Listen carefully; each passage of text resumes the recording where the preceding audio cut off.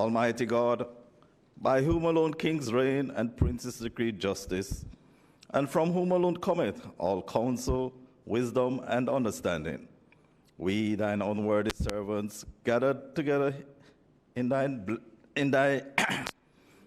name, do most humbly beseech thee to send down thine wisdom from above to direct and guide us in all our consultations.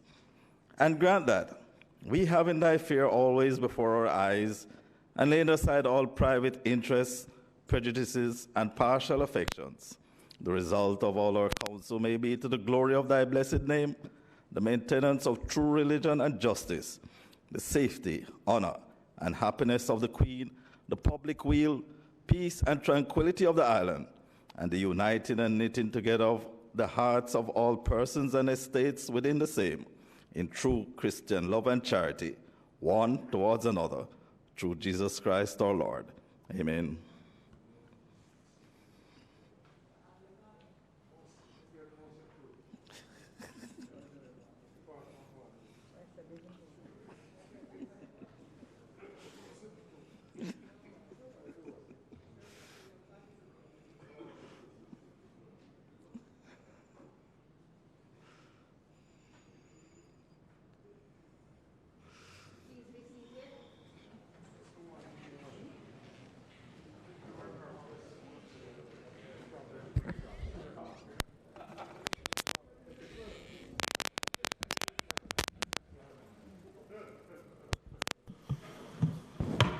This Honourable House now resumes its sitting. Call of the roll.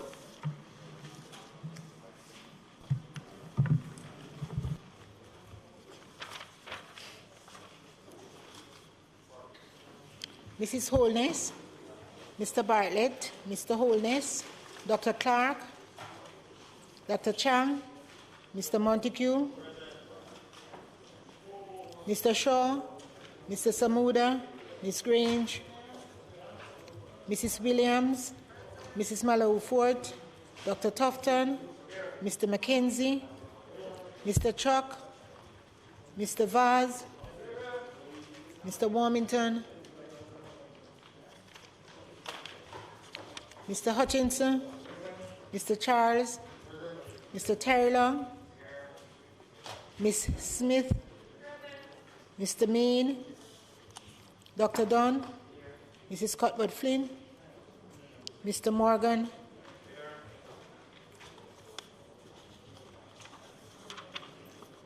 Mr. Main, Mr. Main, Mr. Davis, Mr. Brown, Dr. Brown-Burke, Dr. Charles, Mr. Chin, Mr. Clark, Mr. Cousins, Ms. Crawford, Ms. Daly, Ms. Davis, Mr. Goldin, Mr. Graham, Mr. Chuck, Mrs. Holness, Mr. Warmington, Mr. Sibbles, Mr. Graham,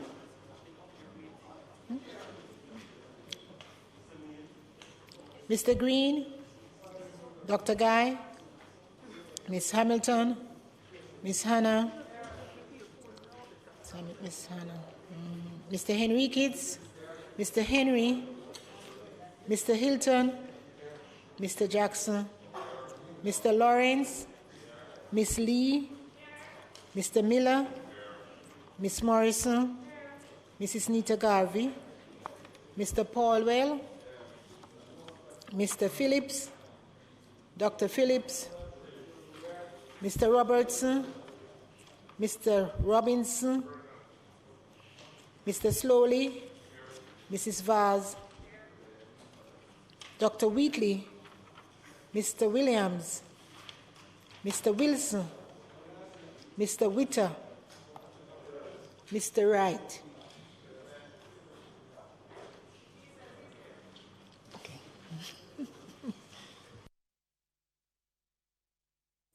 Statements by ministers. Madam Speaker, there will be two statements today. The first statement will be made by Dr. the Honorable Christopher Tufton, Minister of Health and Wellness, and the second statement by the Honorable Desmond McKenzie, Minister of Local Government and Rural Development.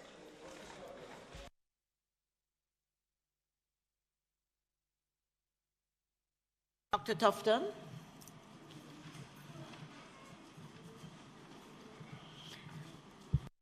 Do we have copies of your? Yes.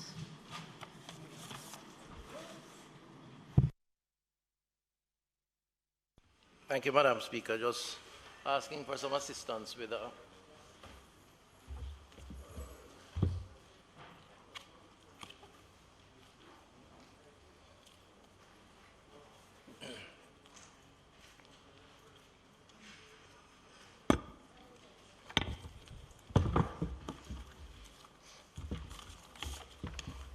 Thank you very much.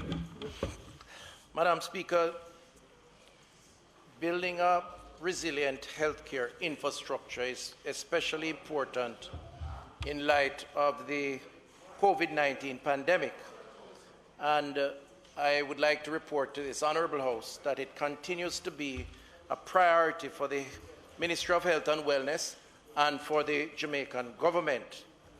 Although, Madam Speaker, COVID-19 has occupied our discussions, our minds, our planning, our thought process, and indeed sapped the bulk of our energies, collective energies, as part of our efforts to respond, I would like to report to this Honorable House and to the Jamaican people that the business of providing healthcare services in other areas have continued, and there is in fact a plan and implementation of that plan for healthcare strengthening and renewal. And that plan is particularly important in the context of COVID-19. In a sense, we have to find the opportunities, Madam Speaker, in this crisis and build a more resilient health system going forward.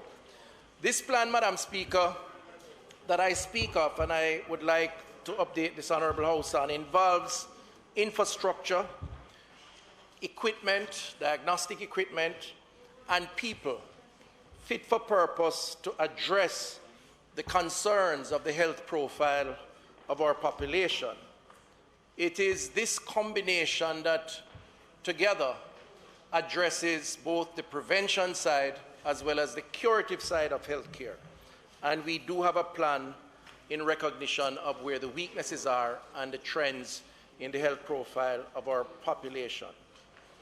Most of Jamaica's current health infrastructure, Madam Speaker, where I'll place my focus today, predates independence in 1962. And in fact, if you look at the size of Jamaica's population back in 1962, official statistics says approximately 1.6 million Jamaicans. Today, we're looking at just under 3 million Jamaican citizens. The truth is, we have really not done much to improve our health infrastructure. Yes, there have been ad hoc additions and one or two major overhaul, but not sufficient to keep abreast with the population expansion and also the health profile of the population. In addition to that, Madam Speaker, we have done a not so good job at maintaining that infrastructure. And I think Cornwall Regional demonstrates the consequences of that, given the fact that that building collapsed before it has gotten the type of attention that it deserves. This infrastructure, moreover, Madam Speaker, this is the 1962 and before infrastructure, was developed recognizing a particular health profile. And today, we're living in much different times with more different challenges, with different technologies. And so the issue now is how do we right-size, repurpose, refocus, and build out that infrastructure. Madam Speaker, this government, I'm happy to announce, has committed as part of partnerships through multilateral agreements, bilateral agreements, GOJ funding, or gifts that we have received from our bilateral partners. We have committed, Madam Speaker, to build out over the next 3 years health infrastructure valued at US 200 to approximately 236 million US dollars, Madam Speaker. And this is to build out a public health infrastructure over that period of time. Madam Speaker, this represents the largest investment in health infrastructure since independence in 1962, Madam Speaker, being undertaken by this government, this administration. Madam Speaker, with designs complete, and we have put some of those designs on the outside for members to see, and budgets committed and now in place, we will go to market for competitive tendering in the first quarter of 2022, that's next calendar year, with the intention to build out begin the build out in the second to third quarter and may even continue over into 2023. So the next fiscal year, a number of projects. Projects slated to start next year includes, Madam Speaker, Spanish Town Hospital, badly needed, Maypen Hospital, the Greater Portmore, St. Jago Park, and Old Harbour Health Centres, just to name a few. Madam Speaker, this historical investment will ensure that the Jamaican healthcare system has the capacity to respond to a rapidly changing health environment, an aging population, and high levels of non-communicable diseases, NCDs for short, which claims, incidentally, some 70% of Jamaicans who pass each year. Between 16 and 18,000 deaths, 70% are lifestyle-related diseases or NCDs. These diseases, Madam Speaker, by the way, have claimed or claim on average some 41 million persons annually. That's 70% too of the global population. If you put that in the context of COVID, COVID claimed last year, up to this point, about 5 million persons globally. So confronting the NCD challenge and other health challenges, Madam Speaker, as I said earlier, requires a mix of infrastructure, health policies, and human resources. Our infrastructure projects are being implemented across several health centers and hospitals and through different programs and funding arrangements, including the NHF, the EU, the Inter-American Development Bank, as well as in the most substantial case, a gift from our bilateral partner, the People's Republic of China, for the Adolescent and Children Hospital in Montego Bay. Under this particular EU, IADB, and GOJ funding program, the Health System Strengthening Program, which is on display on the outside, some 13 facilities will benefit from upgrades. In addition, we have completed external upgrade designs for the University Hospital of the West Indies, a separate program, the Cornwall Regional Hospital, and of course the Western Children and Adolescent Hospital in Montego Bay will continue in the new year to be built out, Madam Speaker. Just want to give you a few highlights on some of the specific projects, Madam Speaker. The Spanish Town Hospital, Madam Speaker, which was built in 1952 with a little over 200 beds, now has a capacity of 430 beds, benefiting from some addition of infrastructure over the years. Spanish Town will receive, however, its most significant expenditure for build-out and upgrading yet under this program. It will be the largest infrastructure work at Spanish Town. The proposed new building encompasses the construction of a 6-story modern facility with an estimated area of 17,633 square meters, which will include several points of access for staff and patients, with the new upgrade services including urology, oncology, cardiology, ophthalmology, psychiatry, will be offered to meet the new and growing demands of the St. Catherine area, Madam Speaker. So Spanish Town, which will be the first, hopefully, that we will break ground on in the new year, will see significant adjustments in services. St. Anne's Bay Hospital, built in 1929 with 15 beds, currently has some 308 beds. The hospital will benefit from a $545 million upgrade under this IADB EU program. Proposed works at the St. Anne's Bay Hospital, including demolition and temporary relocation of the maintenance department, buildings to facilitate construction of the new outpatient building in the northern section of the plot with proximity to the main hospital entrance, and a new upgrade will include physical and functional reorganization of services, a new outpatient block, expansion of radiology, and a new intensive care unit, Madam Speaker. Maypen Hospital, built originally 1974, 50 beds, currently over 200 beds, and hosting, of course, one of our field hospitals for COVID. The new building will have an entrance from the outside for patient users and will be linked to the existing building to have access to the pharmacy and the lab services.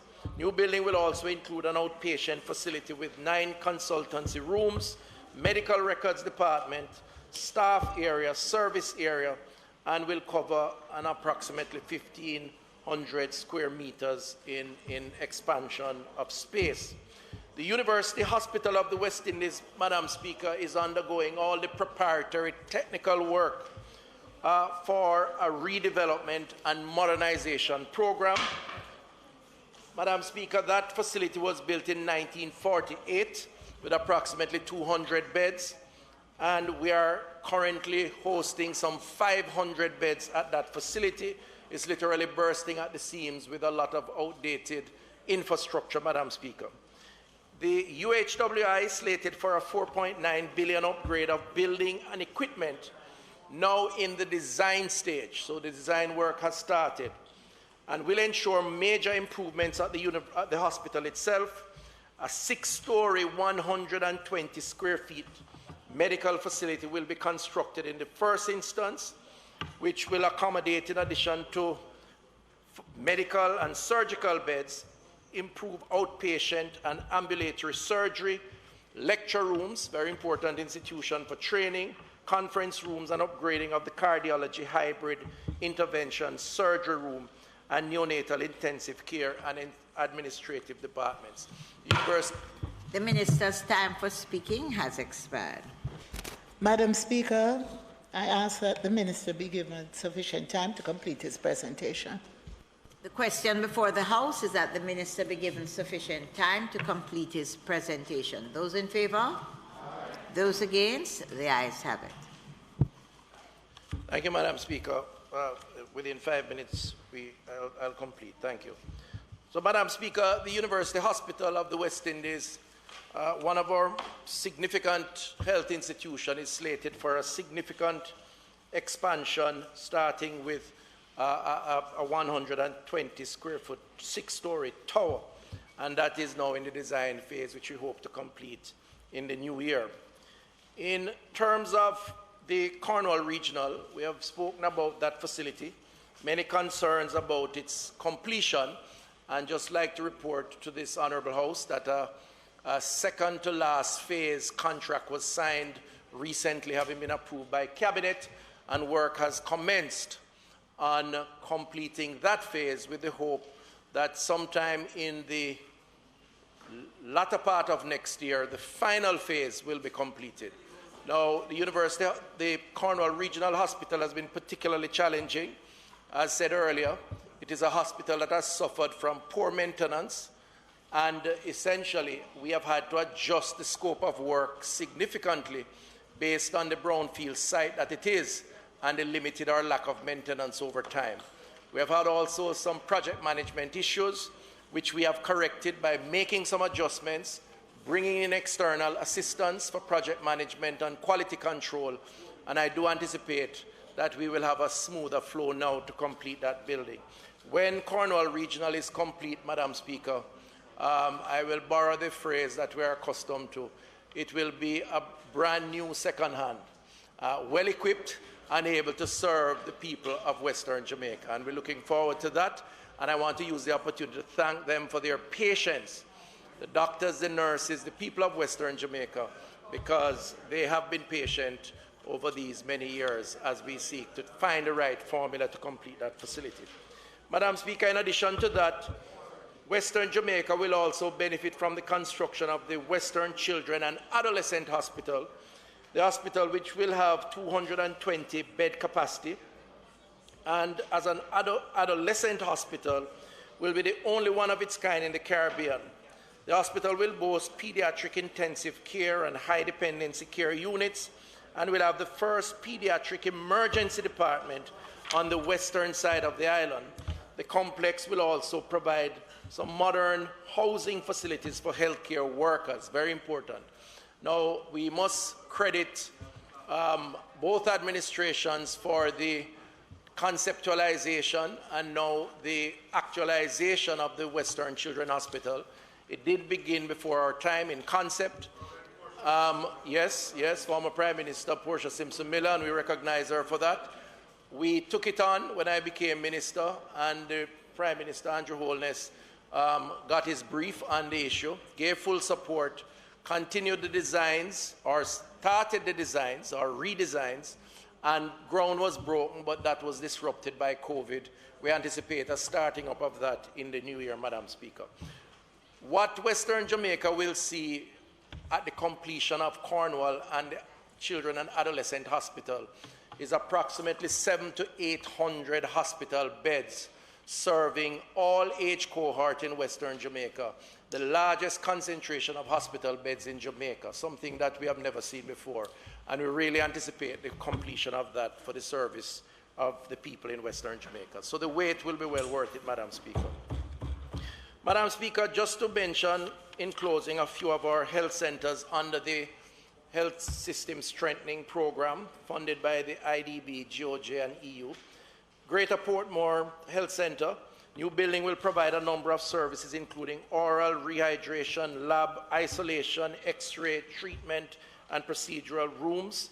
St. Jago Park Health Center will be expanded to reduce the number of patients seen at the hospital while increasing the service's operational time offered to clients who live in and around the Spanish Town area. Old Harbor, which will be a new site, and this is going to be a very significant Type 5 facility. As you know, that stretch of the country, that stretch of St. Catherine has seen significant housing developments in recent times. The new site will facilitate the expansion of services for the community, including an immediate treatment, an emergency operations center, pharmaceutical services, mental health, and child health.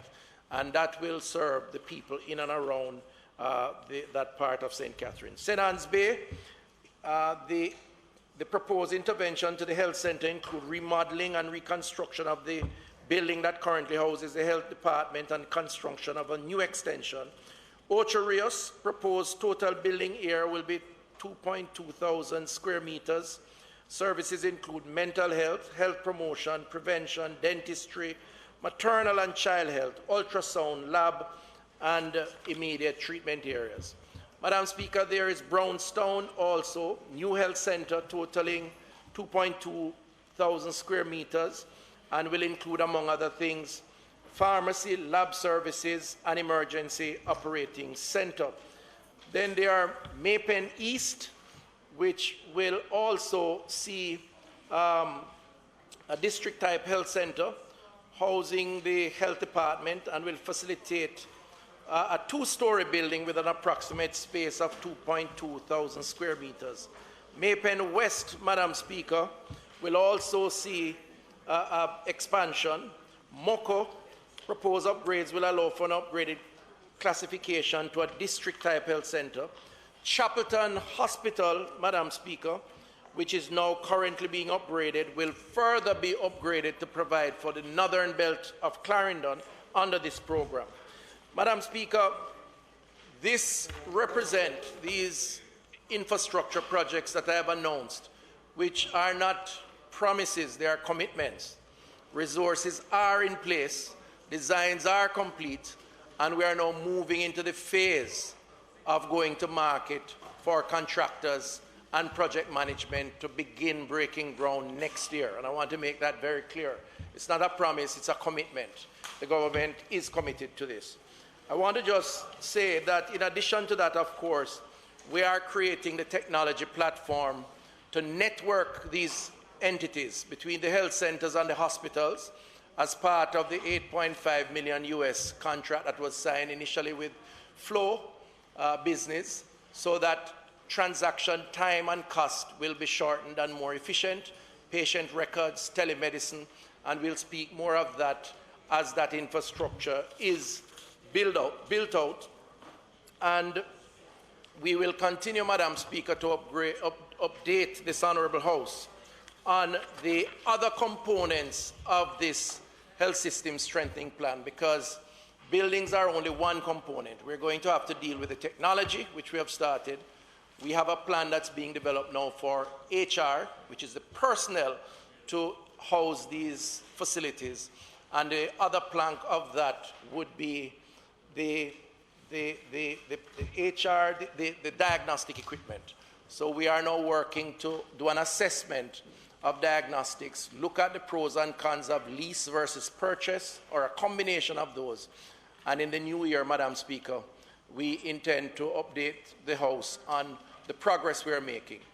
In closing, Madam Speaker, just would like to say that this announcement, which is an updated announcement from my sectoral presentation, where we did indicate that we're moving in this direction, is an attempt at further reassuring the Jamaican people, the public, that there is a plan to expand and to build and to make more resilient our health infrastructure. It's not just about COVID and the response to COVID, as important as that is, and that this government has demonstrated its commitment under Andrew Holness as our Prime Minister to make the largest investment in public health infrastructure that has been made since independence. And we are committed to seeing this through, and the Jamaican people are going to be better off for it. Madam Speaker, good things are happening in public health. Thank you very much. Madam Speaker, could the Minister give us something more specific in terms of Cornwall Regional? It's been 4 years. We know billions of dollars have been spent, and we don't seem to be close to identifying the problems to determine when we can actually construct this new building. And I know the stakeholders in Western Jamaica are eager and I would say apprehensive about how long it is taking and the drain on the public purse. So I'm asking the Minister if he could give specifics on that. I also know the investment in the health information system, which we support, but I would ask whether we actually have the capacity internally within our public sector to successfully implement it. I know a similar thing was started at the University Hospital of the West Indies and really went nowhere for a number of reasons. And I don't fully know what the reasons are, but we spent a lot of money there and I don't think we have much to show for it. So while I support the investment in digitizing records, etc., I'm just concerned about our capacity to actually implement these things. Madam Speaker, thank my colleague for that. Madam Speaker, the first thing I want to just clarify, because I know it's been bandied about how many billions of dollars have been spent on Cornwall Regional. It's not billions of dollars, it's 1.5, maybe 1.6 billion. And it's important because I've heard in the public space persons quoting 5 billion and 4 billion, and that's not correct. I think it's important. Nevertheless, Madam Speaker, I do agree that Cornwall Regional has taken far longer than we had originally planned. And the reasons for that, Madam Speaker, we have stated before, but for the record, state again. There have been a sort of creeping scope change of the work because it is a brownfield site. It started as an air quality issue, morphed into a plumbing issue, a leaking roof issue, a mold issue. And so whenever we go in, based on the initial assessment to repair, we ended up adding additional variations to the work. And it's a matter of public record, happy to share that information, but it has led to significant variations and by extension, time and cost variations. We have learned a lot of lessons from it though, Madam Speaker, because the truth is we have depended a lot on our initial assessment of the challenge, and in a sense we have also not benefited from capacity around project management for hospital build-out. Said that publicly. I know it has been interpreted with some amount of controversy, but it is true. We have not built a hospital in Jamaica for maybe 30 years. This is the first that we're embarking on a kind of expansion such as this one. So what have we done to correct the challenge? We had to slow the project down to reevaluate, to get the capacity that was required, and to account for what clearly was a much bigger problem than originally envisioned. We have engaged an external company, an overseas company, Madam Speaker, which is going to provide the quality assurance for the work to be done going forward. Its title is a commissioning agent. Really what it is an overseas engineering firm that specializes in building out hospital infrastructure, and that entity has been engaged, and they are now the advisors to the government, providing an assessment of all the pre-work that is done, making suggestions, changes, being on site when necessary, but giving the government the confidence that we have a quality control, quality assurance infrastructure that will allow us not to make some of the mistakes of the past. I think that's going to be very significant, Madam Speaker, going forward. And secondly, we have changed the management structure of the project. There's a new project management team that is in place, built out in-house, supported by this external entity.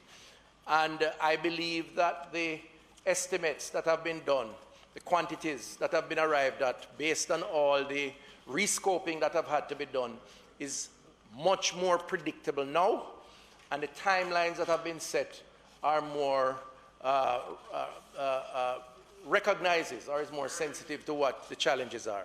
So I do believe that this latest contract that we signed with a construction firm, one of the larger ones in Jamaica, M&M, they have started their work, and I'm hoping that that will go smoothly with the coordination of our team in-house until we move to the next phase. So I do believe that we are on a much smoother track as of now. And I think that's it. Thank you. Oh, the information system, Madam Speaker, under the IDB project benefited from competitive tendering based on the rules of the multilateral agency and the government of Jamaica. The winning bid was announced, Cable and Wireless Business, that's Flow. They have very specific guidelines as to what they need to do.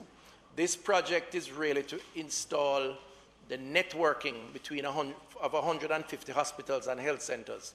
So they're going to be networking these institutions so they can talk to each other via technology, and putting in the hardware, the computers. There's another component to the project, which is for the software. This is what now will allow us to log patient information, transfer it from a health center to a hospital, do telemedicine by using the service of specialists remotely. That's another component, and I believe that the team is working on the procurement of who will provide that service. But right now, we're comfortable, based on what I'm advised, that the contractor for this is able to conduct the networking and to put the hardware that is necessary. Madam Speaker, just a follow-up. I know we started a program with the Universal Service Fund where we connected health centers, some hospitals, to high-speed internet access. What is the status of that? Because it sounds like this is, in a sense, doing that over. And I know there should be, right now, a number of these hospitals that should be in a position to speak to each other based on this connectivity. So can you give me an update on that? All the specifics of what you refer, but there was a pilot that was done involving 2 hospitals and 2 health centers. It was relatively small. It involved Santa Cruz Health Center and networking Santa Cruz and Black River, for example. When I became minister, it was a work in progress. And while some progress was made at the health center, I think it was going far too slow. So when we negotiated the IADB window around infrastructure, technology, and equipment, we rescoped in a much more elaborate way the need for establishing a technology platform that allowed conformity to eGov. So eGov is actually involved in that project, which would reconcile what has been there before. And there is coordination between government agencies and ministries. But this is a much more elaborate undertaking. And the intention there is to ensure that we modernize health services to get the benefits of the technology. I should mention you raised UWI. And again, I think that some of the news, the public discourse around UWI has been overblown. And you know, they really ought to respond to this, something I've discussed with them. UWI was used as a pilot, certainly from my perspective, when I came and saw what was already decided, because it wasn't under my watch that this agreement was struck to establish this technology at UWI. I've been there several times to look at what is there. The truth is, it is a good system in that it has the capabilities to do a lot and is being used now, parts of it, not in its entirety. One of the biggest challenges there is change management. Get the people to adjust to the technology so they move away from what they used to do. And even at the highest level of learning, UWI is clearly the seat of public health research and teaching.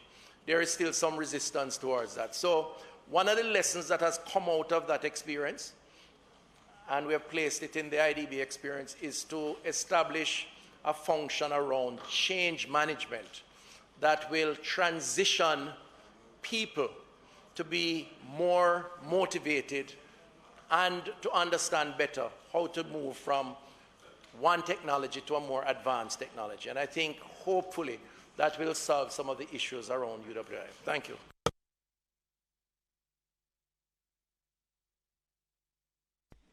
Madam Speaker, a statement will now be made by the Honorable Desmond McKenzie, Minister of Local Government and Rural Development. Minister McKenzie.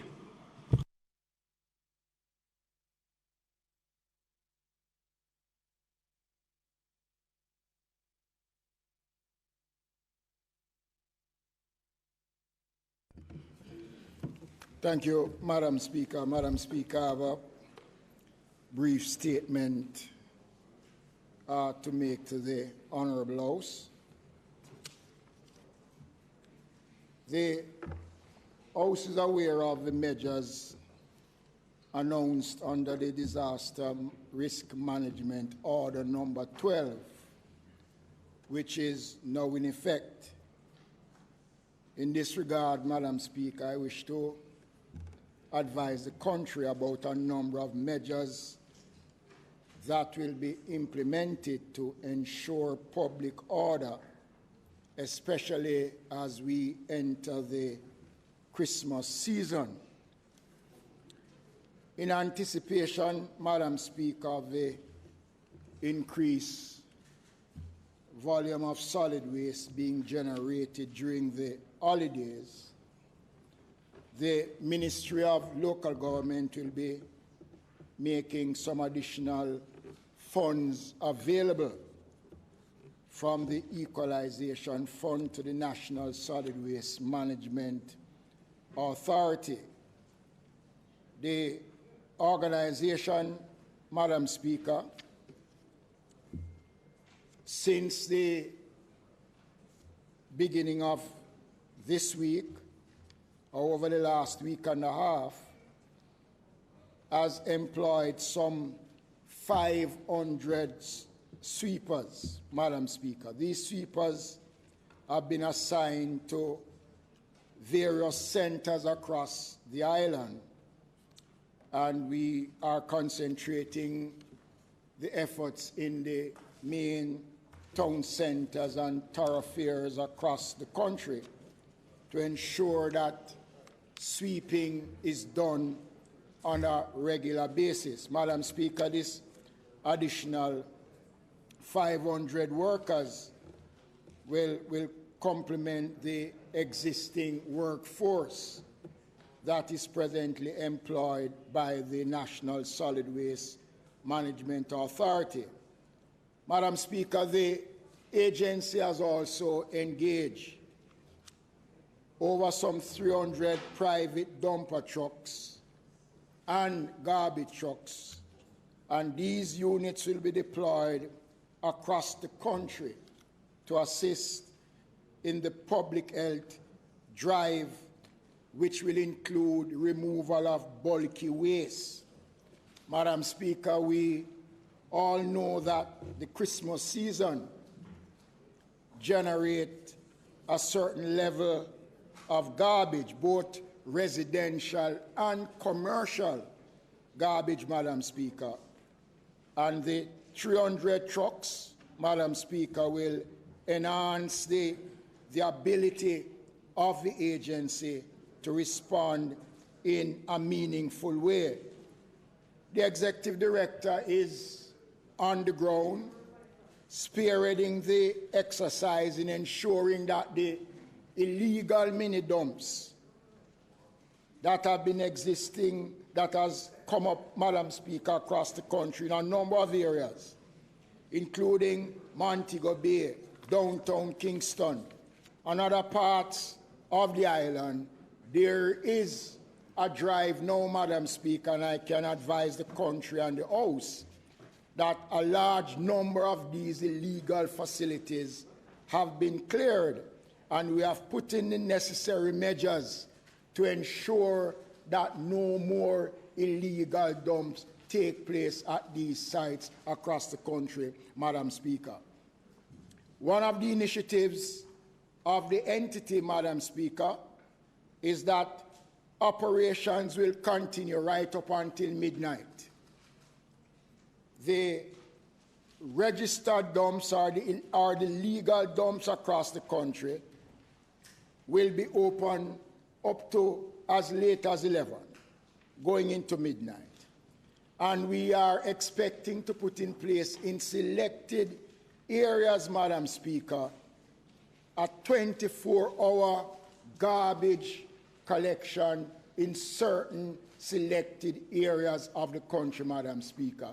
And I think this is going to be the first time that such an initiative has been undertaken, Madam Speaker.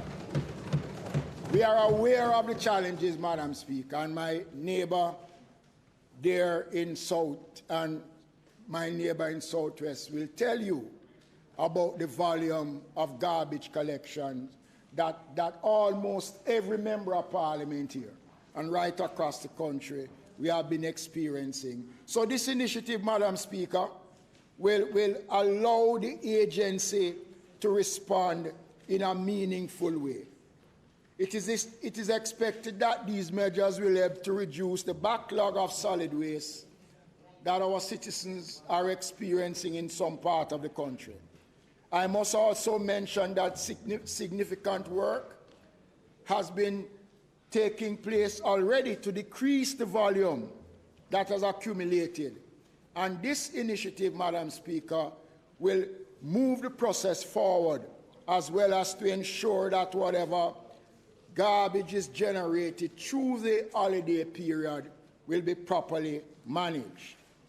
I want to acknowledge the patience and the understanding of our citizens in various communities who have been inconvenienced because of the pile-up of garbage.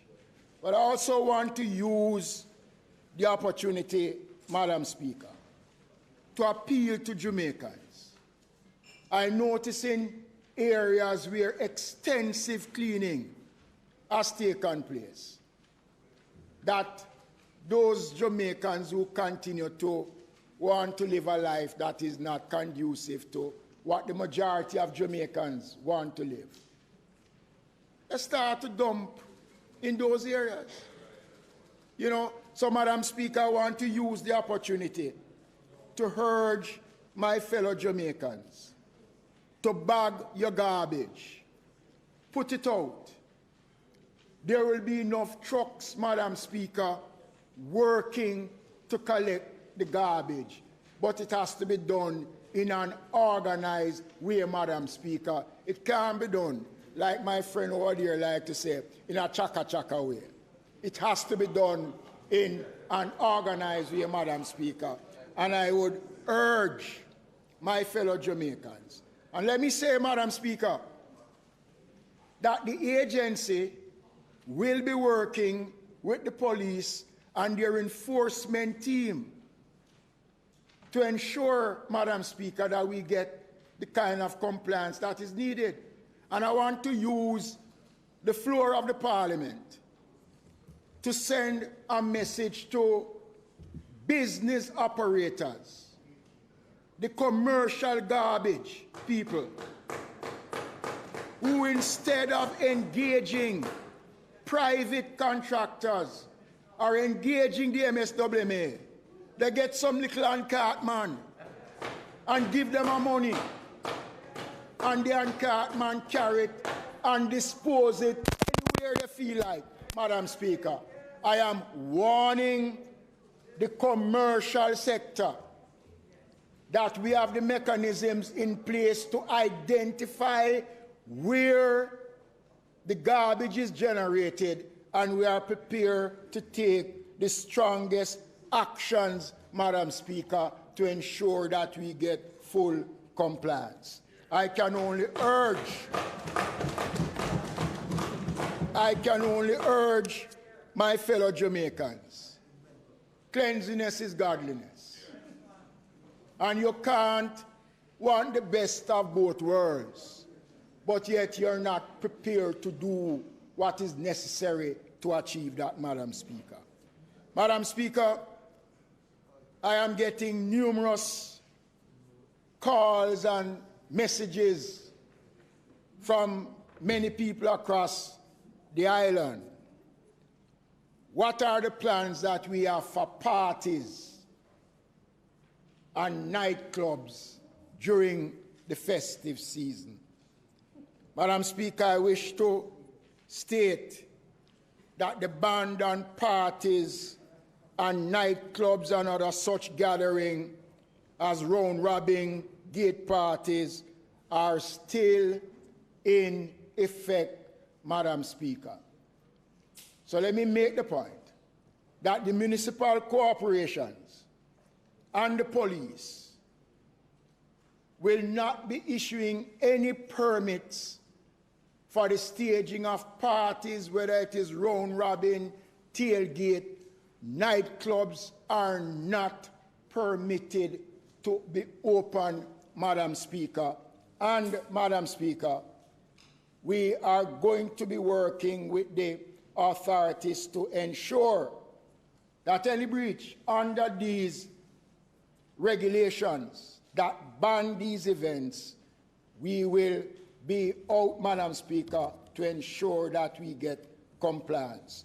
We are still battling this public health emergency, and we cannot afford to be reckless, Madam Speaker, in this effort. So I therefore appeal to everyone to be responsible and to remember that after Christmas comes the new year.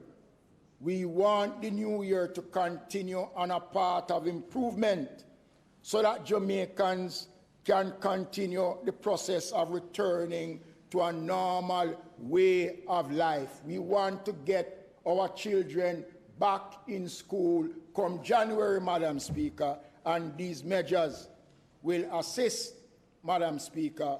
We cannot drop the ball at this time.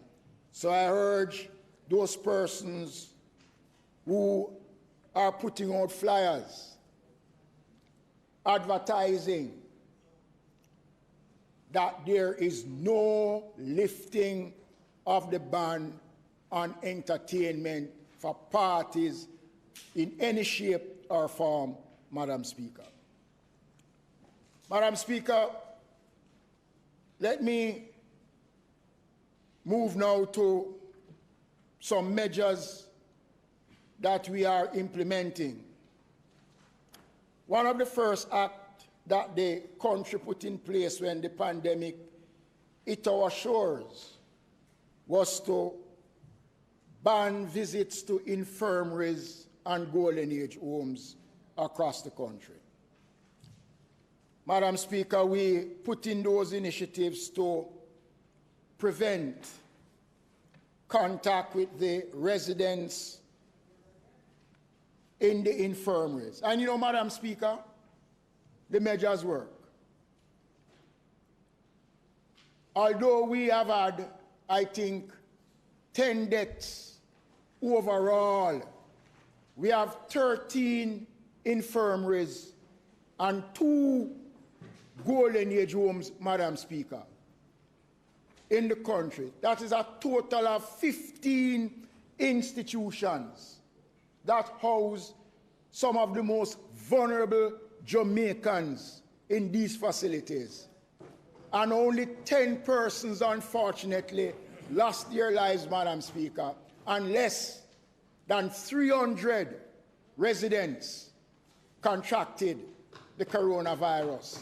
And there is 1 golden age home, Madam Speaker, as I speak, that has not recorded 1 case of COVID since last year, Madam Speaker. And when you match Jamaica's performance against the great countries in the world, we have done far, far better. And I want to use the floor of the Parliament to commend and to congratulate the workers in the infirmary, Madam Speaker, for a job well done. 85% of the residents, Madam Speaker, in our infirmaries are fully vaccinated. 85%, Madam Speaker. And another 75% of the workers. And we are talking with those workers, Madam Speaker, who don't have medical issues, but is a part of that anti-vax team that we still have to work on. But, Madam Speaker, we have to put in these measures because, as I said before, this is the most vulnerable population we have. And it is the responsibility of the government to ensure that we protect them, Madam Speaker. Last year, what we did was to allow residents to interact with their families by means of communication. We partnered with Digicel and we got telephones, which was a very successful, Madam Speaker. But, Madam Speaker, I visited an infirmary about 6 weeks ago. And one of the residents there came to me and she said, "Minister, what I want for Christmas is to see my granddaughter." And she said for 2 years, she has not had a visit from any relatives. Madam Speaker, we considered the matter, and after discussions with the Ministry of Health, the Cabinet have decided and we have amended the order to facilitate. So, effective as of Monday, the 10th of December, Madam Speaker, running through until the 2nd of January, we will allow visits to the infirmaries for residents to visit their loved ones and to share some moments in our infirmary with their loved ones. But this has to be done, Madam Speaker, under set conditions. Persons who wish to visit the infirmaries and the Golden Age Home will have to make an appointment in order to do so. They must be fully vaccinated and must present a COVID test, a negative COVID test that must be 3 days old, Madam Speaker. And they must also walk with their proof of vaccination. We are not going to allow visits inside the residence where the the residents sleep and eat. We have established in at least 6 infirmaries, Madam Speaker, a new concept, what we call therapeutic park. These parks are constructed with benches, water fountain, a little gazebo, and an area that they can sit and relax. And these visits will be facilitating using the therapeutic park. And where there are no therapeutic parks, Madam Speaker, we are putting in an area to facilitate the visits. And each resident will be allowed 3 persons, and the visit will last for 30 minutes, Madam Speaker. I think this is a clear indication of this government's intention to ensure that those who are in the keep and care of the state can feel good at Christmas by sharing it in a personal way with their loved ones. All the necessary protocols involved at the infirmary will be maintained, the wearing of masks, the hand sanitization, and every other such protocol will be observed, Madam Speaker. Madam Speaker, the Ministry of Local Government understands the demand on a population of the country known as the homeless population, Madam Speaker. Those Jamaicans who live on the streets. Close to 3,000 Jamaicans are living in various sections of the country on the streets, Madam Speaker. And this administration, Madam Speaker, since 2016, and even when COVID came, we have not failed in any year, and thanks to the Minister of Finance, who has been very receptive, have provided the funds to ensure that our homeless population is taken care of on a daily basis, Madam Speaker. 3 meals a day, Madam Speaker. Breakfast, lunch, and a snack, Madam Speaker. And we have provided facilities that if the homeless want to go have a shower, get a change of clothes, we have shelters now, Madam Speaker, that they can go and sleep if they want to. And your parish, Madam Speaker, Trelawney, is the first parish outside of the corporate area that we are building a shelter for the homeless population to be able to sleep at night if they so desire, Madam Speaker. And this is the work of a government that is caring, a government that is understanding, Madam Speaker. Yes. And I want to assure the country and make an appeal to Jamaicans who normally at Christmas go around to feed those persons on our streets. Some people have good intention, but some have bad intention because they spoil food that they have. Instead of dumping it, Madam Speaker, they take it and carry it and give it to the homeless population. And some of these people are not idiots. When they get it, they throw it away because they don't appreciate it, Madam Speaker. So I'm going to appeal to Jamaicans who want to join in to assist this population to get in touch with the Poor Relief Department of the municipal corporations, or to join the churches or whatever interest group, so that we can provide adequately, Madam Speaker, for the population in the infirmary. Madam Speaker, quickly, some amendments have been done to the DMR Act to facilitate the operations of markets, Madam Speaker.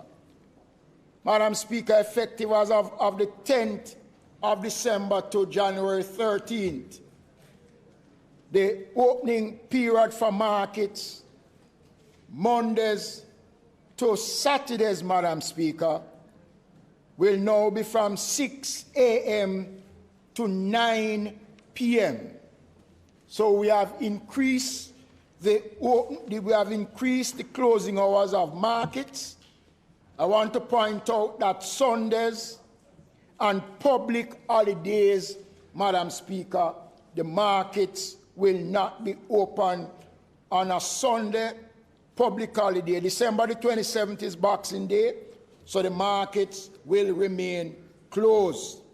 New Year's Day, the market will remain closed. Christmas Eve and New Year's Eve, markets will be permitted to remain open until midnight, Madam Speaker, in keeping in the same order that was announced by the Most Honorable Prime Minister last week. Vending in public arcades and public transportation centers have the same operating hours as markets. Madam Speaker, the other area quickly which I want to mention is that the opening hours of village bars and taverns have been extended to 9 p.m. as of the 10th, Madam Speaker, and that will go right through until the 13th of January. The tavern bars and village bars and the other areas under the Disaster Act, like the opening of gyms and other such entities, will remain open until midnight, New Year's Eve, and Christmas Eve. Madam Speaker, all the other measures remained in place. So I urge my fellow Jamaicans, Madam Speaker, to ensure that we don't abuse the privilege that will be extended under the disaster risk with the announcement of these new measures. Finally, Madam Speaker, this administration continues to provide a source of support for the elected representatives at the local government level, the councillors. Again, following discussions with the Minister of Finance, Madam Speaker, some $140 million was made available to the Ministry of Local Government to provide tablets and computers for councillors to assist needy students in their respective divisions, Madam Speaker. Over some 2,500 tablets and close to 1,000 laptops, Madam Speaker, will be made available to councillors to provide for students within their respective divisions, Madam Speaker. Madam Speaker, there is a process that has to be used in order for these instruments to be sourced. And we are working with the Ministry of Education to ensure that there is no duplication of the process, Madam Speaker. So, Madam Speaker, on that note, while we look forward to the festive season, I want to urge all of us, and especially those of us in local government, to ensure that we play our part. And while I'm on my feet, Madam Speaker, I want to use the occasion to extend to you and this honorable House, to my colleagues on both sides, God's richest blessing for a peaceful, progressive, and a prosperous Christmas.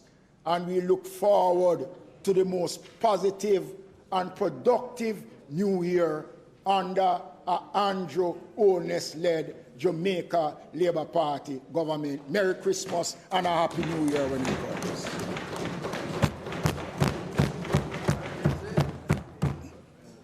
It would be remiss of me not to acknowledge the good wishes of the Minister. We thank him. I thank him on my own behalf and on behalf of us as members of the Parliament. Madam Speaker, my question is through the Minister to his colleague, Minister Williams. I was very happy to hear about the tablets for the councillors, and I endorse it. I still want to know when the members of Parliament will get the 100 that were promised in May. When? All right, you can probably answer on the mic so I can hear you. I can't hear you. Sorry. We've started to send out the letters to the MPs with the voucher so that they can hand it over to the parents to go and get the device. So this is something that will happen before Christmas for us, or what? Right, so it's happening. We're sending it out this week. We're sending them out this week. We still need some information from all the MPs. Not all the MPs completed their forms. Some MPs sent in without putting 100 names on it. So we're encouraging our MPs, whoever didn't do that, to give us more names. There are others where we didn't get the complete information. So my office is working individually with MPs. I'm sure you will hear between today and tomorrow about yours. I think you still have like about 10 more names that we need to get. Yeah. Minister, I thank you for your presentation, wide-ranging. On the issue of garbage disposal, it is really the bane of the existence of people in many communities. The National Solid Waste Management Authority is severely under-resourced, and they just do not have the capacity to collect the solid waste that is generated especially in densely populated communities, and it builds up because of infrequent collection and creates a whole range of hazards, and from flies and mice to just a very unsightly and unpleasant living environment for the residents. So I am pleased that a serious effort is going to be made over the Christmas period to provide the additional 20 million to enable private trucking and the sweepers to do their work. I know many members of Parliament will have used part of their allocation for the Christmas work to do some solid waste disposal because the situation is so needing of that. So hopefully the efforts that will follow that now from the solid waste doing further work will mean that whatever has been done will be expanded or will be sustained for a longer period of time. I just wanted to encourage you, Minister, to look at the legal penalties for persons who do illegal dumping.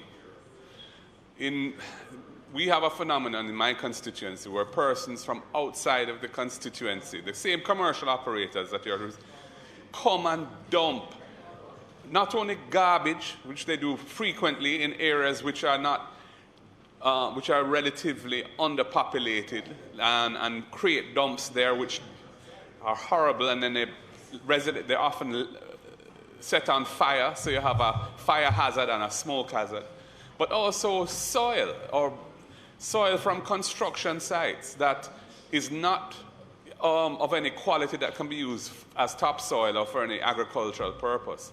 And they just dump it on any open land, and it becomes a real challenge to move it because of the expense of moving it. So I really feel that the enforcement aspects of solid waste disposal need to be looked at. I know you've given your commitment to being very rigorous in that regard, and I would fully support that, Minister. But I would also wish to say perhaps we need to look at the whole regime and see whether Parliament can play a role in making it more of a deterrent and a more effective way of preventing or discouraging people from doing this kind of thing, and indeed holding them accountable and to book where they do it, because it has been going on too long and it seems to be getting worse with time, and I think we need to try and mitigate that as quickly as possible. So anything you want to do in that regard, Minister, you will have my full support. Thank you. Of the employment of 500 workers. Are these workers to be drawn from a group of workers that you have, are they going to be employed parish by parish? One. Secondly, is it just for the Christmas work, or they will continue for some period thereafter, or on what basis they may continue, if that is the case? And three, the municipal police, do they have a role in the monitoring that you mentioned, that the dumping and all of this? What sort of role will they play, if any, in the monitoring? Madam Speaker. Oops. Madam Speaker, in relation to the statements made by the Minister, I wanted to add to the comments you made about the feeding of the homeless. In addition to the caution that you gave, I also would want to ensure that we also ask persons when they're feeding the homeless to protect their privacy and dignity. Too often we see people during this period feeding the homeless with these big pictures in the papers with the faces of everybody exposed. And I believe that we need to remember that they're human beings as well, and that they don't necessarily want to have their pictures plastered in the paper in the way that we do sometimes. So I wanted to just add that to it.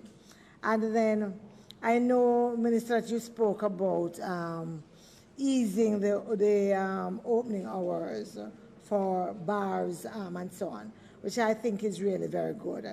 I could not, though, in good conscience, leave Parliament today without putting on the table a concern that many have been voicing, which is really that we have some of the bigger establishments, your hotels and so on, who are able at this time to actually earn. And we know that this would have been a really busy time for many individuals in the entertainment sector, whether it is big, but I am particularly talking about those smaller ones in the communities.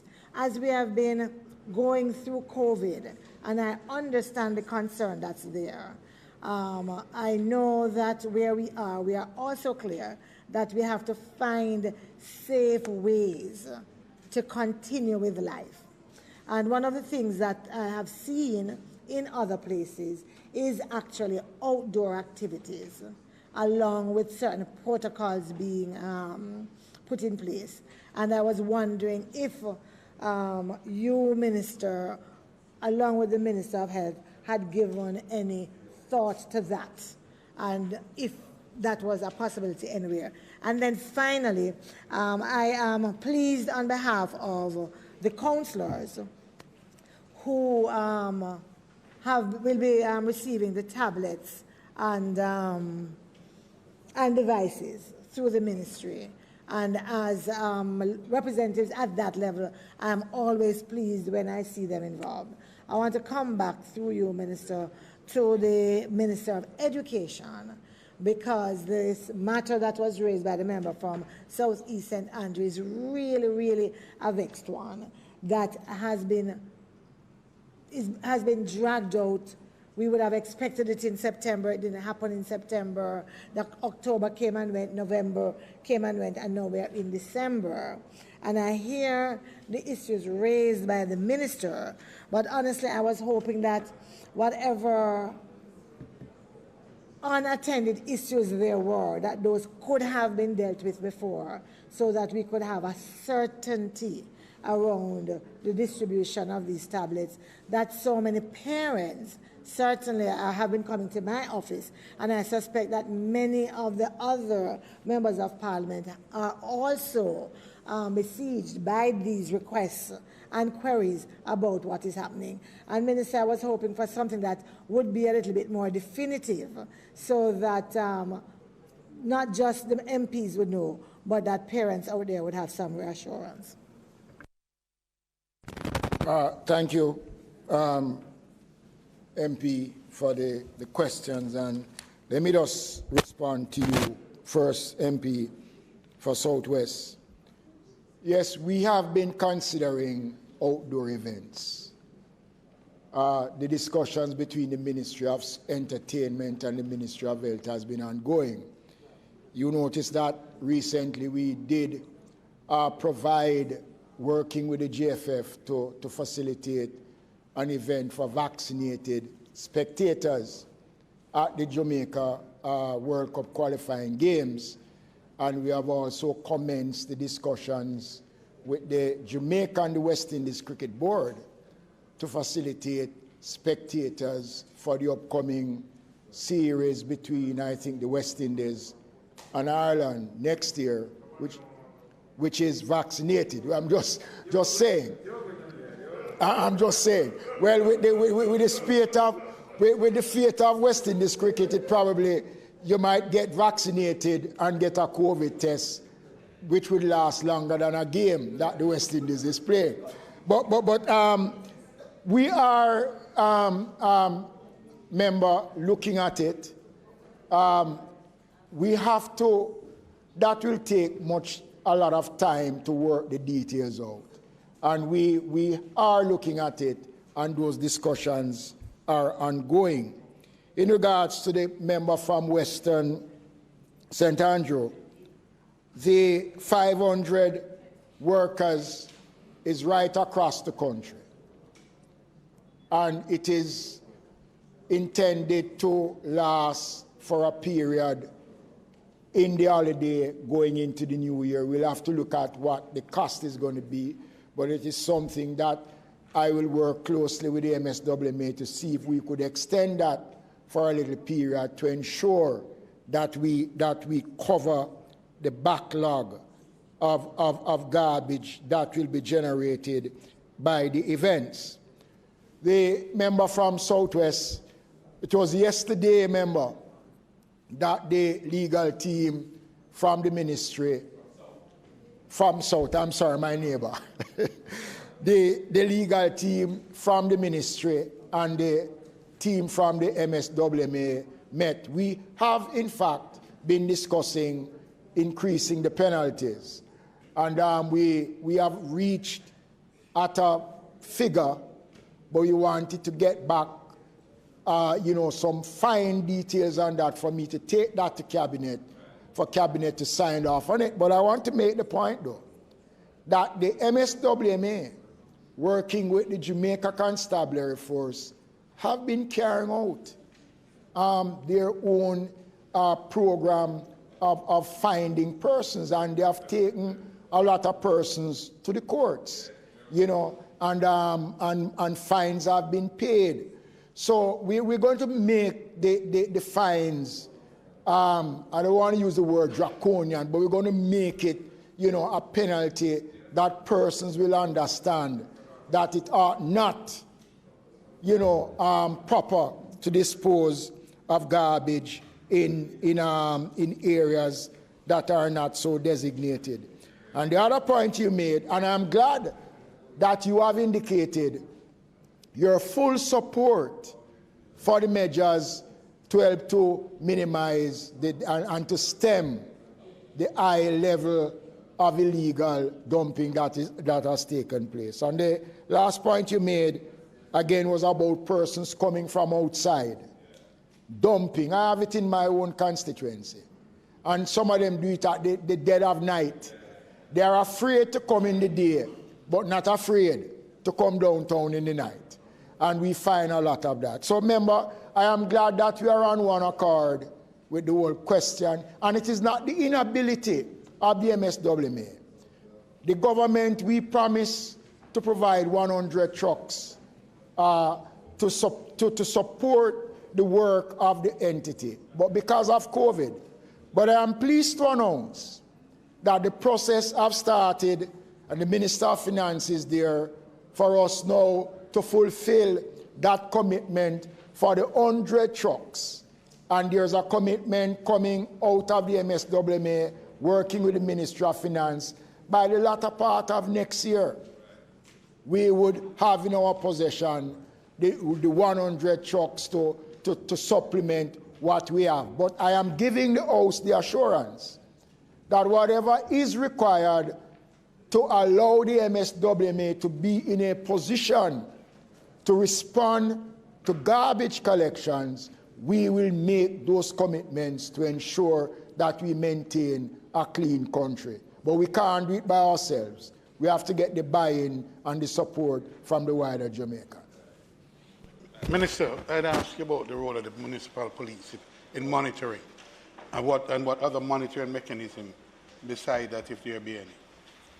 The National Solid Waste has an enforcement unit that does enforcement right across the country.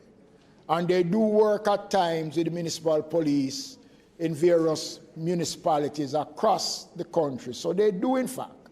Probably the complement is not as strong as it ought to be, but they do get support from the Jamaica Constabulary Force, especially in targeted operations across the country. But yes, there is need for us to strengthen that, and we will see how best we can work with the municipal police to strengthen the workload of the enforcement team at the MSWMA.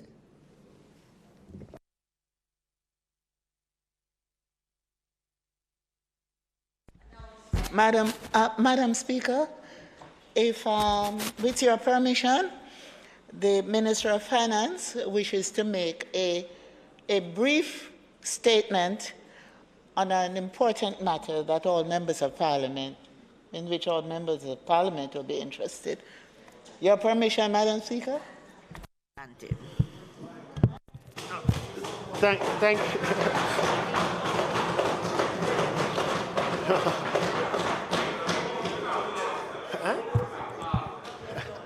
Exactly. Thank you, Madam Speaker. Thank you, House Leader, for obliging.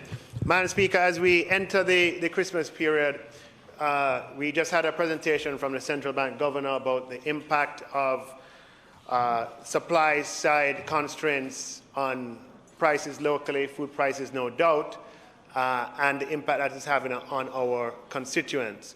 Now, the government has in place a work program that's quite extensive and that will engage and occupy the energies of most of the young people in the constituency. But we know that our constituencies have far more than young persons. There are many people who are not able to work, and many persons who are bedridden. And for that reason, Madam Speaker, earlier in the supplementary estimates, we had announced $1 billion for food packages.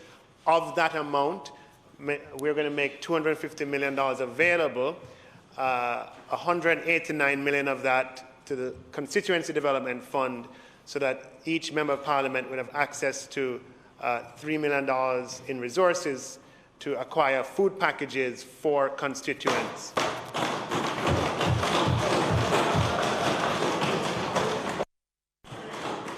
And Madam Speaker, approximately 61 million, just to take up to 250, available to the Ministry of Local Government, 61 million, so you can have councillors who engage.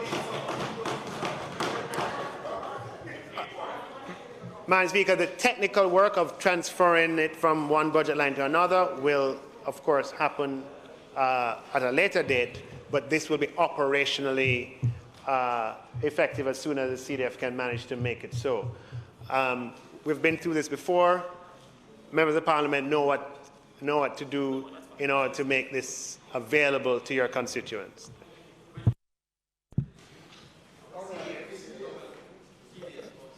Minister, I think all of us welcome it, and I think more importantly our constituents. But you spoke about the administrative details.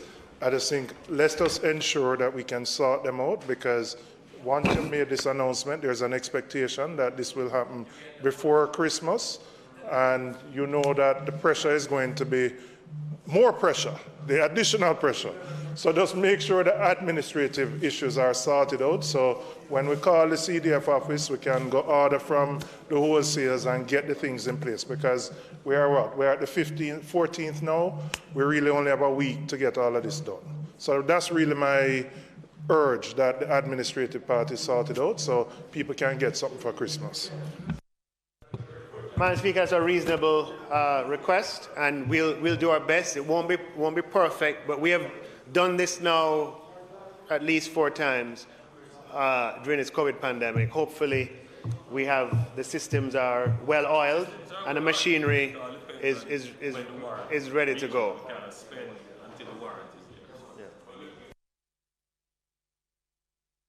Well, let me ask you, I mean, can we, if we got a commitment letter so that we can go to the wholesalers, order the stuff, so we can at least, they know they will get paid, you know, but what I don't want is the delay and then we don't get it before Christmas. What I'll undertake to do, Madam Speaker, is just have a conversation with the CDF office and then get back to the member. I don't want, right, about exactly the best ways to have it together.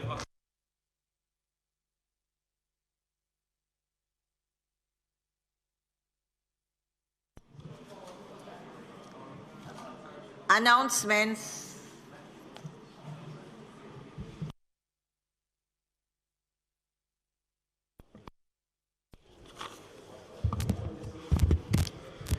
Laid on the table of the House today are the following: National Housing Trust Annual Report and Audited Financial Statements for the financial year April 1, 2020 to March 31st, 2021. Ministry Paper number 100 of 2021, entitled Annual Report and Audited Financial Statement of the Banana Board for the year ended December 31st, 2019, and the annual report. Ministry Paper number 100 of 2021, entitled Statistical Institute of Jamaica Annual Report for the financial years ended March 31, 2017, March 31, 2018, and March 31, 2019.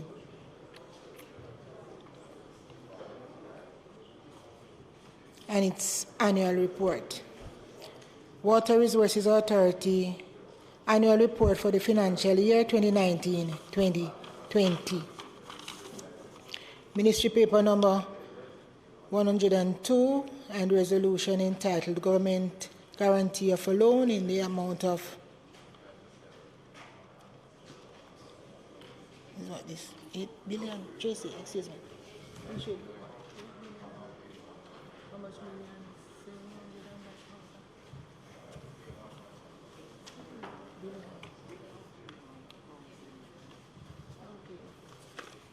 All right. Sorry about that. Ministry Paper number 102 of 2021 and its resolution entitled Government Guarantee of a Loan in the amount of $8,1,741,050 to the National Water Commission for the Bank of Nova Scotia, Jamaica Limited for the Jamaica Water Supply Improvement Project. The Stamp Duty Amendment of Appendices to Schedule Order 2021 and its resolution.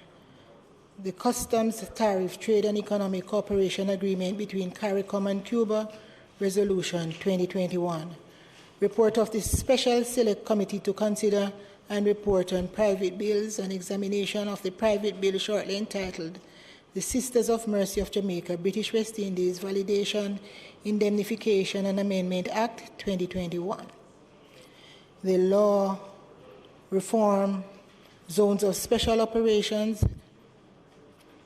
Special Security and Community Development Measures, Extension of Periods of Operation Number 6 Orders 2021 with respect to the Denham Town Zone, the Greenwich Town Zone, the Denham Town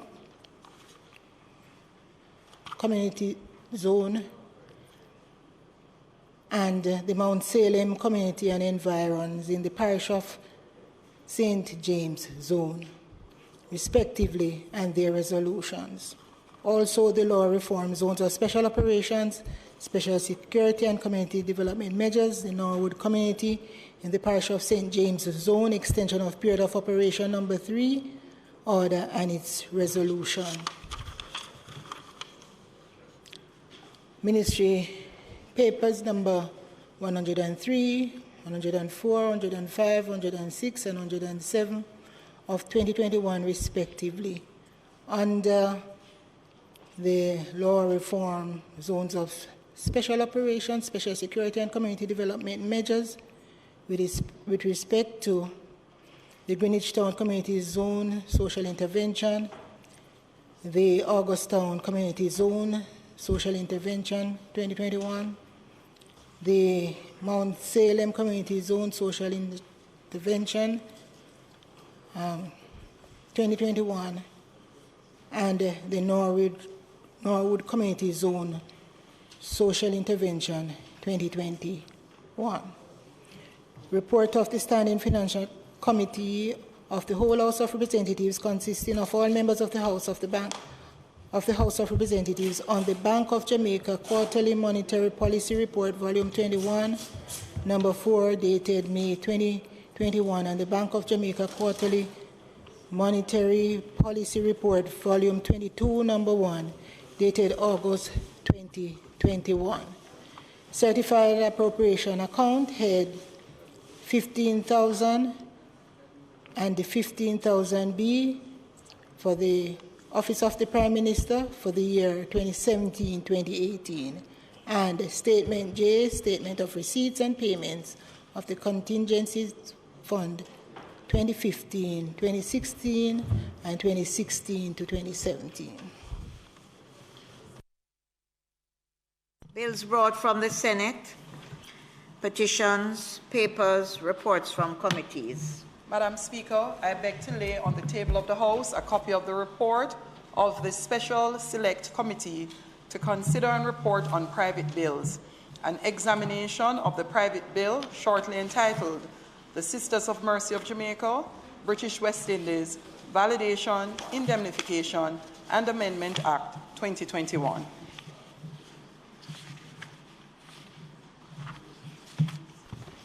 Madam Speaker, I beg to lay on the table of the House a copy of the report of the Standing Finance Committee of the whole House of Representatives, consisting of all members of the House, on the Bank of Jamaica Quarterly Monetary Policy Report, Volume 21, Number 4, dated May 2021, and the Bank of Jamaica Quarterly Monetary Report, Volume 22, Number 1, dated August 2021.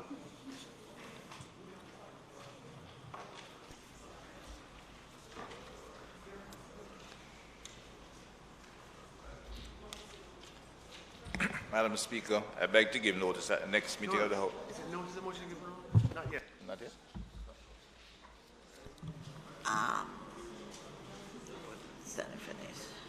Notices of motions given orally.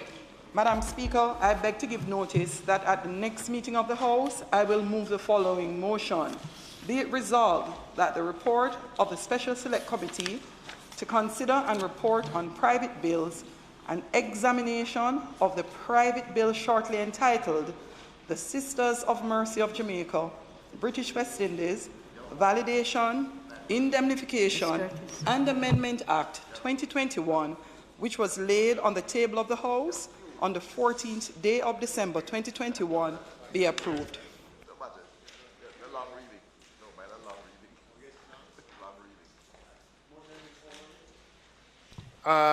Madam Speaker, I beg to give notice that at the next meeting of the House, I'll move to introduce and have read a first time a bill shortly entitled The Pensions, Jamaica Constabulary Force, Validation and Indemnity Act 2021. And Madam Speaker, I also beg to give notice that at the next meeting of the House, I will move the Customs Act, Customs Tariff, Trade and Economic Cooperation between CARICOM and Cuba resolution of 2021.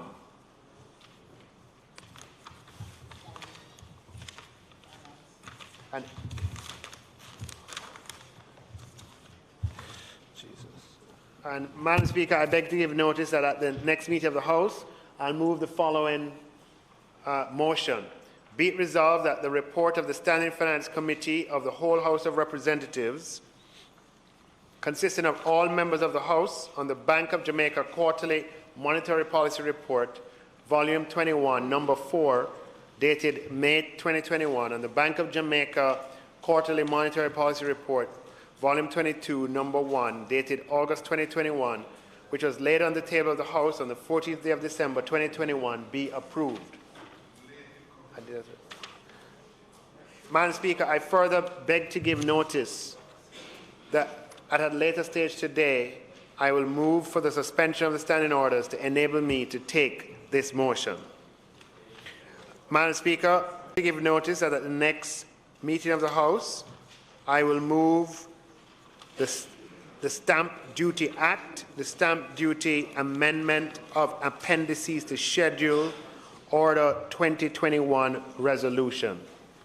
Whereas by virtue of Section 30D 920 of the Stamp Duty Act, hereinafter referred to as the Act, the Minister may, by order, subject to affirmative resolution of the House of Representatives, amend any or all of the appendices to the schedule of the Act, and whereas on the 8th day of December 2021, the Minister made the Stamp Duty Amendment of Appendices of Schedule Order 2021, now therefore be it resolved by this Honourable House of Representatives as follows.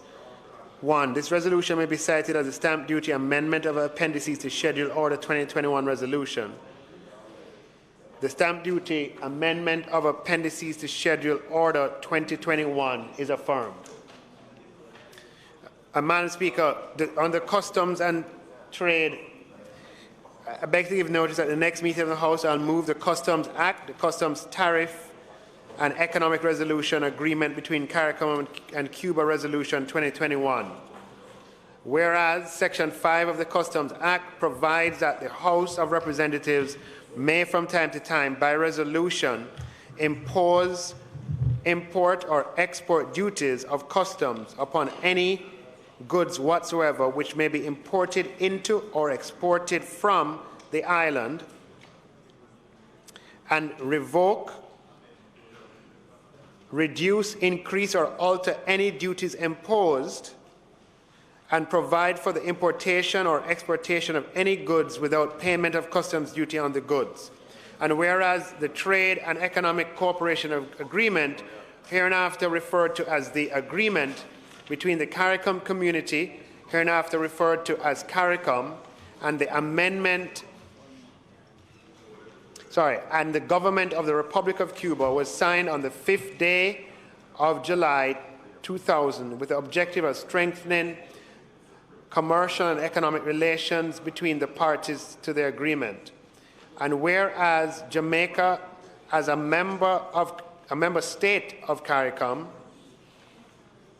and a party to the agreement, implemented the provisions of the agreement to introduce reciprocal arrangements between Jamaica and the Republic of Cuba to allow for entry into Jamaica free from duty all goods specified in Annexes 2 and 5 of the agreement. And whereas the Customs Tariff CARICOM Republic of Cuba Economic Cooperation Agreement Resolution 2014, hereinafter referred to as the resolution, was passed in the House of Representatives and published in the Jamaica Gazette Proclamation, Rules and Regulations, number 57, 2A, on the 29th day of July 2021, to give effect to the first protocol of the agreement. And whereas the agreement established the CARICOM-Cuba Joint Commission, hereinafter referred to as the Commission,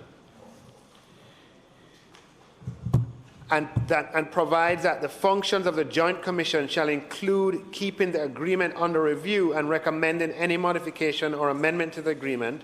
And whereas the second protocol of the agreement, signed on the 9th day of November 2017 in Georgetown, Guyana, modified the agreement to provide for A, an amendment to Annex 1 of the agreement by the addition of the list of goods contained in Appendix 1, B, an amendment of Annex 2 of the agreement by 1, the addition of the list of goods contained in Appendix 2 and the deletion of item HS 9403.60, which is other wooden furniture, from Annex 2, and C, the insertion as Annex 4B of a list of goods and commitments to introduce a reduction of duties and such goods on a phased basis, and whereas it is desirable to implement the second protocol of the agreement to make provision for additional goods to be imported into Jamaica from the Republic of Cuba, now therefore be it resolved by the House of Representatives as follows.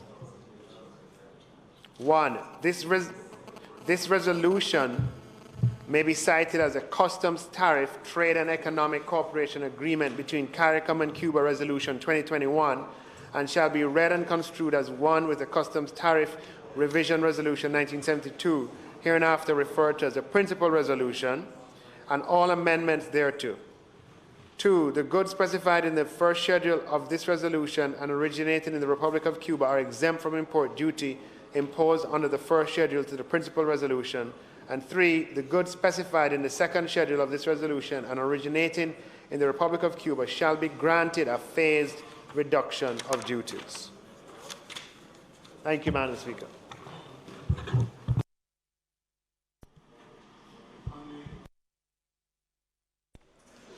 Minister. Oh.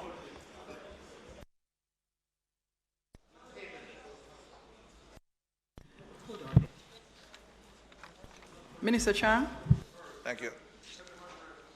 I really should do that. Minister Chang. You agree? Yeah. Okay. Can we take them as read? Madam Speaker, we would have no objection to taking these motions as read. The resolutions are extremely lengthy, they're repetitive, and they'll take a lot of parliamentary time. They've been tabled, we can all see them. No problem in taking them as read. Okay. It has to be read into Hansard, is my understanding. So unfortunately, we have to go through the process of having it read.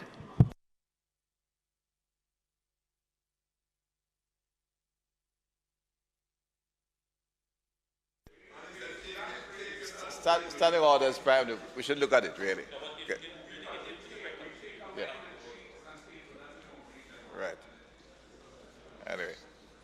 Madam Speaker, I beg to give notice at the next meeting of the House and move following motion.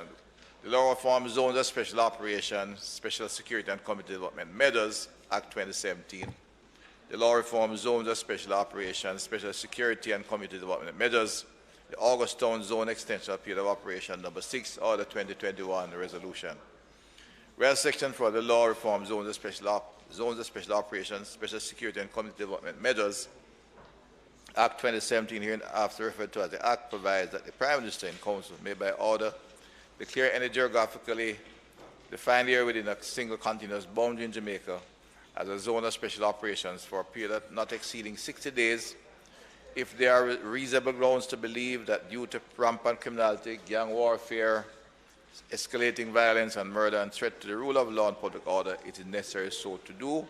And where in accordance with that section, the Prime Minister and Council made the Law Reform Zones of Special Operations, Special Security and Community Measures, August Town Zone Order 2020, and where the order provides that the rail zone, the said zone shall operate for a period of 60 days, and where Section 5 of the Act provides the Prime Minister and Council, after consultation with the Joint Command, may, by order subject to affirmative resolution of the House of Representatives, extend the same period for such further periods, each not exceeding 60 days. And whereas on the 13th day of December 2021, the Prime Minister and Council made the Law Reform Zones of Special Operation, Special Security and Community Development Measures, the August Town Zone Extension Period of Operation Number 6, Order 2021, would therefore be resolved by this Honourable House as follows. 1. The resolution may besides the Law Reform Zones of Special Operations, Special Security and Community Development Measures, the August Town Extension Period of Operation Number 6, Order 2021 Resolution. 2. The Law Reform Zones of Special Operation, Special Security and Community Development Measures, the August Town Zone Extension Period of Operation Number 6, Order 2021 is hereby affirmed. We'll have to pass the amendment soon. We'll be able to avoid the frequent reading. The Law Reform Zone of Special Operations, Special Security and Community Development Measures, the Greenwich Town Zone Extension Period of Operations, Number 6, Order 2021 Resolution. Whereas Section 4 of the Law Reform Zone of Special Operations, Special Security and Community Development Measures Act 2017, hereinafter referred to as the Act, provides that the Prime Minister in Council may by order declare any geographical defined area within a single continuous boundary in Jamaica as a zone of special operations for a period not exceeding 60 days if there are reasonable grounds to believe that due to rampant criminality, gang warfare, escalating violence, and murder, and the threat to the rule of law and public order, it is necessary so to do. And whereas in accordance with that section, the Prime Minister in Council made the law reform zones of special operations, special security, and community development measures, Greenwich Town Zone Order 2020, and where that order provides that said zone shall operate for a period of 60 days, and whereas Section 5 of the Act provides that the Prime Minister in Council, after consultation with the Joint Command, may by order subject to affirmative resolution of the House of Representatives, extend said period for such further periods, each not exceeding 60 days. Whereas on the 13th day of December 2021, the Prime Minister in Council made the law reform zones of special operation, special security and community development measures, the Greenwich Town Zone Extension of Period of Operation number 6, Order 2021. Therefore, be it resolved by this Honourable House as follows. This resolution may be cited as the law reform Zone of Special Operation, Special Security and Community Development Measures, the Greenwich Town Zone Extension of Period of Operation number 6, Order 2021 Resolution. 2. The law reform Zone of Special Operation, Special Security and Community Development Measures, the Greenwich Town Zone Extension of Period of Operation number 6, Order 2021 is hereby affirmed. The law reform Zone of Special Operation, Special Security and Community Development Measures, the Denham Town Community Zone Extension of Period of Operation number 6, Order 2021 Resolution.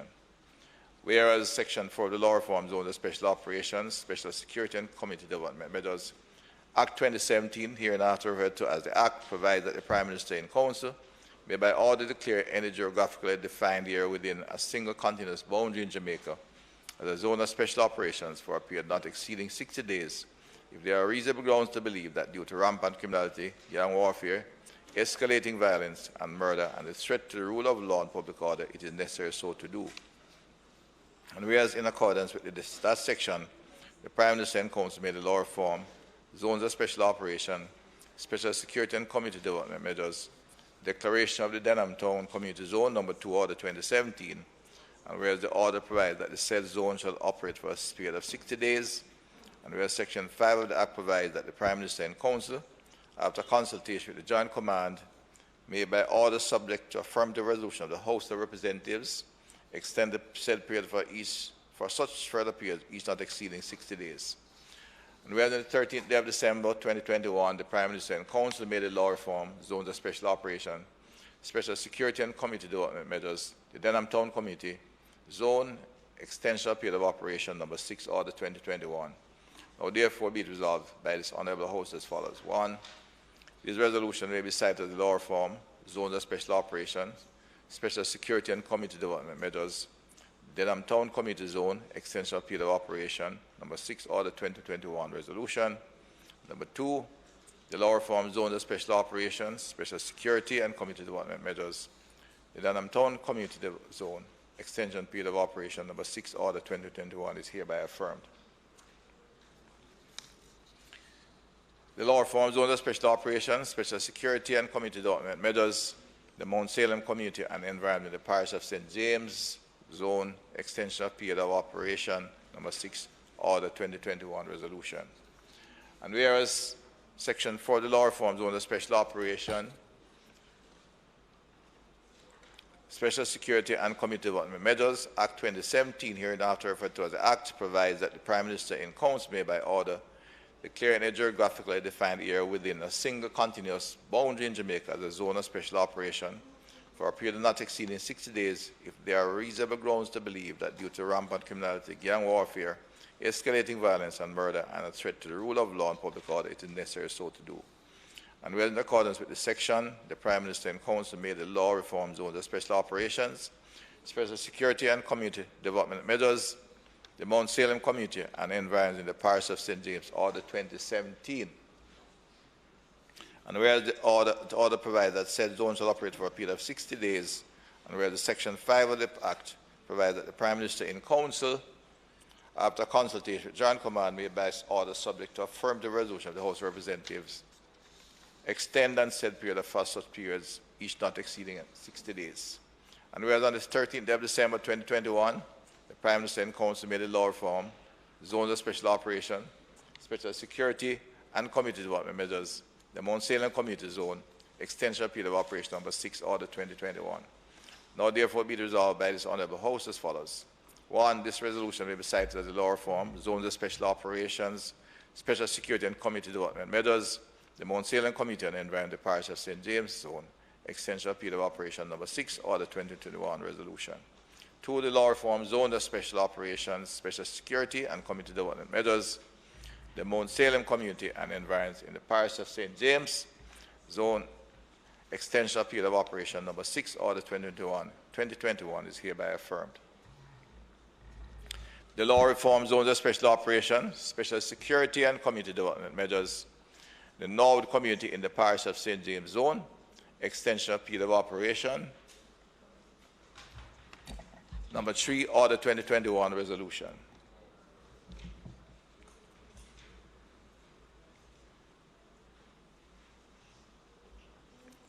Whereas section for the law reform zones of special operation, special security and community development measures, Act 2017, hereinafter referred to as the Act, provides that the Prime Minister in Council may by order declare in a geographically defined area within a single continuous boundary in Jamaica a zone of special operations. We'll finish now. Okay. That's all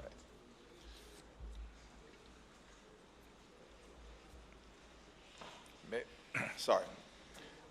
Whereas section for the law reform zone of special operations, special security and community development measures, Act 2017, hereinafter referred to as the Act, provides that the Prime Minister and Council may by order declare any geographically defined area within a single continuous boundary in Jamaica as a zone of special operations for a period not exceeding 60 days if there are reasonable grounds to believe that due to rampant criminality, gang warfare, escalating violence and murder, and the threat to the rule of law and public order, it is necessary so to do.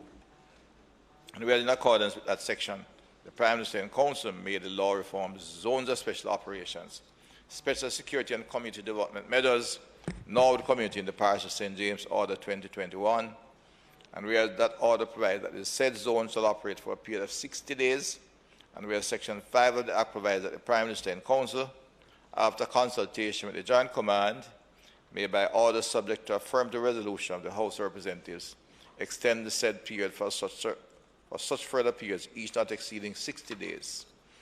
And whereas on the 13th day of December 2021, the Prime Minister and Council made a law reform, zones of special operations, special security and community development measures, the Norwood Community in the Parish of St. James Zone, extension of period of operation number 3, order 2021. Now therefore be resolved by this Honourable House as follows.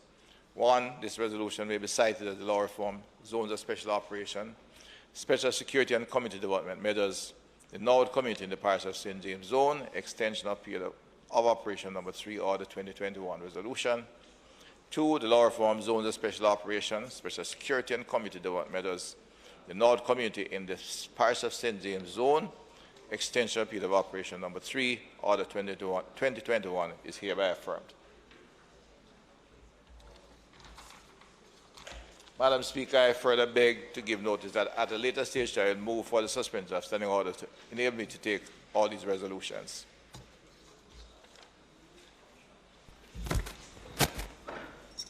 Madam Speaker, I beg to give notice that at the next meeting of the House, I will move, be it resolved with reference to the resolution approved by this Honourable House on the 7th day of December 2021, appointing a select committee to sit jointly with a similar committee appointed by the Senate to conduct a review of the Integrity Commission Act 2017, that the committee be allowed to hold virtual meetings, whether wholly virtual or partly virtual and partly physical, utilize. 3. Include members accessing and participating from remote locations as a part of its quorum. 4. Receive, consider, deliberate on, and respond to feedback and submissions in formats, modes, and media, and via platforms, modes, and media enabled by means of information and communications technologies from any person. 5, consider any and all information generated, communicated, and received via formats, platforms, modes, or media as enabled by means of information and communications technologies as forming a part of the record of these committee meetings. Madam Speaker, I further beg to give notice that at a later stage I will move for the suspension of the standing orders to enable me to take this motion. Madam Speaker, I beg to give notice that at the next meeting of the House, I will move, be it resolved with reference to the resolution approved by this Honourable House on the 7th day of December 2021, appointing a select committee to sit jointly with a similar committee appointed by the Senate to conduct a review of the Protected Disclosures Act 2011, that the committee be allowed to hold virtual meetings, whether wholly virtual or partly virtual and partly physical, utilizing available information and communication technologies in the manner more specifically outlined below. Preserving the rights, powers, and privileges, including voting rights, normally accorded to a member of a committee, the committee is empowered to 1. Convene and hold meetings in virtual spaces created using information and communication technologies, which shall be considered committee meetings for the purpose of the mandate of the committee. 2. Allow access and participation from remote locations as are enabled by means of information and virtual technologies by members and other persons authorized by the committee. 3. Include members accessing and participating from remote locations as a part of its quorum. 4.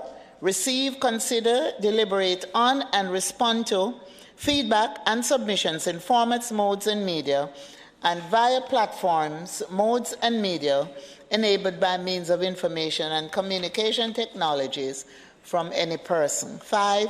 Consider any and all information generated, communicated, and received via formats, platforms, modes, or media as enabled by means of information and communication technologies as forming a part of the record of these committee meetings. Madam Speaker, I further beg to give notice that at a later stage, I will move for the suspension of the standing orders to enable me to take the motion. Thank you, Madam Speaker. Member Brownberg. Madam Speaker, I beg to give notice that at the next meeting of the House, I will move, whereas it has been widely acknowledged that Marcus Garvey's writings and pronouncements, which encourage self-help and self-empowerment of the Negro people, have been largely responsible for him being considered a very dangerous personality. And whereas Jamaicans and members of the African diaspora have now come to understand that the scheme to make Garvey out to be an undesirable alien was to facilitate his deportation. And whereas evidence has also revealed that the Black Star Line was deliberately sabotaged to provide a pretext for legal actions against Garvey, leading to his conviction and subsequent deportation from the United States of America. And whereas there have been several calls over the years, at home and abroad, for the exoneration of the Right Excellent Marcus Mosiah Garvey.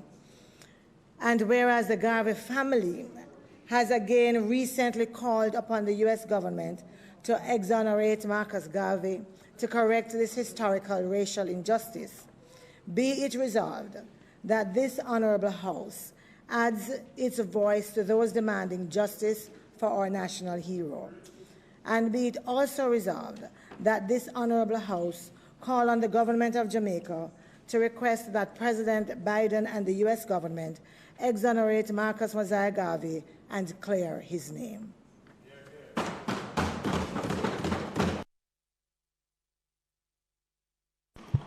Questions and answers to questions?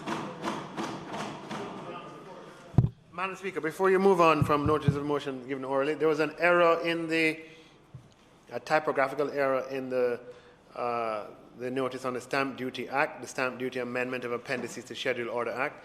It referred to 30D920, but there's no 30D920 in the Stamp Duty Act. It's actually 30D, open brackets, 2, close brackets. So if that could be read into the record, Madam Speaker.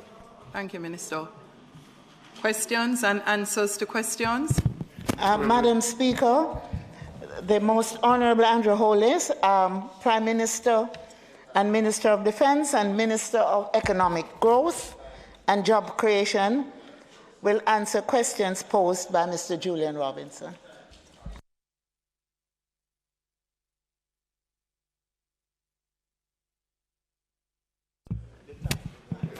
I think you have to get the time extended.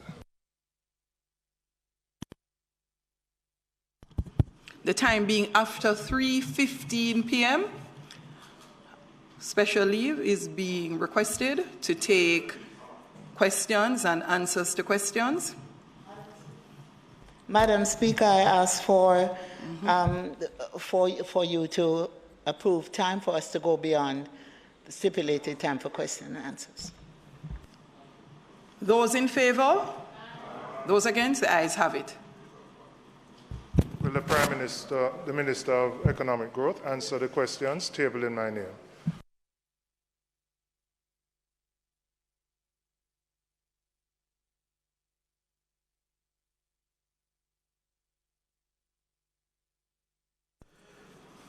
Thank you, Madam Speaker. Thank you, colleagues. Thank the member for his questions. Question number 1. Would the Prime Minister confirm if the Human Employment and Resource Training National Service Training Agency Trust, the HART NSTA Trust, recently hosted a board senior management retreat? Response.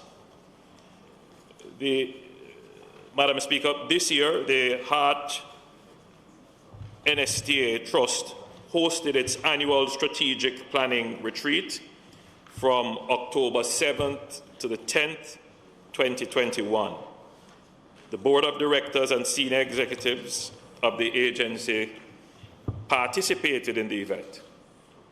It is customary for ministries, departments, and agencies to convene strategic planning retreats each year to critically assess past performance, chart the course for the future, ensure that there is strategic alignment between the plans of the agencies and those of the government, to develop their budgets and to use the exercise to build camaraderie and morale. With respect to public bodies, boards of directors and senior managers, with respect to public bodies, board of directors and senior managers usually set aside a few days for this very important exercise. Madam Speaker, against the background of the merger of the National Youth Service, the Jamaica Foundation for Lifelong Learning, and the Apprenticeship Board, it is imperative that the HART NSTA Trust has a robust planning process aligned with national imperatives. This cannot be compromised. The agency is complex and vast, and therefore sufficient time and care must be invested in carefully crafting the way forward. Madam Speaker, recommended practices numbers 1 and 3 under Principle 2 of the government's corporate governance framework for public bodies are instructive in this regard. Principle 2 is entitled Roles and Responsibilities of the Board. According to recommended practice number 1, each board must have a charter which defines the roles and responsibility of the board, including its responsibilities for corporate governance and its code of ethics. In keeping with this principle, the HART NSTA Trust Board Charter, among other things, outlines the roles and responsibilities of the board. The charter, which was developed several years ago and predates this administration, states that the board will reserve at least one full day per year to discuss and develop strategic policies and to assess or review the corporate plan if necessary.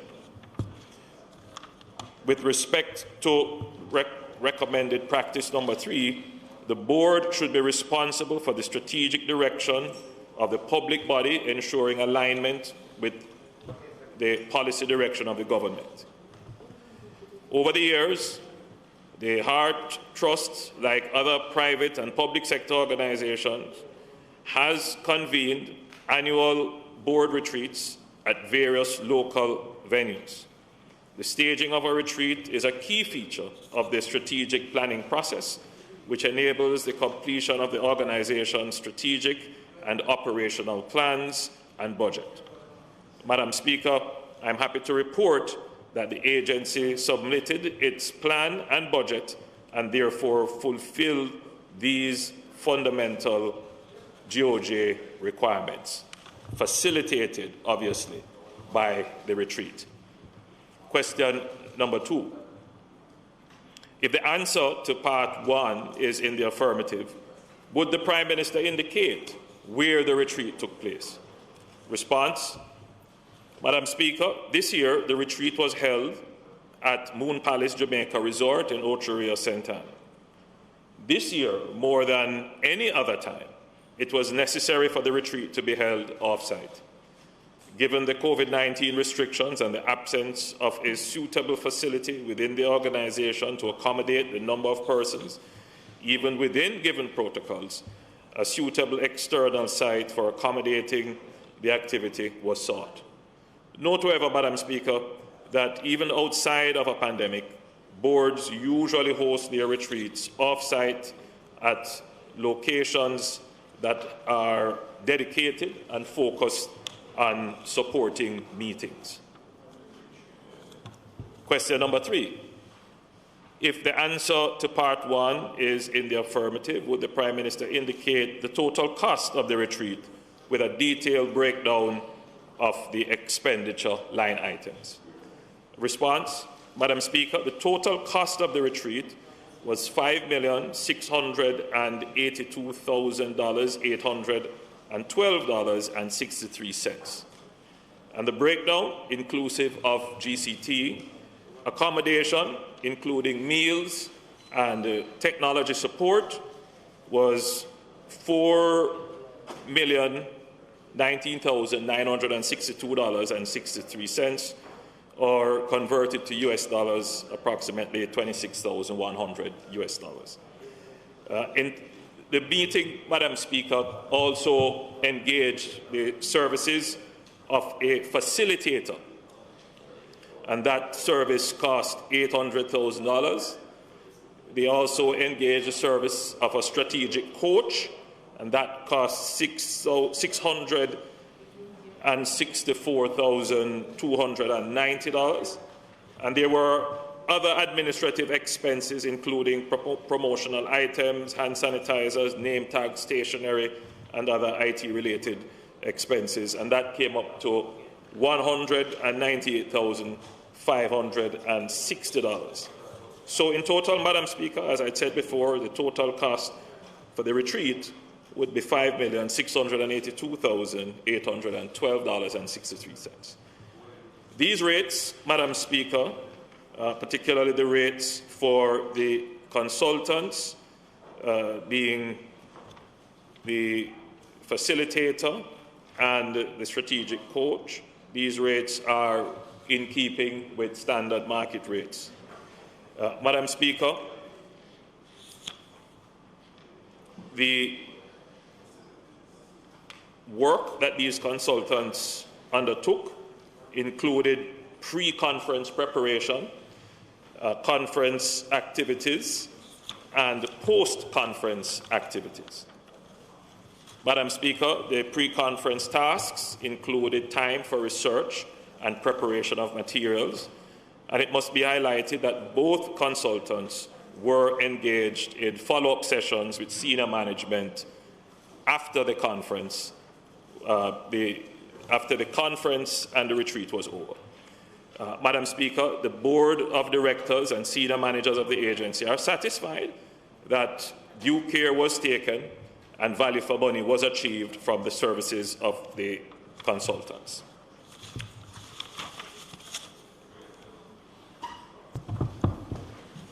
Madam Speaker, I find this expenditure excessive in this environment. In a COVID environment where there is significant suffering, where people have had to bang them belly, where Heart's own contributions would have gone down because employers would have cut back, I find it excessive. I believe everybody has to share and show regard for the challenges that the country is going through. Heart had options. Heart owns the Runaway Bay Academy, where they train tourism workers. So if you decided you wanted to have an off-site retreat, you could have gone there. That's a facility. I have been there. I sat on the Heart board. It's a great facility. It could have been used. If you wanted to go to the North Coast, you could have gone to a hotel in the corporate area. I find it excessive. I participated in a retreat for a public agency this year. It was done via Zoom platform. It went well. I'm not suggesting that they had to do it via Zoom, but to tell me in this environment that 5.6 million on a retreat. And you know what it is? You know why I ask you these questions? It's not about this, It is about Heart in general, because this is symptomatic of a broader problem at the institution. And I'm going to list the issues there. You have a chairman that is in a conflict of interest about contracts awarded to his company. You have senior management that awarded themselves salary increases of 20, 30, 40%, and then had to get it retroactively approved by the Ministry of Finance, when Nigel will only give us 4% for the public sector. You have students who have completed their studies and cannot get their certificates.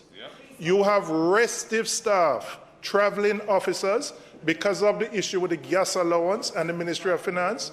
You have restive staff. You have VTDI staff that went on strike. So there are a whole myriad of issues at heart. It is a strategic national public body, as you outlined last week in the House. Now, if the country, after we get to 7 or 8% growth, we're going to go back to the 2 and 3. And the only way we can improve it is if we increase our productivity. Heart has to play that role. And right now, it is an inwardly focused organization. It is not satisfying the interests of its external stakeholders. That is why I ask these questions. $5 million in the context of a $15 billion budget might not seem a lot, but it is symptomatic of what Heart has become. And I'm saying to you, Prime Minister, as the minister responsible, this institution was started by your mentor, Edward Philip George. You have to take hold of it. You have to take hold of it. The retreat is just one example, but there are many other issues, and it is not fulfilling its mandate.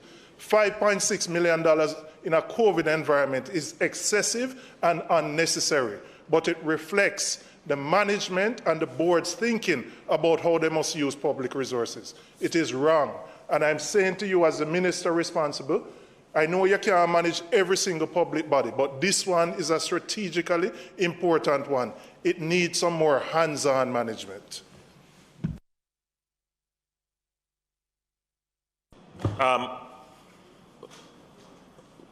Madam Speaker, I would say that the members' sentiments are shared.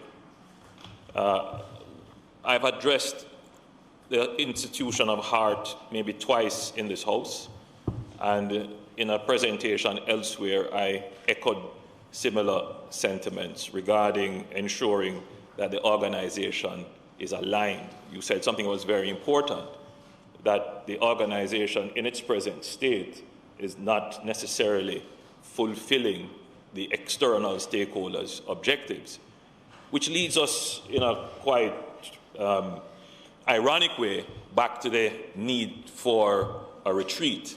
I want to separate the issues. That the member raised some very important points. That not that a retreat is not important, but where and how it was held would be the matter of concern. So the retreat, Madam Speaker, is about turning the organization and realigning it to stakeholder expectations. So from that perspective, if the member would agree that a retreat was necessary, and it was indeed in fulfillment of their own corporate mandate as outlined in their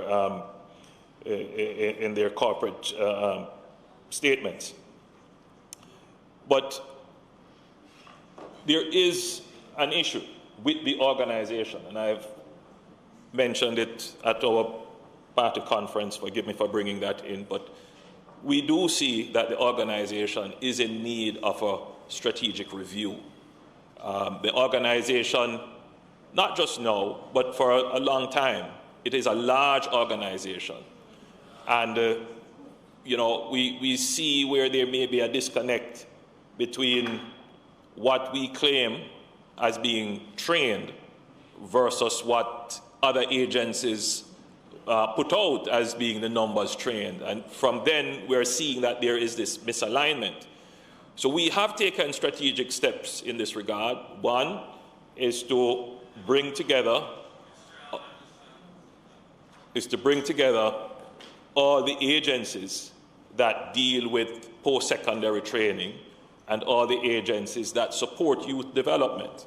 So, for example, Madam Speaker, you would know that we have put under one umbrella now the JFLL, the Jamaica Foundation for Lifelong Learning, the NYS, and the Apprenticeship Board. And they are now all under HEART. In that way, we can take up persons in our society who would normally not be able to access training. Because remember, before we did this change, you had to have at least grade 9. Now, HEART is a total institution for training, so we can take up persons who are not with grade 9 certification, even not literate, and put them in a program for total training. Having done that, Madam Speaker, the organization needs to be totally reformed to be able to actually fulfill the mandate. So, I appreciate that the member has asked a question, and I share his sentiments about the direction of the organization, but to assure him that there are changes that are being made. We are now in the process of hiring an executive director, so they will go out shortly with the ads for that.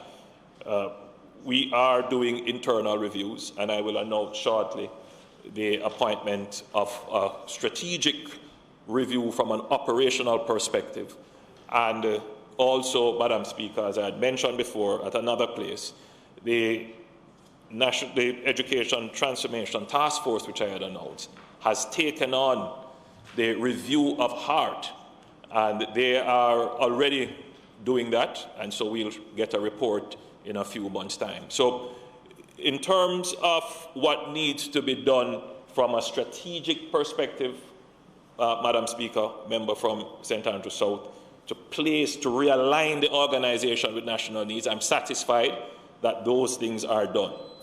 But there is another level underneath the strategic direction, which is the operational issues, which you are alluding to.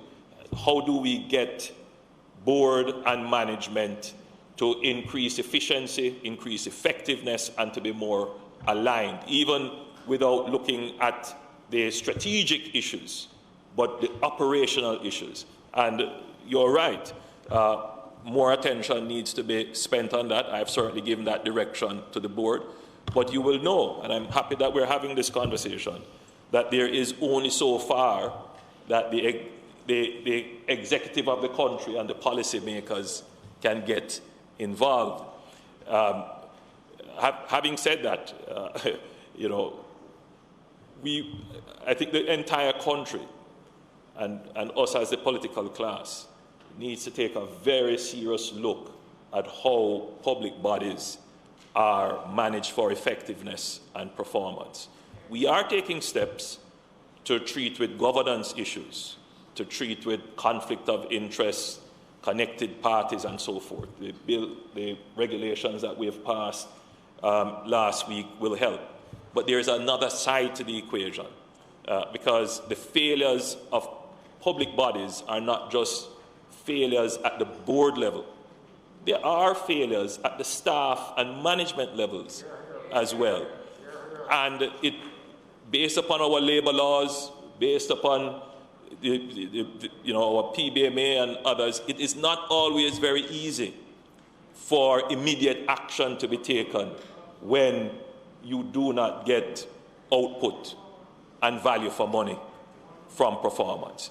So that general conversation, member, needs to be had. But as it relates specifically to HART, we have taken the decisions for the strategic review and the direction of HART, and we are also looking to put in place now a new executive director, managing director rather, that will help with the improvement in the actual management of the operations of HART.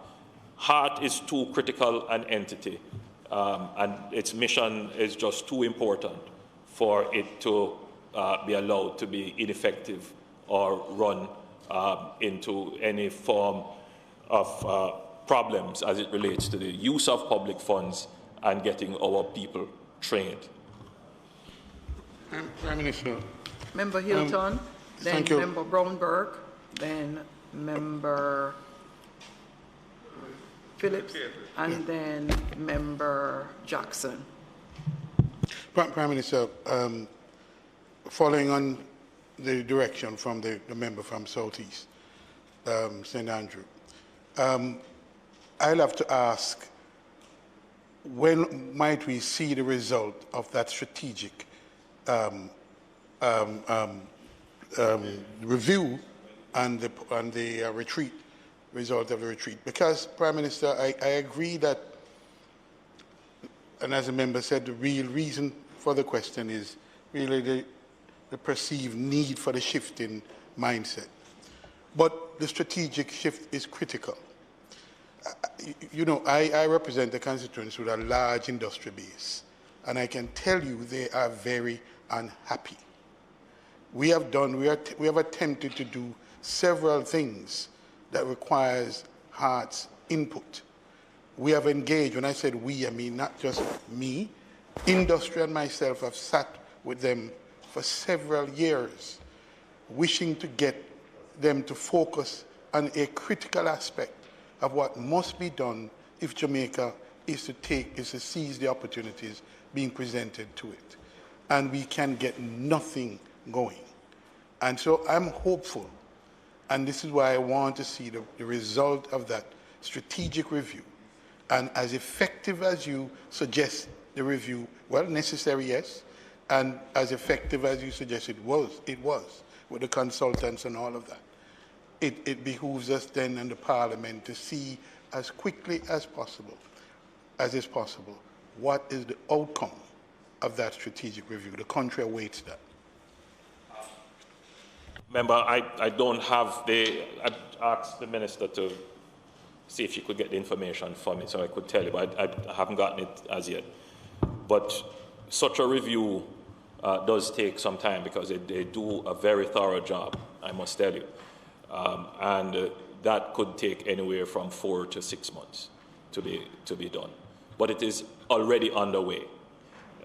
And they have done quite a bit of the work already in their general review of the education sector. But when they looked at HART, they recognized that it needed further interrogation and investigation. I wanted to just quickly point out, Madam Speaker, and for members, in particular the member from St. Andrew South, who was a member of the board of HART and understands how the organization works. It is Southeast St. Andrew. It is not that HART isn't doing. HART is doing a lot. HART is training a lot. But when you speak sometimes to employers, you get mixed views as to the effectiveness. And then when you speak to some other stakeholders, they feel that the organization isn't focused on their needs. And when you're seeing that kind of misalignment between the stated mission and the objectives that are being realized, you have to review. You have to figure out what is the organization doing and how can it change what it is doing to be more relevant to stakeholders. So that is the process in which we are engaged.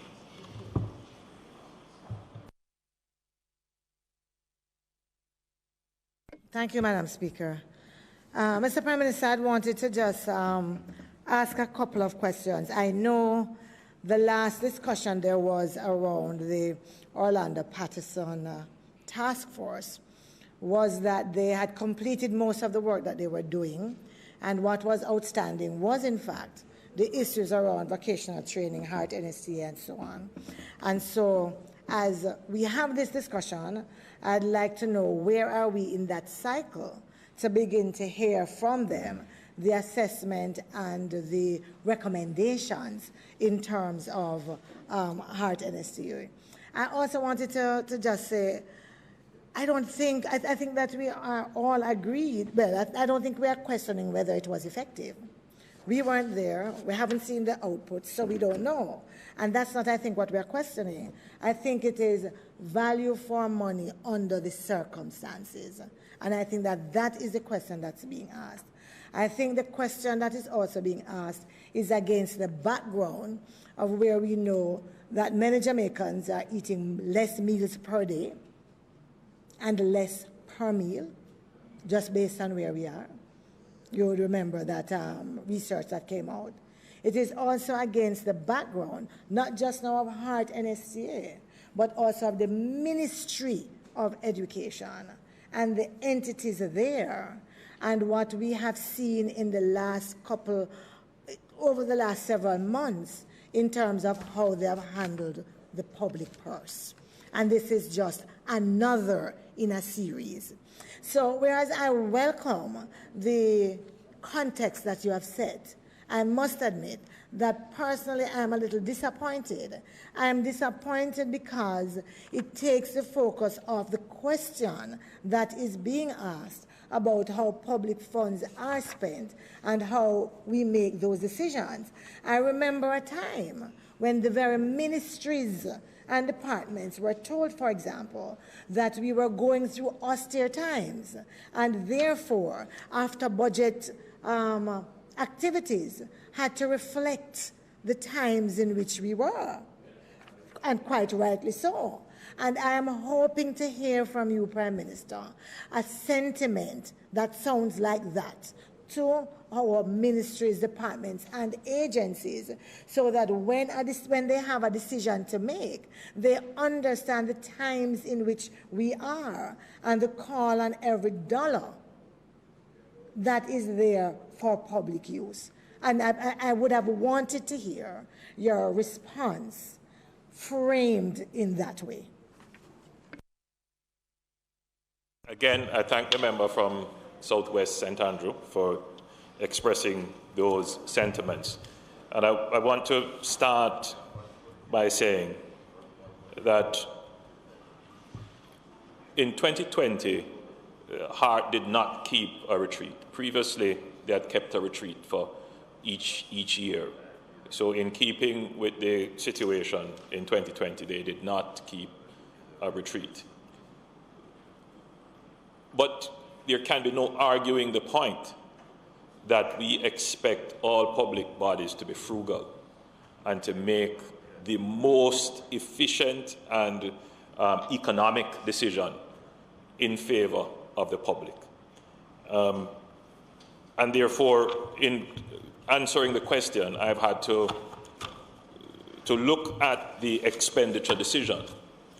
And if you were to break it down, Madam Speaker, into, say, accommodations versus other expenses, you would see, Madam Speaker, that the expenditure, when converted to US dollars, would not be outside of the range of what was spent before. So if you were to compare it with a retreat in 2012 or 2013 or 2017, it would be well within those ranges. But it doesn't take away from the point that the board, and not just the Board of HART, but I guess all public entities, should look very carefully on decisions about retreats, given the general economic circumstances and context. So I would obviously join and lead the call for public entities to be frugal and to pay close attention to the expenditure of every dollar of public funds to ensure that it is spent value for money, but also against the backdrop of what the entire country is going through. So that is a call that we cannot in any way argue with, and indeed join and lead, and I'm certain that the Minister of Finance is endorsing that call as well. The cost that is placed on the table is augmented because of the use of a meeting facilitator and strategic facilitation as well. And that would have increased the overall cost and would have drawn attention to the expenditure. And Madam Speaker, I also had to interrogate that aspect of it. And I can see where it would have been necessary to have this kind of facilitation in such kinds of meetings. It is a practice that corporate Jamaica, and indeed right across the world, that is utilized. It shouldn't be utilized for every single meeting, obviously. But if you're having a strategic retreat, it is usually the case that you bring a facilitator, because what that does, it takes away the management of the meeting from the participants and allows the participants to focus on the real issues instead of having to manage meetings. But it also helps to bring consensus. It helps to bring the meetings back. You have been in meetings, I'm sure, where the meetings digress. And by the time you turn around, meeting is over and you haven't covered your agenda, you haven't accomplished what you've set out, so they keep the meeting on track. So, Madam Speaker, in summary, I think the position raised by both members from South St. Andrew and from South-East St. Andrew and from South-West St. Andrew are not positions that the government would argue with. We always want our public bodies to be frugal and to pay attention to what is happening with the general public's budget and with the general population. I think we can also agree that the retreat is necessary. They did not have a retreat in 2020. There are issues which I think everybody accepts about the alignment and effectiveness and performance of the entity, and the retreat is a necessary part of ensuring this alignment of the agency. And Madam Speaker, the government recognizes that HEART is, again, a critical entity, macro-critical as well, and we are putting in place the measures from a strategic level and from an operational level to ensure that HEART is the entity that we all can be proud of, and we all want that entity to succeed. Thank you, Madam Speaker. Thank you, members. Madam Speaker, just two issues I want to raise with the Prime Minister. And the member from South-East St. Andrew touched on both of them. The issue with NCT VET, which is our premier accreditation agency, which has no home, and it is something that... No. Anyway, go ahead. And why I say it has no home, in a report that has come to our committee of the House, when we asked HEART where NCT VET was home to, they state that it was transferred to the Ministry of Education from 2018, which is the issue that the member from South-East St. Andrew raised. When asked of the Ministry of Education if they are in control or is it under their structure, the answer was no, and that they are making some arrangement. Hence why the whole issue of, Prime Minister, I hope, I know. As I said, if it has changed, then it is good. But it shouldn't have been that it has taken 2 years for the Ministry of Education to subsume the NCT-VET, which is our premier accreditation agency. The second, Prime Minister, and you spoke about the responsibilities and conflict of interests of boards. And it has been in the public sphere for how many boards have gotten themselves into trouble because of conflict of interest.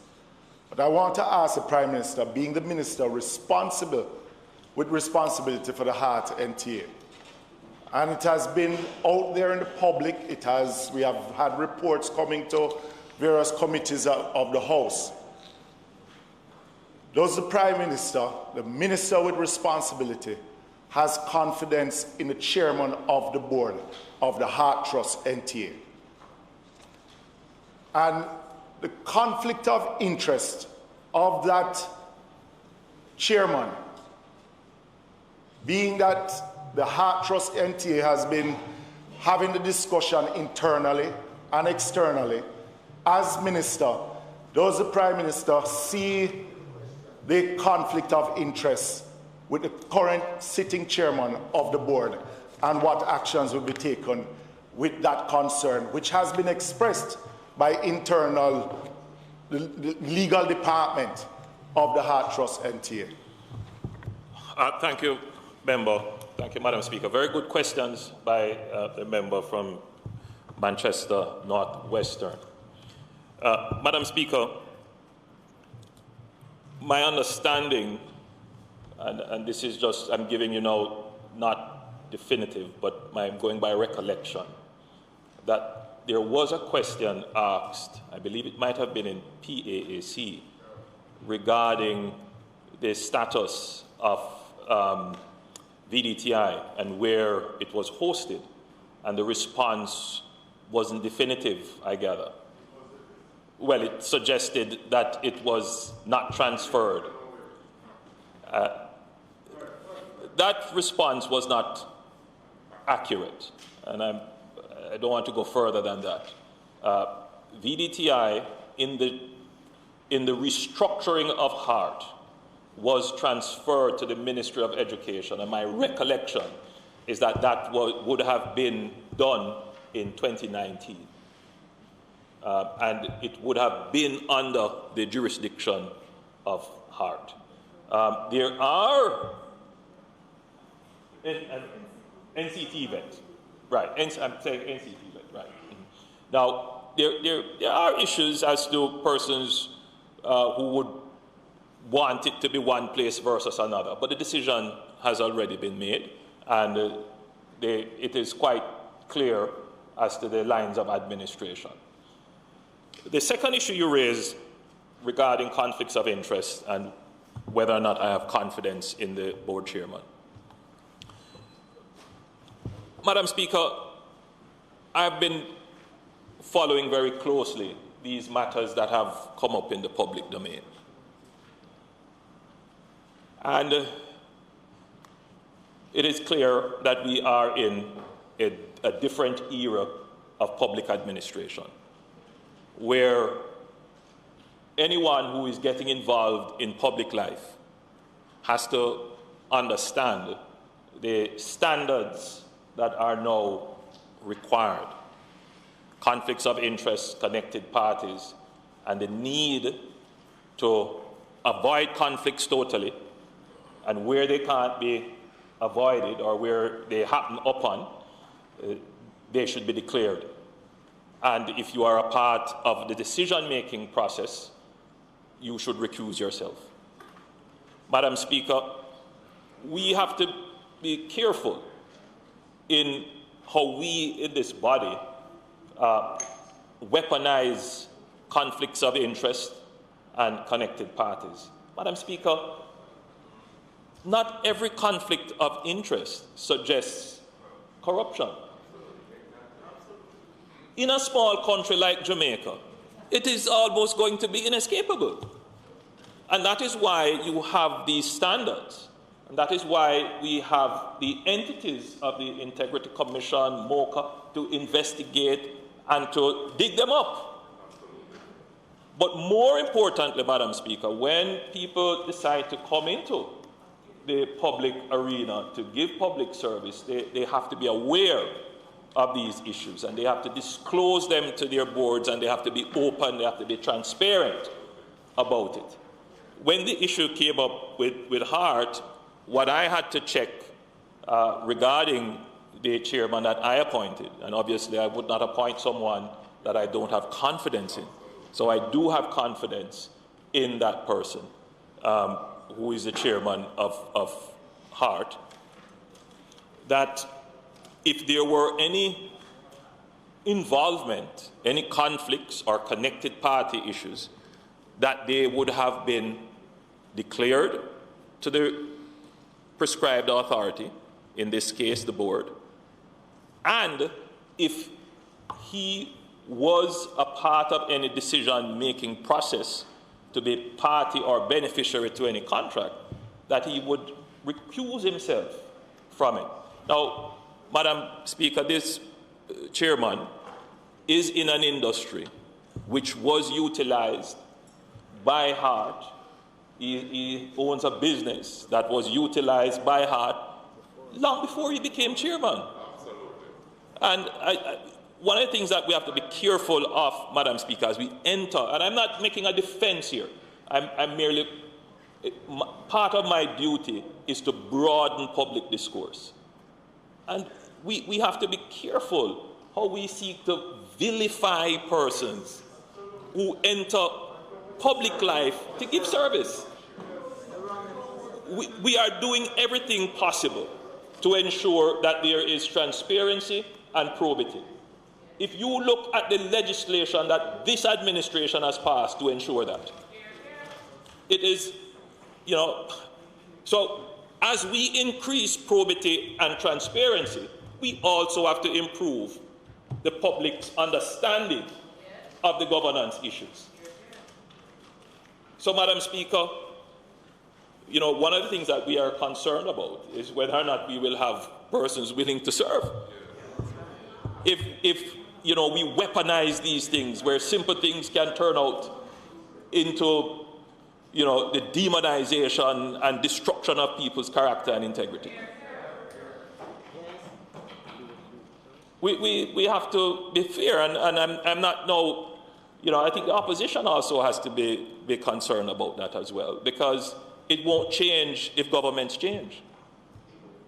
And the pool of people who are qualified to sit on public boards aren't exclusively PNP or exclusively JLP. They are Jamaicans. And so I think how we treat with these issues as we enter into this new era of public administration in Jamaica, there has to be a greater level of maturity, of honesty about how we deal with this. And yes, of course, obviously some things, create political advantage and they're going to be taken, but I think there has to be moderation. And where situations are clear, no questions, they must be dealt with. But in terms of making these things into, a weapon that is used to attack, I think we should be very careful. Be very careful about that, Madam Speaker. So I do have confidence in the chairman. We discuss on a regular basis what needs to happen. He himself understands that the organization is not meeting the requirements of policy and what we would like to see. The organization, Madam Speaker, is a large organization. It has multiple stakeholders pulling on it. We have expanded that organization, and greater work needs to be done. Again, agreeing with the member from Southeast St. Andrew, the member from Southwest St. Andrew, that greater focus needs to be paid, especially at the operational level, to ensure that the organization meets the purpose for which it was established. Just on a follow-up, Madam Speaker, or Deputy Speaker.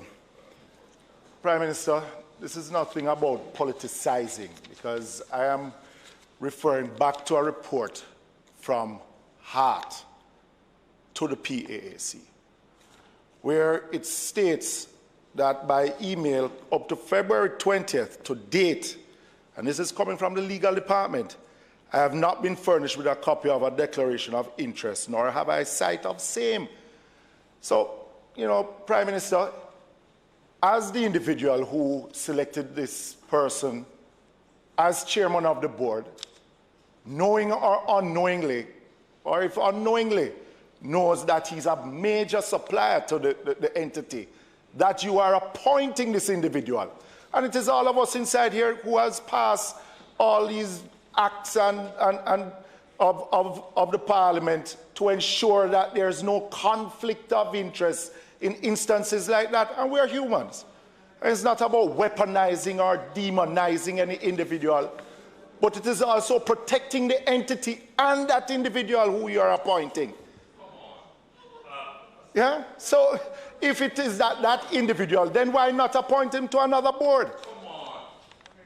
But why appoint him as chairman of the same board of the entity that he's a major, not a minor supplier, a major supplier?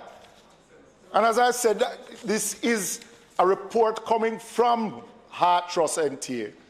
And hence why I asked the question. And I'm not saying that Mr. Gabidon is not a worthwhile person of being on the board and chairing the board of Heart Trust NTA. But the notion of a conflict of a major supplier chairing the board, then what do you expect the public then to feel and see? That's just the point I'm making. Madam Speaker, the members' questions obviously are legitimate questions, and I'm not about to say that the members' questions are not legitimate.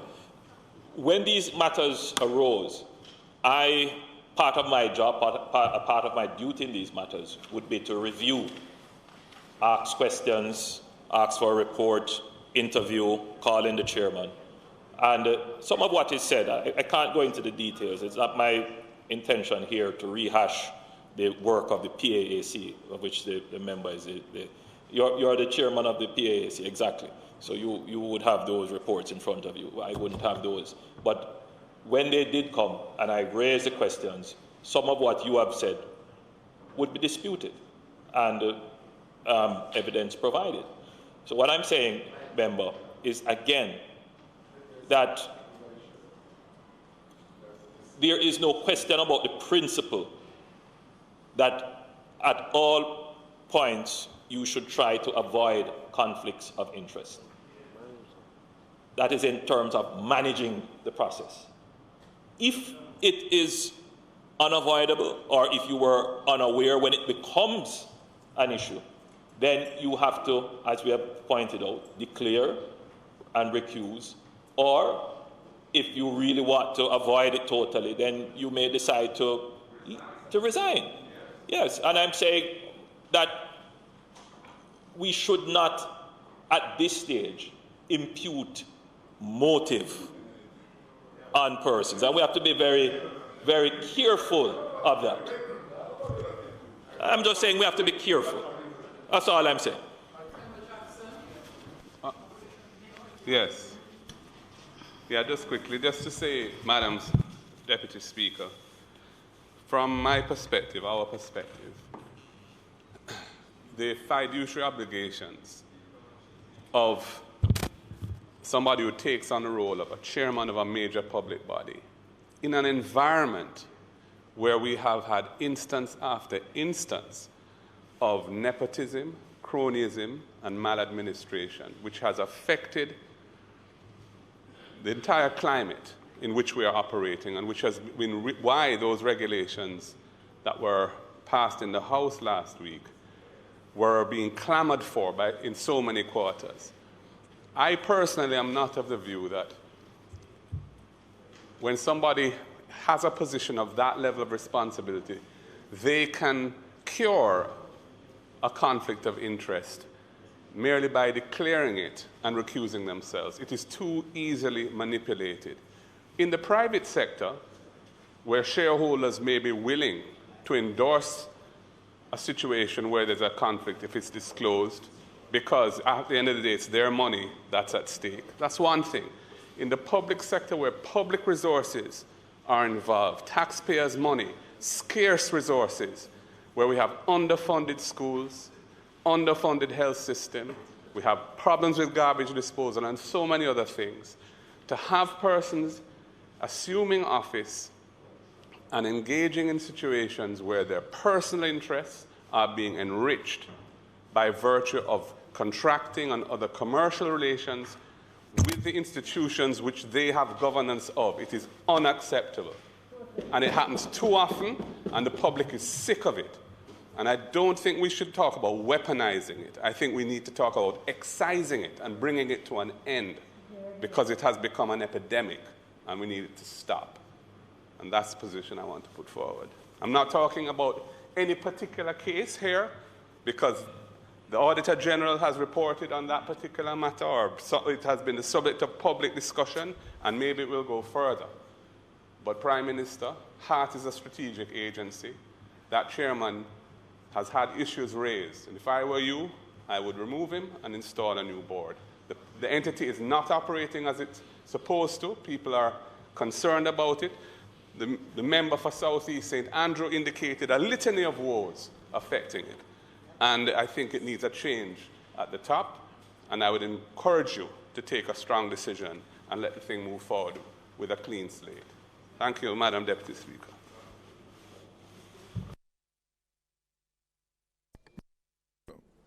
Prime Minister, I listened to you carefully about the whole issue of perception of conflict of interest, whether we weaponize these claims, etc.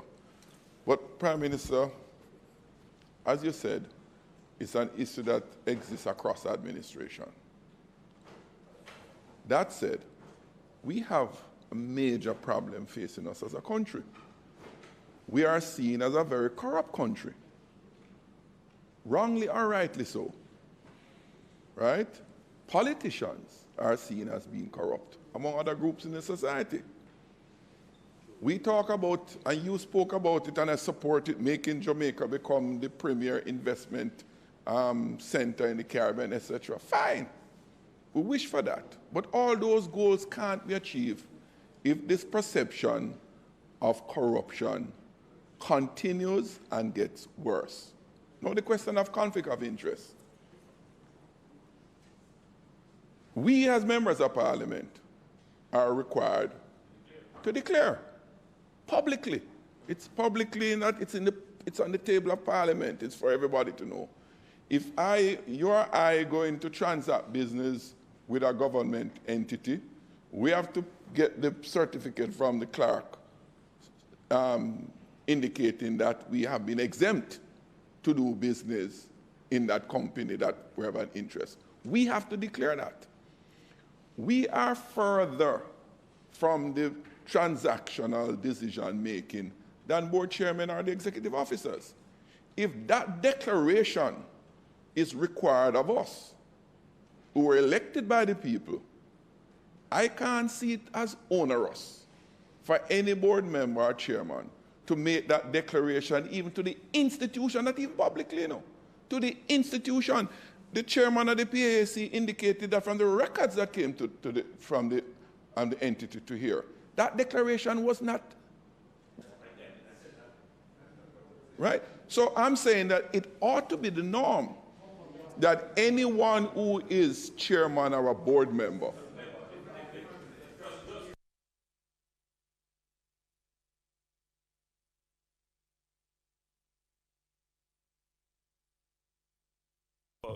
any board member that becomes connected to a contract or has an interest in something that could run into conflict with their serving on a board, they must declare it to the board.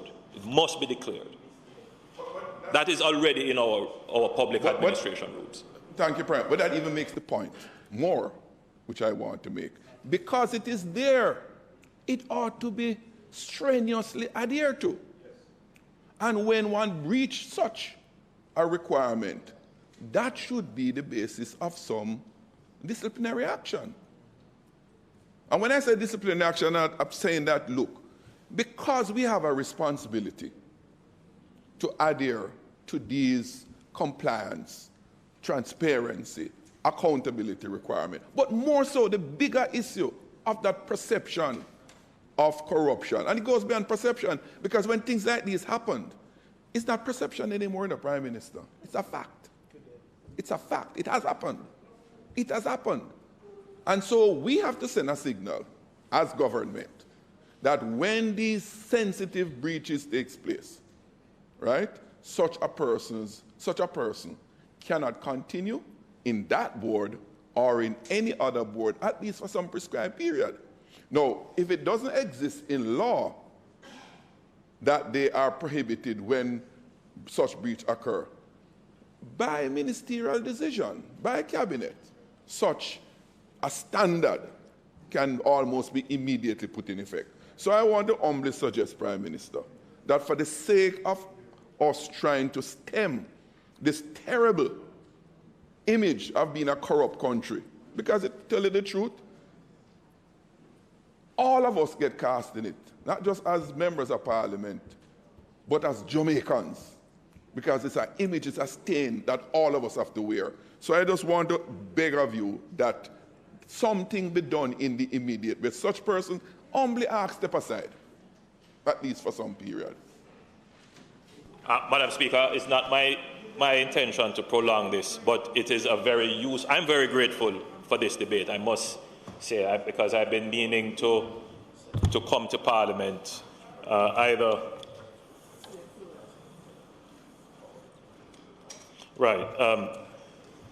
I've been meaning to come to Parliament with a statement on these matters, but since we have started upon this debate, Madam Speaker and the members who have contributed from the opposition, as I've said, we are entering into a new era of public administration in Jamaica.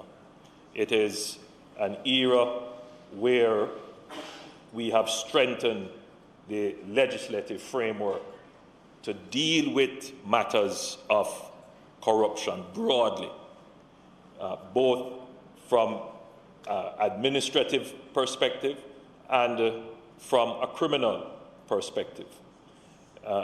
Jamaica is going to be better off for it. But, Madam Speaker, that also comes with a higher level of responsibility from the political class as to how we treat with these issues. We have to allow the agencies and the laws established to work. Many of these issues the attorneys here would immediately pick up the natural justice issues. We can't try the cases here in Parliament, so we always have to be careful of our pronouncements. Just as I'm speaking to you, I'm getting a note from someone saying, these are legal issues and this didn't happen and what was said is not true. And so, Madam Speaker, we have to be, as lawmakers too, we also have to be careful with that. So, Madam Speaker, I think this was a very useful debate. It's very important that these issues be explored. The Parliament is clear. The Parliament is clear that we have to do all that is necessary to rid ourselves of anything urgently, of course, that would suggest corruption. And we also have to ensure that the law is perfected and justice prevails. Thank you, Madam Speaker.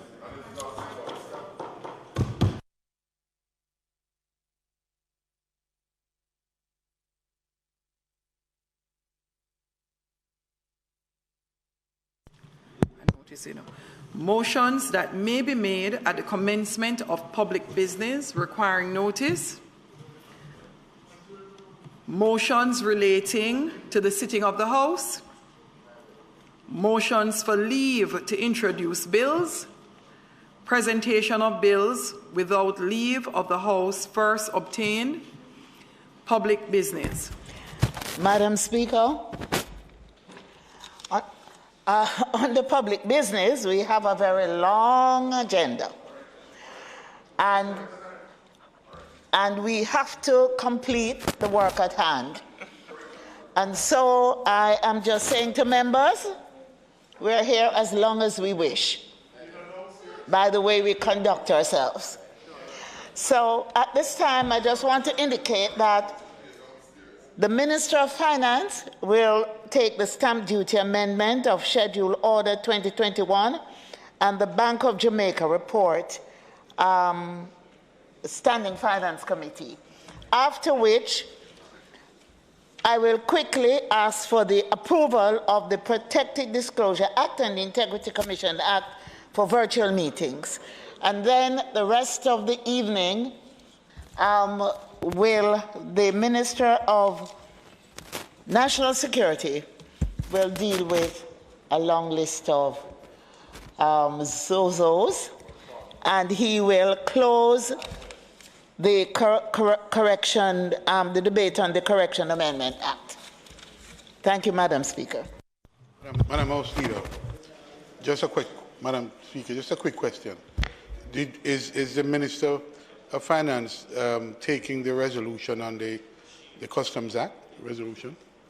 No, it's not being taken, just the amendment to the stamp. And of course, Minister of National Security will also do the United Nations Security Council resolution. Thank you. Madam Speaker, I now move for the suspension of the standing orders to enable me to take the motion that I gave earlier with respect to the report from the Standing Finance Committee of the whole House of Parliament, which dealt with the Bank of Jamaica quarterly monetary policy report. Madam Speaker, so I move for suspension that a motion can be taken. Those in favour? Those against? The ayes have it. Madam Speaker, we don't need to have a debate on that motion. I would ask that the debate be concluded and that the motion be approved. Those in favour? BOJ, yeah. Those in favour? Those against? The ayes have it. All right, Madam Speaker, I now rise to introduce the Stamp Duty Amendment of Schedule Order 2021. Madam Speaker, in March 2021, the Cabinet approved the April 2021 revenue measure, which effectively removed the customs processing fee imposed for exports on goods for outright export not exceeding $500 in value. In essence, this measure provided that exports below $500 in value would be exempt from the customs administrative fee. To give effect to this measure, regulations were signed. It was subsequently noted, Madam Speaker, that in addition to the CAF, there is an additional duty imposed in the schedule of the Stamp Duty Act of $5 on customs outwards. Administratively, it was deemed to be impractical for the taxpayer to still be paying the stamp duty on now a nil rate of CAF if the exports were below the threshold.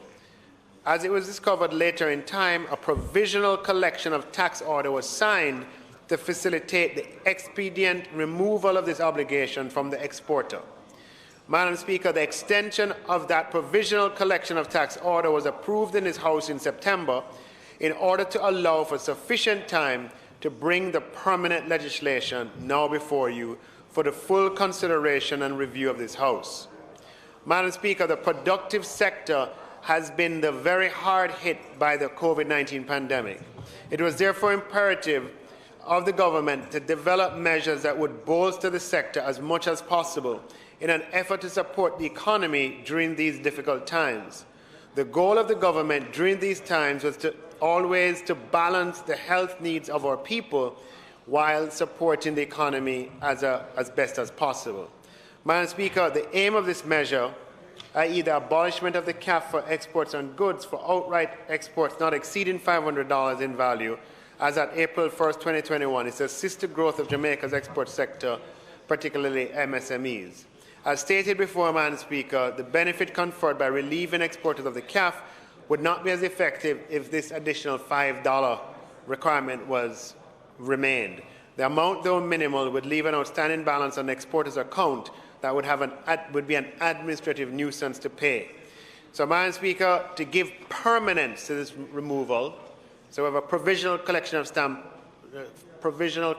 of tax order, but now this makes it permanent, that these exporters who are taxpayers can enjoy this benefit. And for this reason, Madam Speaker, I put the stamp duty amendment of schedule order 2021 for the affirmation of the House. Madam Speaker, there is no opposition on this side to the measure being proposed. It's really an administrative measure to ensure that the exporters are not liable for this minimal fee, and really something that we support because we want to encourage our SMEs to actually export more. So there's really no opposition from us. Madam Speaker, I now ask that the notice be approved, that the motion be approved. The question is that the motion the Minister gave earlier be approved. Those in favour? Those against? The ayes have it.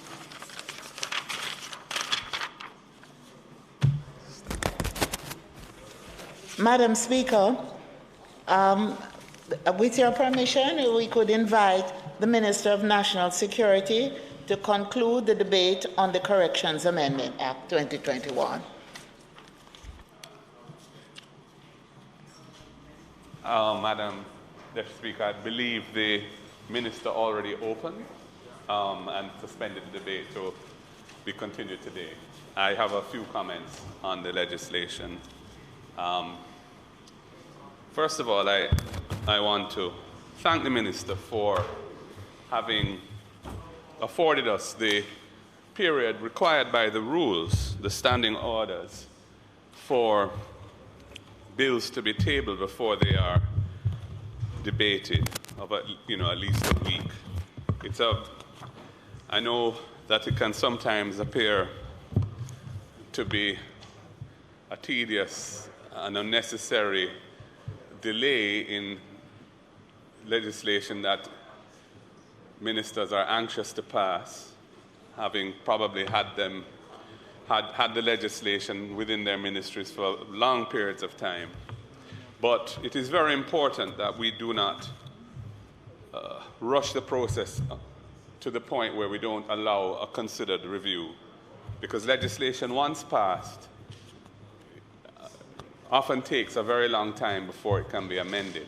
It's a significant amount of work prior to getting any legislation to Parliament, even to correct something that was overlooked or done wrongly in the past. So it is, I think, only in extreme circumstances that we should seek to bypass the basic rule in the standing orders of having it tabled on one day and debated subsequently. And I thank the Minister for having acceded to that when I asked him to last week. This legislation is amending the Corrections Act and the rules that have been made under the Corrections Act, which are called the Correctional Institution Adult Correctional Center Rules 1991, and there's also an amendment to the Fingerprints Act. And essentially what it's seeking to do is to provide clarity within the applicable law in relation to mobile phones, smartphones in particular, computer devices, and what are defined as electronic communication devices, computers and electronic communication devices, to include them in the list of what is a prohibited article in the Principal Act, the Corrections Act, and to create new offenses around dealing with them in a way that is inconsistent with them being so designated as prohibited articles. This is very important because we are aware that there's a significant amount of communication that takes place between top-ranking criminals who may be in custody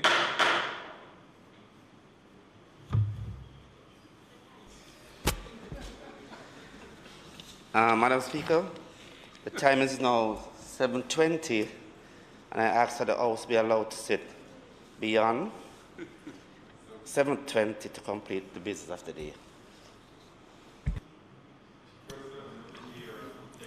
The question is that the House be allowed to sit beyond 7:30. in order for us to complete the business of today. Those in favor? Aye. Those against? The ayes have it. You may continue, Opposition Leader. Thank you, Madam Speaker. I was saying that it is well recognized that we have a problem in Jamaica, and it's a serious problem, with persons who are in custody, often in prison, in correctional facilities, not always, they may be remanded in custody, being able to communicate with their cronies who are on the outside and often give orders to direct criminal activity from within correctional facilities. This is a very serious problem. And up until quite recently, there was reports of persons, multiple killings being directed by somebody who was inside prison. And we need to do something about this. Now, fixing the law is one aspect of that. It is not the only aspect of that. Obviously, finding ways to technologically prevent those illicit communications from happening is also very important, because whatever the laws may say, they're not always administered by the operatives on the ground in the way that is intended. And there can be all sorts of pressures brought to bear on those who have to work in these facilities. Financial pressures, duress, and so on. Many of them live in the communities where the people inside have links, so that also can impact their own safety and their own sense of security and their decision making. And it's a small island, relatively speaking, so it is a real problem that we have. And the Minister and I were having a conversation a little earlier, and he said, you know, how important it is that we have a new facility that can be built in such a way and equipped in such a way that this kind of issue can be addressed effectively, because some of the existing facilities, because of where they're located and how old they are, it is much harder to achieve a complete curtailment of these forms of communication. So I support the legislation that is before us, Madam Speaker. I have just two comments on it, and these are really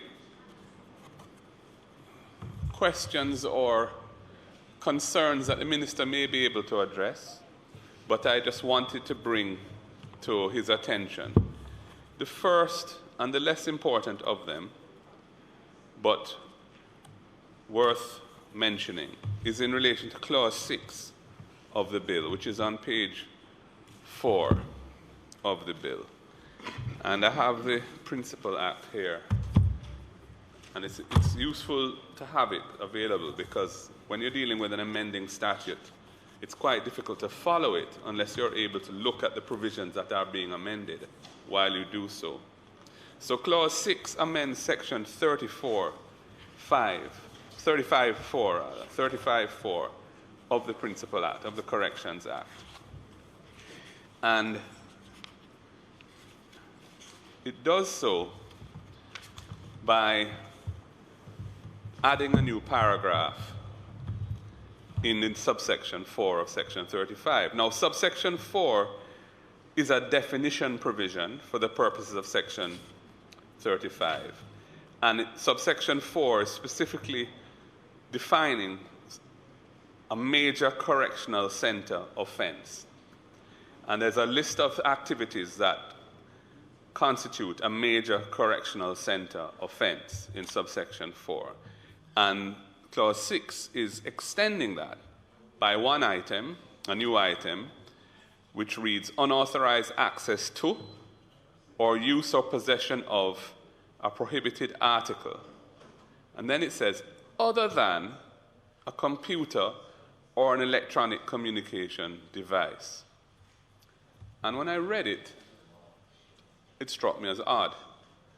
I was wondering why given that the thrust of this legislation is to try to bring under control the use of electronic communications through digital devices for nefarious purposes from within prisons and other correctional facilities and remand facilities, why would we be carving out from this addition to the definition of a major correctional center offense, why would we be carving out the very items that this legislation is primarily focused on, namely computers and electronic communication devices, which really is smartphones primarily what we're talking about. So I don't know what the reasoning is for that.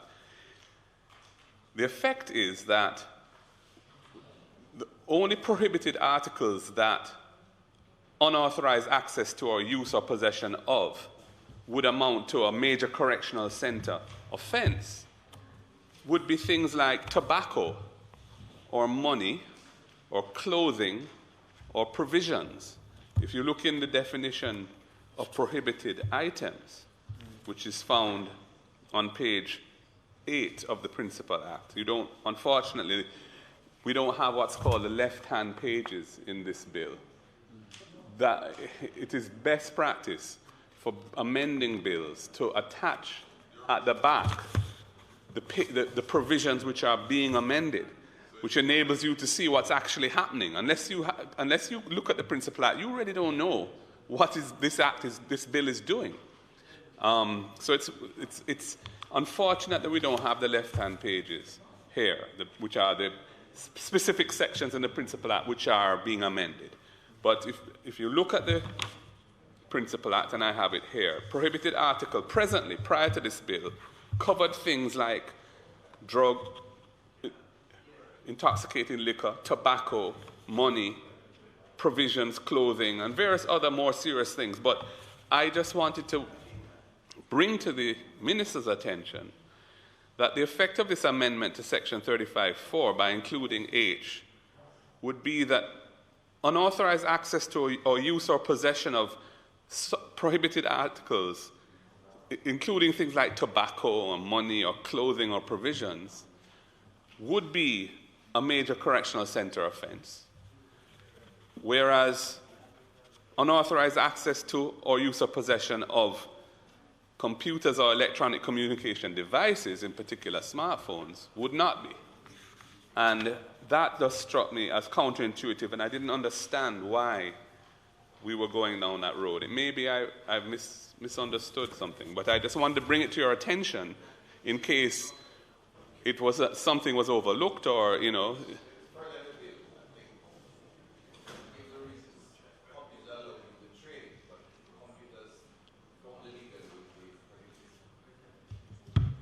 Sorry? Yes. No, well, there's a separate. Well, it's not the way we should do it. Yeah. I know. I mean, you know, he can clarify. Wait until you the minister can clarify it when he closes. Hearing. When he closes, you know. But he was just bringing it to my attention. All I would say, though, Minister, is that the whole question of in what circumstances computers or electronic communication devices are permitted in these facilities is addressed in a separate section. And indeed, that is the other issue I wanted to raise for your consideration. And, there's another point I want to get to before I get to the main point I wanted to make. Minister, in Clause 9 of the bill, there are various new sections that are added after Section 80 of the Principal Act. There's an 80 big A, and there's an 80 big B. And 80 big B, 1, is a critical provision because it is the one that creates the specific offense of using a computer or an electronic communication device to transmit or cause the transmission of any data that prejudices the safety or security of any person inside or outside of a correctional institution or the safe custody or security of an inmate, okay? 80B 80 big B. It's on page 7 of the bill. All right, at the top of page 7. When you look, and it creates an offense around that, which is really at the heart of this bill. When you look at the penalties for that offense, though, I was a little surprised. In the parish court, if the prosecutor chooses to bring the case in the parish court for somebody who violates this provision, the maximum fine is $3 million or a term of imprisonment not exceeding 3 years, or both. Fine, that's the parish court. But if a case is brought in the circuit court, I was surprised that the maximum sentence is just 7 years. 7. I think that's too low, personally, for something as significantly problematic as this. Because if they choose to charge it in the circuit court, it is because it has been a very egregious case of this kind of communication taking place in breach of this act.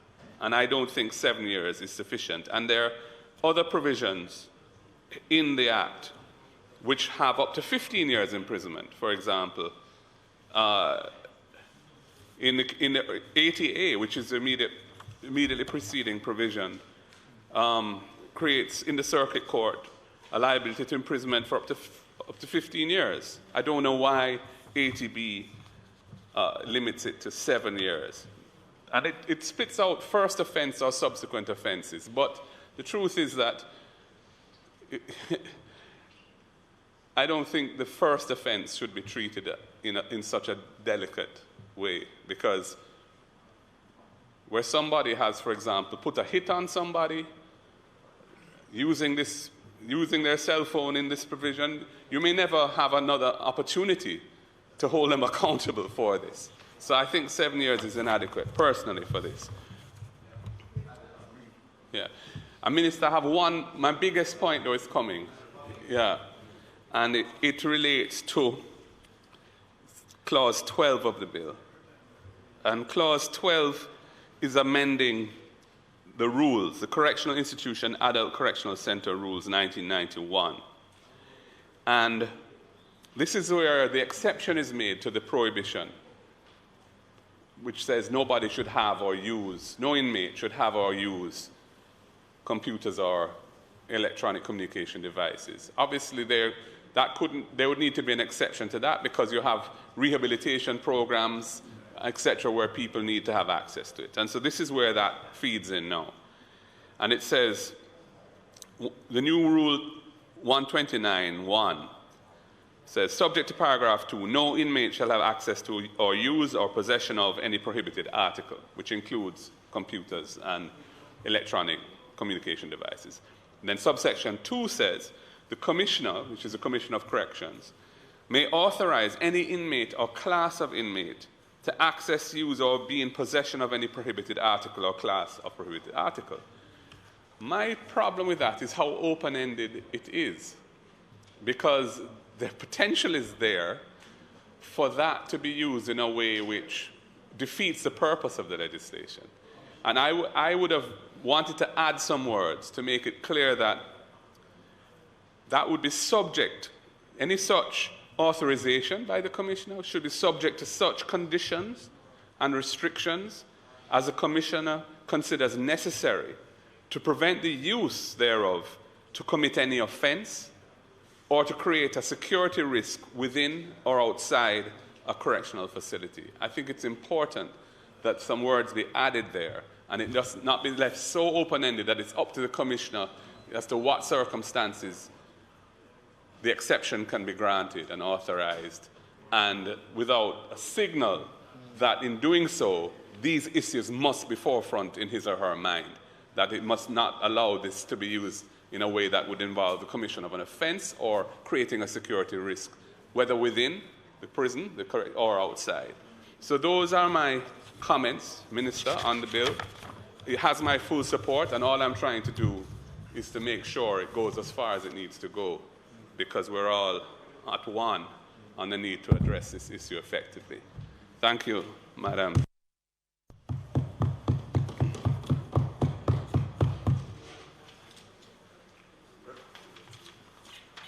Member Jackson.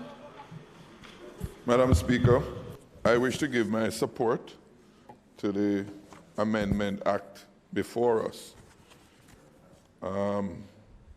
Urgently needed, long overdue, but we also need some other urgent companion steps.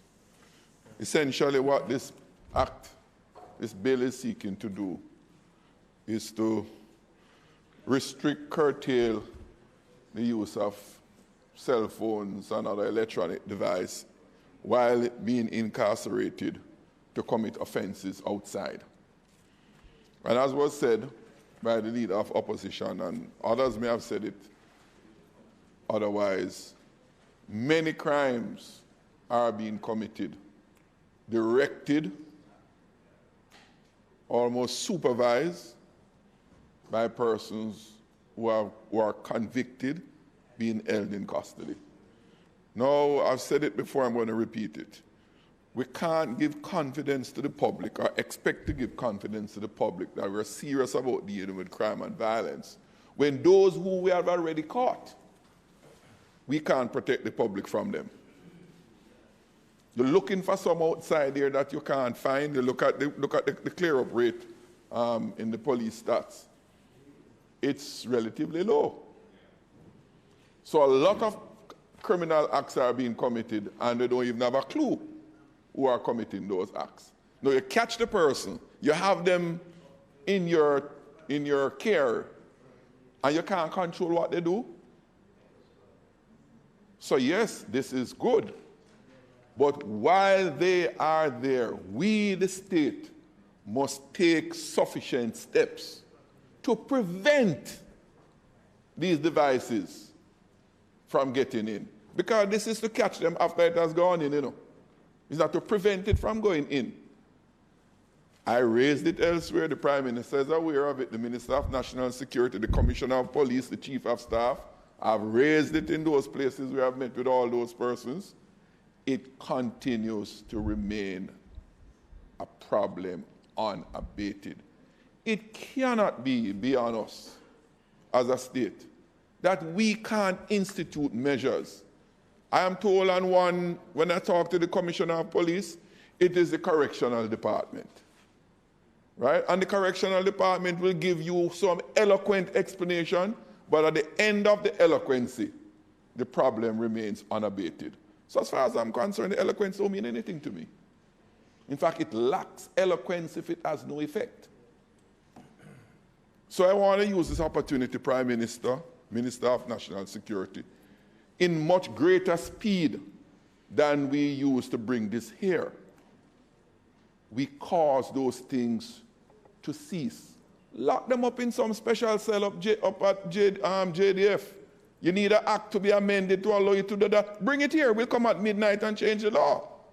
But do what needs to be done to make a difference. The public is sick and tired of the talk about the problem without seeing any material results that affects their lives. So I'm making that plea here, Prime Minister, Minister of National Security. Having said that, Minister, looking through the act, through the bill, Clause 7, it refers to correctional institution. And when I checked in the principal act, the definition of correctional institutions are the Adult Correctional Center, Juvenile Correctional Center, Remand Center, Juvenile Remand Center, High Security Juvenile Center, and the pre-release hostel. It doesn't cover jail cells. I would want to make sure that this act to curtail, restrict, prohibit all of that, the use of these devices in the commission or assistance in the commission of criminal acts, be covered. Huh? No, it's not. It's not covered. It's not covered. So if it's not covered, I would hope we're not going to treat to make good perfection the enemy of good. I am pointing it out that I would have liked both to come at the same time as companion legislation, right? because we want to kill that problem, right? So I'm going to ask you, Anderson is a JCF Act. I discussed it with my colleagues earlier on, that you bring post-haste the amendment so that it can equalize with the provision here for those who are incarcerated in the correctional institutions. So that is just my other point I wish to I want to add my support to the point made by the leader of the opposition about the level of fines. Prime Minister, in Portmore, last year the police told me that persons out of gangs were associated with over 70 murders that they counted then. 70 murders. Person who was and is locked up, convicted, sentenced, and they are party to over 70 murders. That is worse than alarming. And what we do, we get up and we make speeches about these things, and that continues. The person, to the last information I got, is still in communication with persons outside from in the prison. Sometimes I just feel hopeless and helpless to even talk about it. Because I talk at the highest level, I talk at the mid-level, nothing happens. Nothing happens. And people in the communities who suffer from the actions of these criminals, right? They know that's the reality. They know. If you talk to the intelligence police, they'll tell you. So it's very disconcerting, very depressing. Prime Minister, we have to do something, and I fail to accept that we have done enough. Thank you, Madam Speaker. Thank you, members. Oh, you're going. Madam Speaker, I'll be very brief. In terms of the need for the amendment to the JCF Act, it's very important because oftentimes what we have, firstly, I support the amendments to the Correctional Act. I'm in full support. Why we need the amendments to the JCF Act is because oftentimes we have detainees who are in custody for more than a year at times. And those persons would have access to devices. And they'd basically be doing the same thing that the persons who are either convicted or not convicted, who are in remand centers or correctional institutions would be doing. So it's important that we capture that. If we're going to, with that great degree of urgency. It's important, Minister. Also, I know that recently, in my own constituency, there was an incident that occurred. And yes, and based on the information and also the fact that someone was charged who was incarcerated for those offenses, I'm wondering if we're considering also that the effect of this legislation that we're proposing could also be retroactive. It's very important. I mean, it may be very difficult to in terms of the legal maneuverings, but we need to have a serious look at that. In terms of the retroactive nature of the legislation, if we can make it, this one. You understand?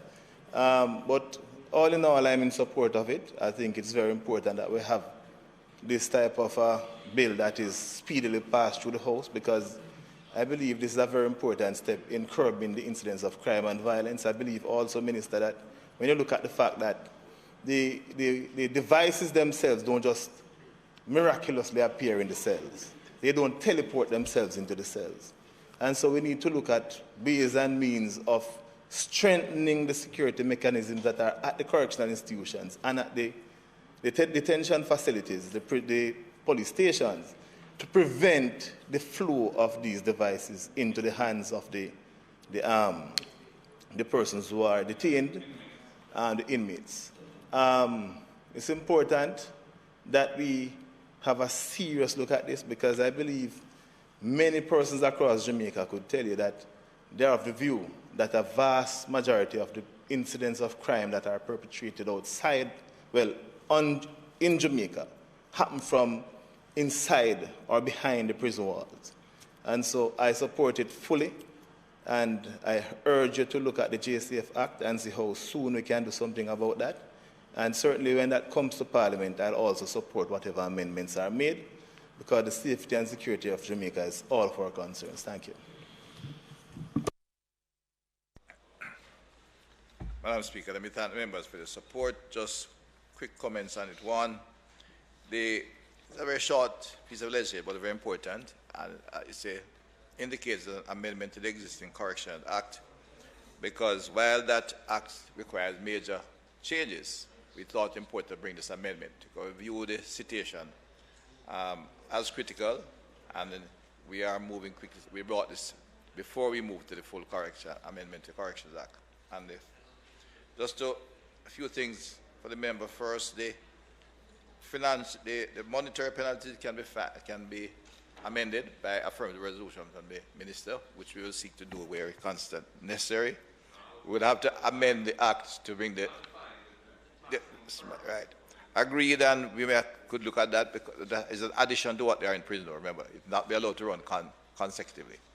I think the act states that.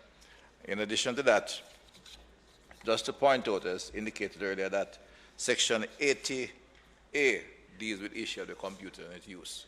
But I seek to make the amendments to the 80B that such permission is granted under conditions when the commissioner is due to give permission, right, for their use in other, for educational and training review.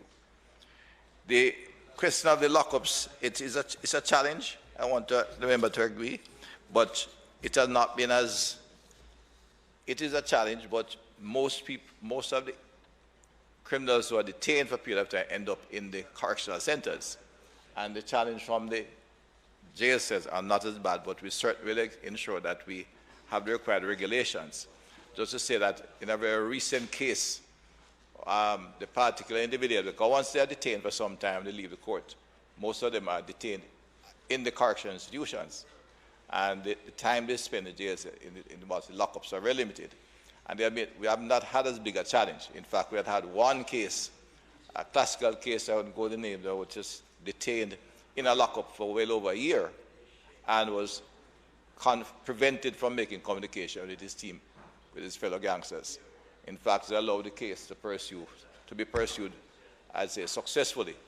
And it was quite complex, but with the technology available, we're able to monitor a cell, everyone who goes in, all communication at a 24/7 basis. So it's a little bit, when necessary, we can make such adjustments. It's very demanding, and we may have to look at it in terms of the manpower and the technology required. So it is not as, it has not proven as difficult in the lockups. And I said the case I'm referring to is a very classical case, and it's a very senior leader of a very large gang. And while he was in lockup, he was genuinely prevented from making outside calls. The challenge with the biggest, with the wider numbers in the correctional institutions, will take a number of actions which the government will pursue quite aggressively. It could require new facilities for high-value prisoners, as well as specially trained squad of correctional officers, because I indicated and referred to by this member from South St. Andrew. Current officers live in the same community. It's not that they are fundamentally dishonest or seeking to break the system, but their families and themselves occupy space in the same area the criminals are coming from. And unless steps have been taken to protect their families, especially in the current scenario, with this new bill, which will bring about significant penalties and increase in time in jail, etc., we may be able to reduce that kind of activity. Because many of them, once they cannot look at the time to come out and enjoy their ill-gotten gains, they take a different view. But again, Madam Speaker, this is just one piece of legislation we're going to seek to bring to this House to deal with how the criminal elements that are involved in organized gangs and the killing of Jamaican citizens are treated. And I want to say, in this case, I want to thank the members for their support, but it's the first of a set of legislators coming to deal with this very big problem. I now ask for the second reading of the bill, Madam Speaker.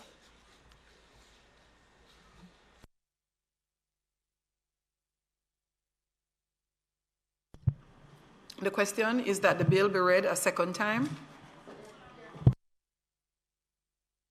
Those in favor? You have it ready? Those opposed? The ayes have it. Ready?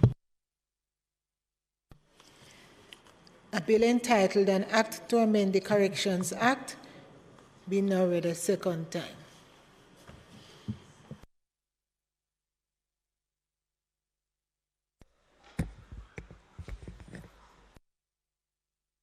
The House will now resolve itself into a committee of the whole House to consider the bill clause by clause.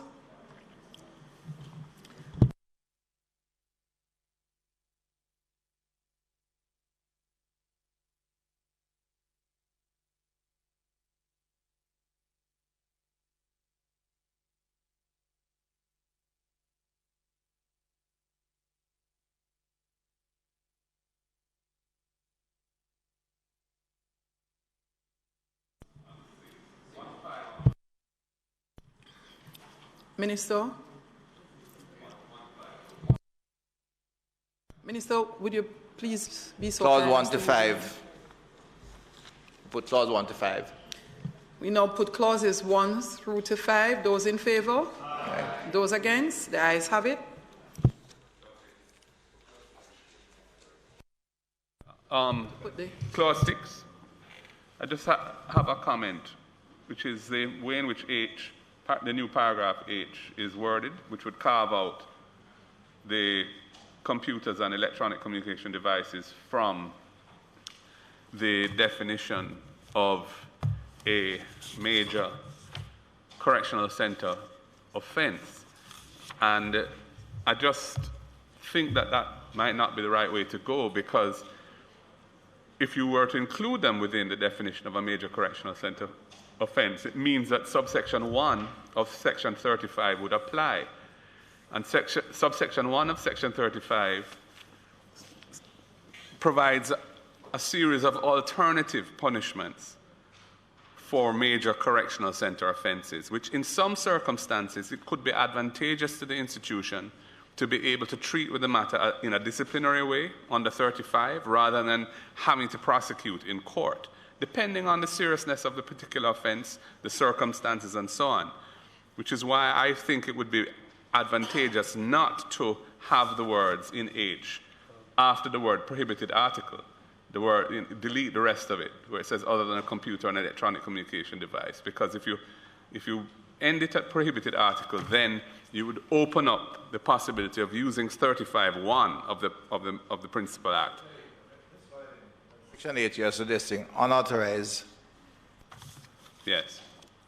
I'm suggesting in H, it would read unauthorized access to or use or possession of a prohibited article.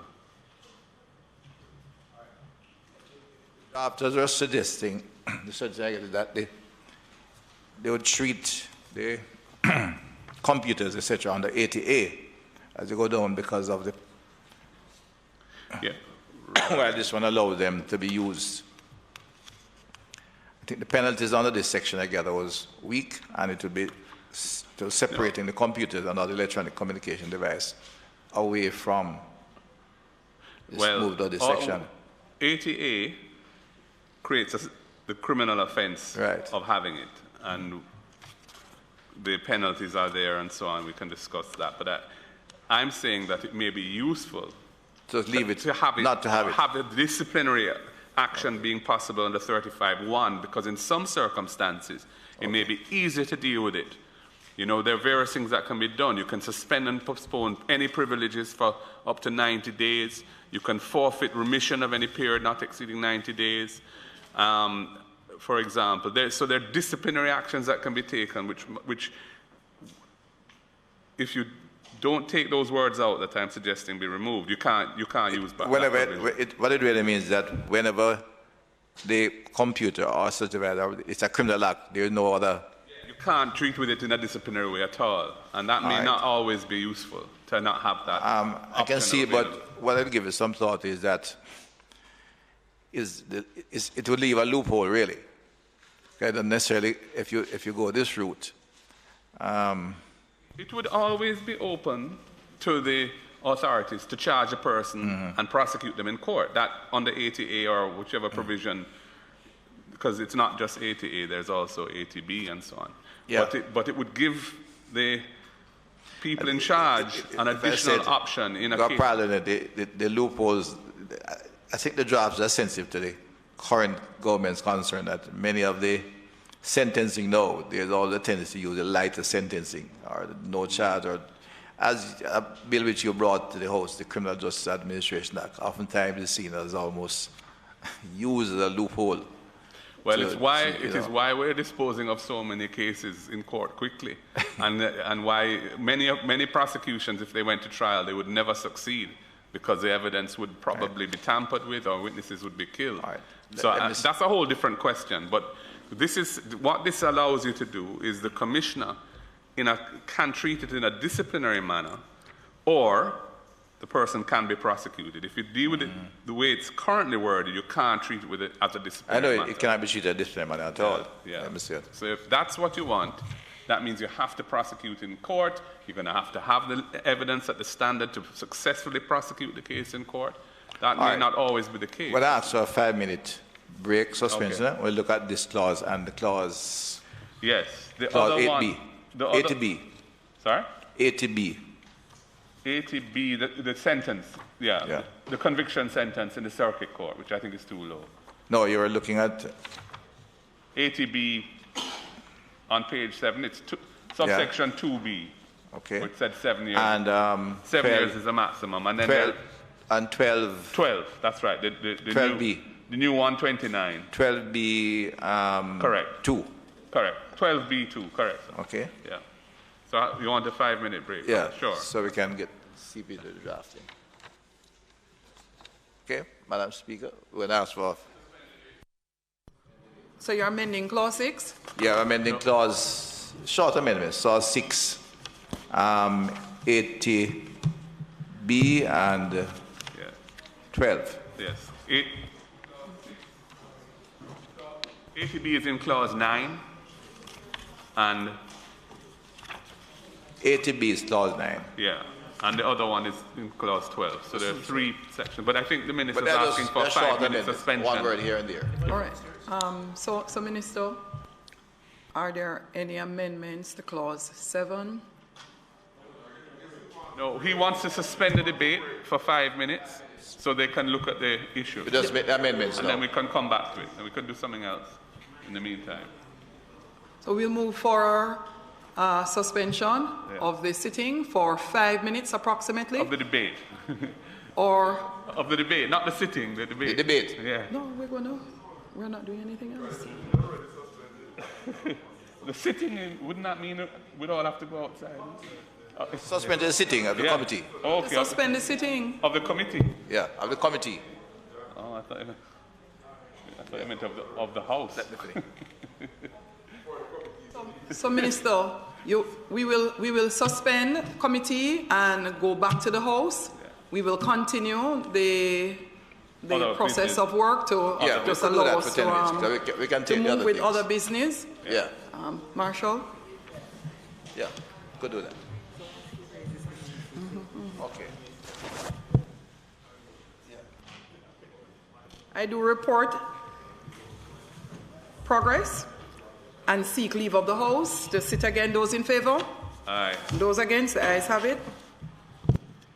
So, you're going to do the... Minister Chang would continue. You're going to do the Zozo? Madam Speaker,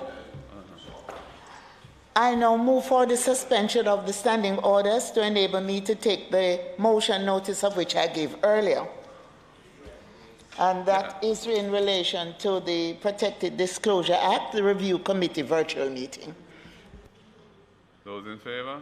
At the same time, Madam Speaker, I would wish to move for the suspension of the standing orders to enable me to take the motion, notice of which I gave earlier in relation to the Integrity Commission Act 2017 Review Committee virtual meeting.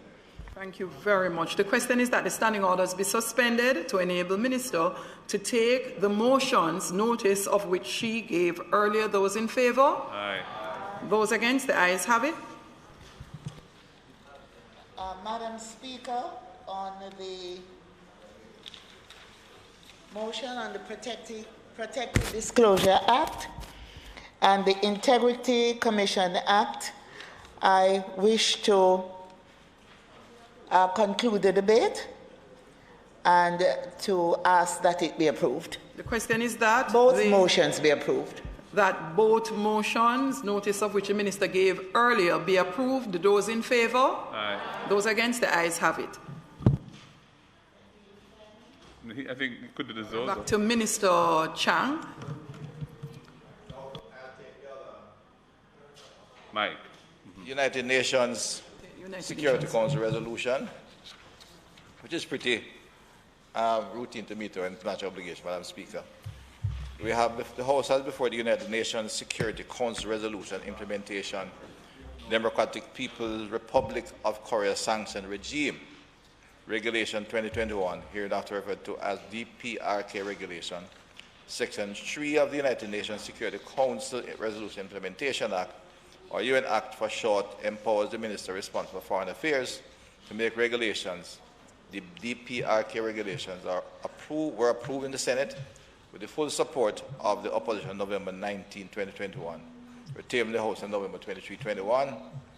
The regulations are intended, of course, to implement certain United Nations Security Council resolutions relating to prevention of suppression and disruption of proliferation of weapons of mass destruction.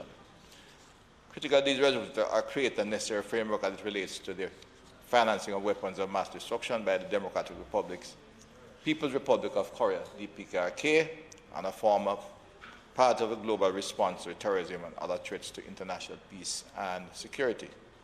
It is also part of Jamaica's requirement in implementing Recommendation 7 of the Financial Action Task Force's International Standards on Combating Money Laundering and the Financing of Terrorism and Proliferation FATF regulations. They are set out in a comprehensive framework of measures which countries should implement in order to combat money laundering. As a member of the Caribbean Financial Action Task Force, Jamaica is regularly assessed and in compliance with these regulations. And at the last, we're only partially compliant in respect of Recommendation 7. So we have been taking the steps required to improve our implementation of this recommendation, Madam Speaker, with a view to improving our rating in this sector. Members may recall in 2013, Jamaica enacted the UN Act to further strengthen the domestic framework for the implementation of UN Security Council resolutions. The amendments were made to the UN Act as recently as 2019 as it relates to regulation that act. Under that Act, however, there have been no new regulations since the Act was passed in 2013. The existing DPRK regulations under the UN Act were first specific and intended to meet an immediate need at the time. These updated regulations, therefore, will comprehensively address the situation in the DPRK and implement a range of UN Security Council resolutions that have been passed since as far back as 2006 and which may remain relevant. Madam Speaker, in view of the measure contained in these international instruments, the DPRK regulations have been drafted to do the following. Designate in accordance with the relevant UN Security Council resolution any person or entity engaged in providing support for or acting on behalf of DPRK's nuclear-related other weapons of mass destruction related and ballistic missile program. B, to prevent items being exported to or imported from DPRK that could contribute to the nuclear or ballistic program. C, prohibit activities of persons that could contribute to the nuclear or ballistic missile program or other weapons of mass destruction programs of DPRK or contribute to activities prohibited or to the evasion of measure imposed by any relevant Security Council resolution, such as making a sanctioned supplier, procuring import sanctioned items or other items from DPRK, providing sanctioned services and sanctioned commercial activities. D, freeze assets owned or controlled or by designated persons or entities. C, prohibit activities and services in respect of DPRK vessels such as owning, registering or leasing DPRK vessels and providing bunkering services to DPRK vessels. F, prohibit procuring from DPRK services relating to arms and related materials such as technical training in relation to the provision, manufacture, maintenance, or use of arms or related material.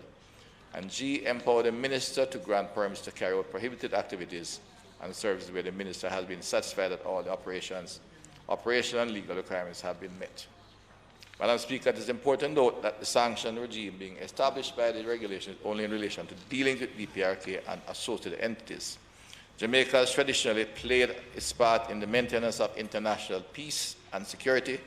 Likewise, Jamaica continued to take the steps necessary to maintain a robust anti-money laundering, counter-terrorism financing framework. These regulations, therefore, are critical components of the broader legislative and criminal justice measures being implemented by the government. It's against this background that these regulations are being put to the House today. It's pleased you, Madam, I seek the support of the members of the House.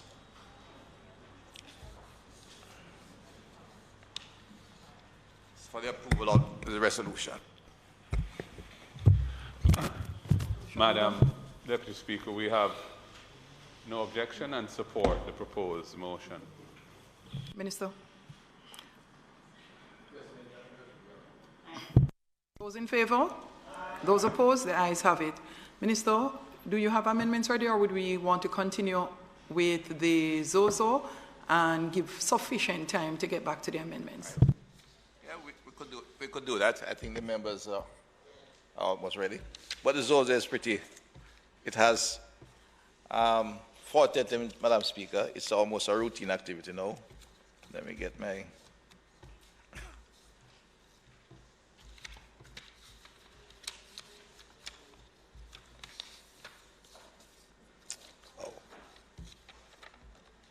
Okay. Madam Speaker, the zones of special operations constitute one of the most comprehensive pieces of legislation, inclusive and impactful development programs that is focused on criminal activity in Jamaica. We should remind ourselves that it is essentially a development activity, however, with community investment and transformation based on security guaranteed and provided by the security forces. I repeat this as we move to take the resolution. There is no contention here, but I need to remind the public and the House members that because of the nature of the zones of special operation, it requires a particular budget.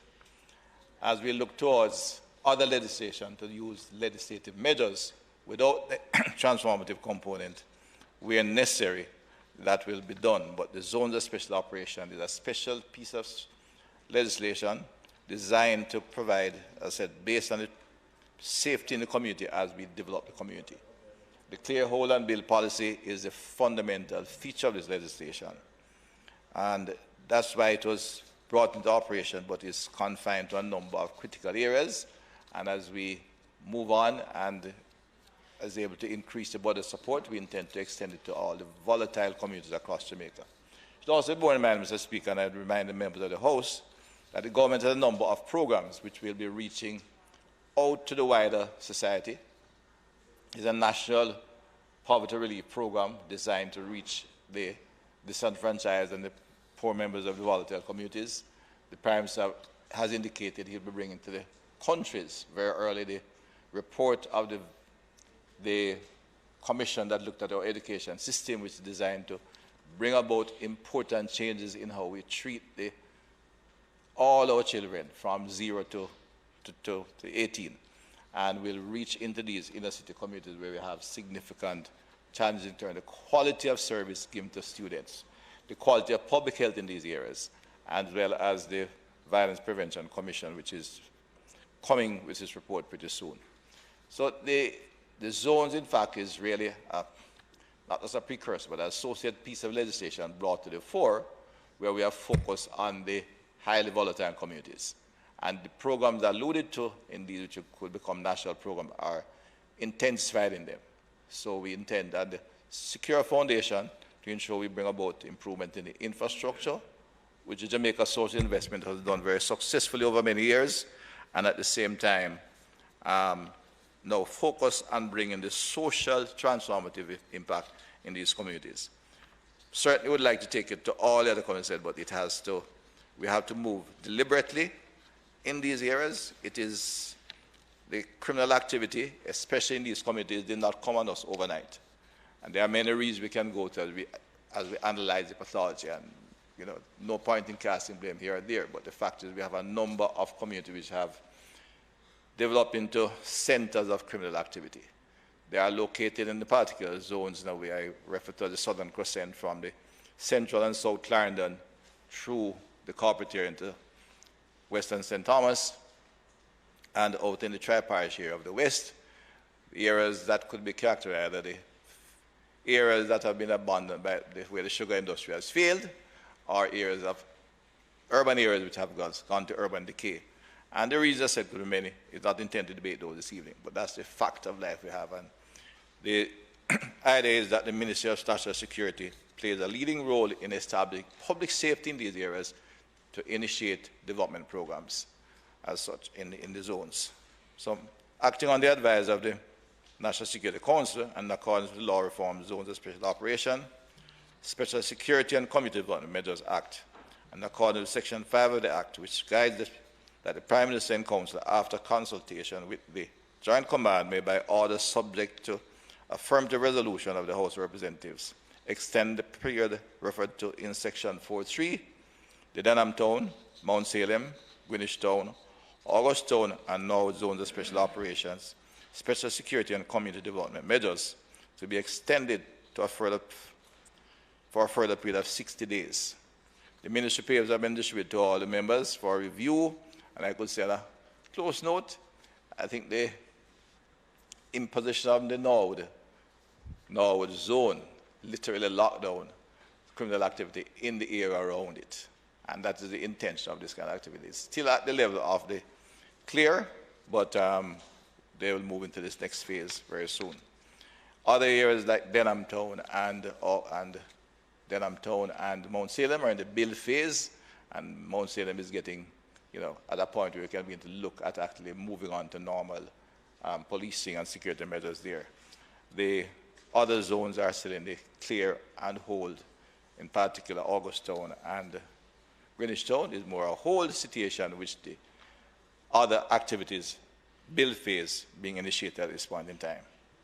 So, Madam Speaker, I look forward to the support of the House in affirming the resolution to continue the zones of special operation in the respective 5 areas.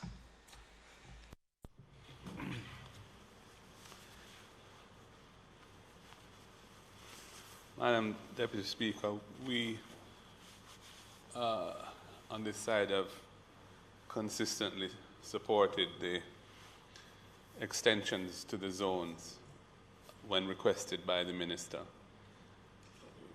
We understand the importance of utilizing this legislation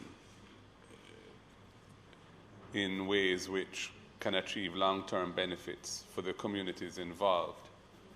And it is a matter of judgment as to how long that will take. And he has indicated that Mount Salem seems to be reaching a point where it may be possible to revert to normal policing. And if that is so, that would be commendable. I must say I feel that we use the ZOZO legislation too sparingly and in too limited a way, so that we have communities that are under the ZOZO regime which are surrounded by other communities that are not, and which have very similar security problems. And I would like to see us get to the point where we're really using it as a way of managing hotspots as they arise. I know that there is a budgetary limitation on the build phase, but I think that we can extend the build phase and roll that out over a period that's within our budgetary constraints. But it shouldn't preclude us from doing what we need to do the clear and hold, because that ultimately is protecting lives and bringing security to people who are extremely insecure because of the levels of violent crime in their communities. So I would like to see it being used more, in a more pervasive way, where we have hotspots with high levels of violent crime and murders. And I think the residents would appreciate that, because what I like about the Zozo legislation is that it does provide a balance between giving the security forces the powers that they need to do their work effectively, allowing the soldiers, the JDF, to operate within the zones with the powers of constables. And at the same time, due process is preserved. I know that a review of the legislation has been done. We look forward to those amendments being fast-tracked. I think to have to come here every 60 days is a bit, takes up too much of our parliamentary time.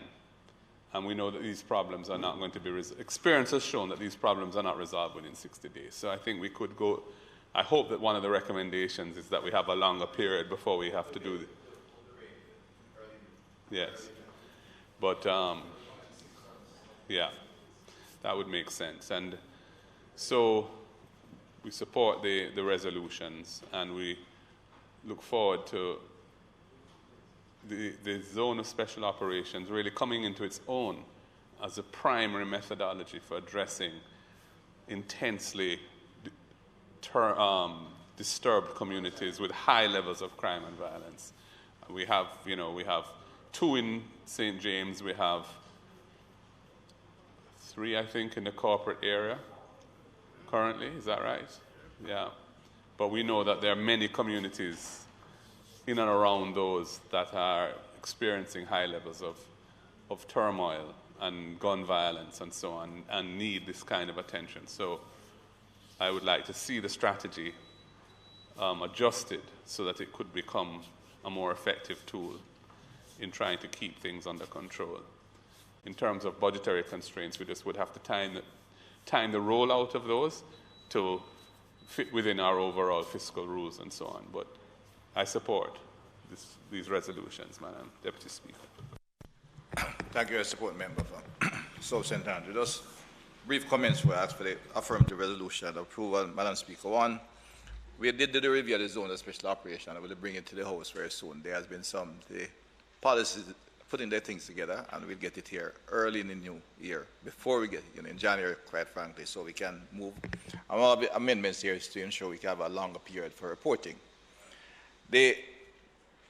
Just indicate, member, in addition to the clearing to ensure we can guarantee the public safety, because technically what we're doing in the clearing of zone is to guarantee safety by the security forces. It does need more manpower to address all the areas. I think, in fact, legislation was brought with a view to focusing on maybe the extremely volatile, difficult, criminal and infested areas. And looking at it, it's a much wider area than would have maybe been taken. The very first step as a policy, and the legislation is suitable for a wider cross-section. And we need more manpower, and therefore we proceed. We are moving. This year we should increase the police force by about 1,000. We have acquired additional space. We have invested in training the trainers, and it's now moving on, so we should be able to increase the numbers in getting the police force fairly quickly. We are in this one other years. We still will have an attrition. It's over 11,000 men. I've cut several hundred, but intention is to train 1,500 per year. And I said the trend and the historical trend and review will show that you tend to lose between 300 and 500 per year. 300 is almost normal attrition based on retirement, when there is a level of whether discontent or just individuals who improve their CV, because that happens for the young males in Jamaica. They join the police force, improve their education, and move on. But if we do 1,500, we should be able to increase the force by 1,000. And we are just about there. This year we'll be doing about 1,300, but there was less departure, so we'll make 1,000 addition. We expect to keep that going. The other issues being raised, the hotspot policing is being done. And in fact, I will bring it to the paper, to the House. The police have improved their statistical analysis. They have the data, and they're looking at all the difficult areas, and hotspot policing is a part of it. The use of curfews, cordon searches, all in. My resistance to, in any way, recommending to the government and the Prime Minister in particular, who initiated this, to address the issue of the zones of special operation rapidly is, one, we have done a significant amount of social investment over the years in Jamaica. I know this, in no way discrediting them or criticizing them, but we are now looking at how, in using the zones of special operation, I think it requires a certain proof of concept, so to speak, to ensure that the investment will bring the outcome. But this has been my cry, and sometimes I'm disputed, but the reality is that we have spent significantly on social investment. It's just to say put more money in there. When you analyze what was spent in over the decade, the last 10 years in particular, it was, if we exclude the recurrent expenses, far more was spent as capital on social investment than on policing and the security forces. So I think we need to not only pursue it with a certain discipline and do kind of what you would call operational research to monitor on a regular basis as we've been doing. And I'd hope that when we get to the 6-month reporting, some more of that kind of analysis will be done to see if we are achieving the targets and the outcome. So that at the end of the day, whether it is 3 years or 5 years, you'll be part of the community, depending on the status of the community. You'll leave knowing that the community is resilient against criminal activity and gang activity and development of gangs. And this means, as I said, ensuring that the quality of service, as we asked later, as the government pursues this whole approach to this area, without dismissing the NGOs in any way. We need them there, and we'll encourage them. But the government's funding and budget must be spent efficiently in reaching these depressed communities. It is without saying, when you go to a volatile community, is where you find the schools that are producing, as the analysis shows, literally producing criminals, because kids are leaving high school unable to read and write, have no skill. If you look in Kingston or in the South Coast, what I like to call the Southern Triangle, the Bustamante High, named after our founder. In Clarendon, it is almost a failing school. You come into Kingston, we name Haile Selassie after someone that is deified by some Jamaicans, an outstanding emperor of the Kingdom of Ethiopia. But his school is a failing school. It starts with the intake, because when you go from there now, is that assigned to these schools are primary kids from primary school which are not doing anything either. And then you go to the infants level, because the object of the approach in the zone, the object of the program is to ensure that we can begin to treat the kids from conception literally.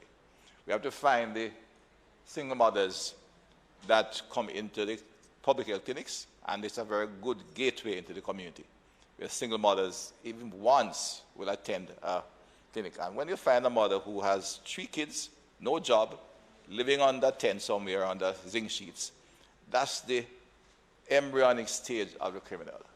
If we can provide that mother with a shelter, a sanitary facility, train them so they can get a job while giving them the PATH program. It's very small, but it's a fairly good social safety net.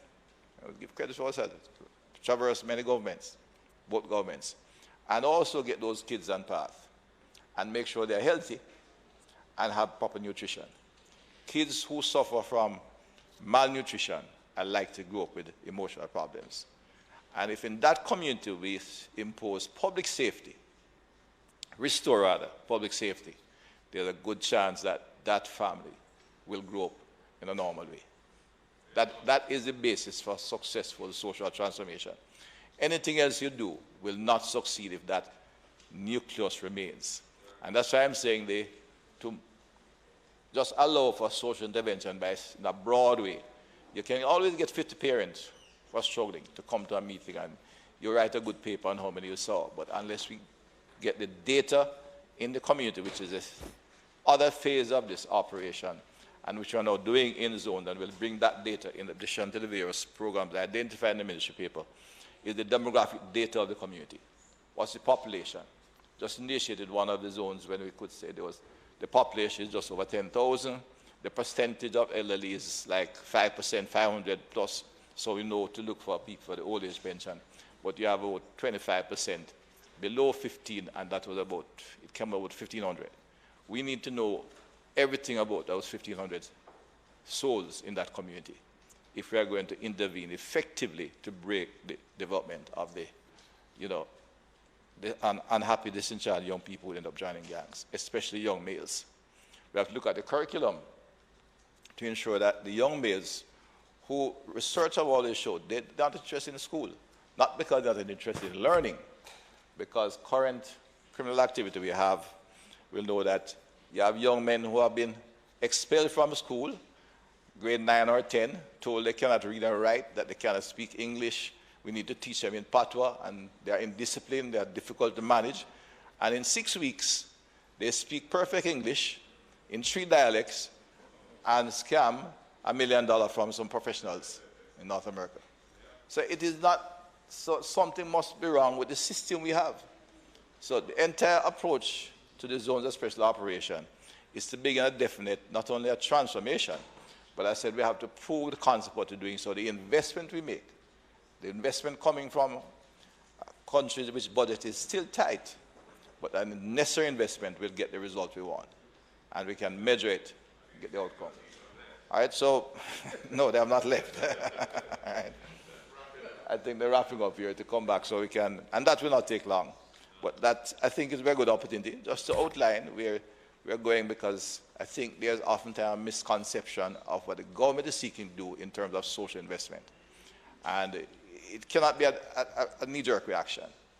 And I said the commission, the Prime Minister, have set up to look at them in detail, but also to ask us to, Minister of National Security, to lead in these areas in a specific way to, in fact, as I said, ensure proof of concept. And it will work, and we're going to get to them. I know my colleague from Western St. Andrew has a difficulty here. We recognize that. I mean, I have the data on New Haven in particular, which is a very difficult area, and we have to change that area. It's as a part of the corporate area. So, it's not, it's a social, highly volatile community. As long as you have conditions like that, the emergence of gangsters will come. Young men who are unhappy, but especially have a little spirit in them still. They will not live like that, as they say to you when you walk with them. I will support you in whatever part you're in. That doesn't mean a lot to them, but I'm not going to be like my grandfather. I'm going to live a better life. So, Madam Speaker, I urge that we will approve of the resolution. I'll put all 5 for approval by the Honourable House. And again, look forward to continue this work, as I said, and achieve the targets. It will be a long haul to overcome some of the elements that has damaged our society and created social dysfunction. But I think this is one channel that, as I said, is one tunnel on the right path. It opens in the right way, and we have to keep it open as one tunnel to success. Others must come, because we have to overcome the problem.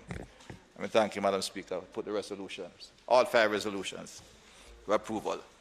The question is that all 5 resolutions, notice of which the Minister gave earlier, be approved. Those in favour? Those against? The ayes have it. We will now resolve ourselves in the committee. Minister, they're almost ready. So, Minister, approach, please. Madam Speaker, the team is working so we can resume committee. But in the meantime, we are about to recess. And I thought we would use the opportunity at this time. I wanted to make a few comments and to invite the Leader of the Opposition Business to also make a few comments in wishing everyone a Merry Christmas. So we can use the opportunity to do so now. Although we are not moving the motion for adjournment, but we can extend the courtesies to make our comments at this time. We are therefore not in committee. We are in committee. We went to committee already, House Leader.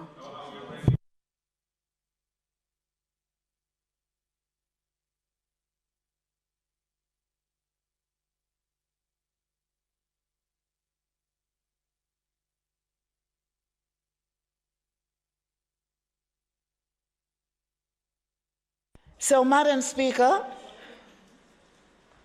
today should be the final sitting of this Honourable House before the Christmas holiday. This Honourable House was able to accomplish a number of things after we resumed from the summer break. A number of bills have been passed, questions have been answered, and motions moved. As for committees, these have been pretty active during the period. COVID-19 came and is still with us. But this did not prevent us from carrying out the national duties we had to perform day by day, week by week, month by month in this Honourable House. I wish to commend each of you for a job well done. Your dedication to the work is commendable.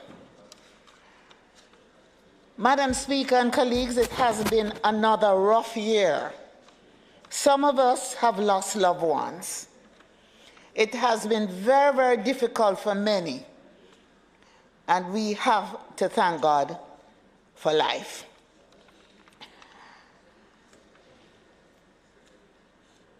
I want to thank the persons who supported us as we performed our duties. The staff of the Houses of Parliament, persons who stood by us so we could carry out our work. These include our families, first and foremost, our constituency workers, our drivers and close protection service personnel, and persons whom we employ from time to time, the members of the security forces, members of the media on whom we rely to disseminate what we say in this House. My wish for you all is for you to have a Merry Christmas and a very happy and prosperous New Year in 2022. I want you all to take time out to rest, although it is a time for you as parliamentarians to work very hard in your constituencies.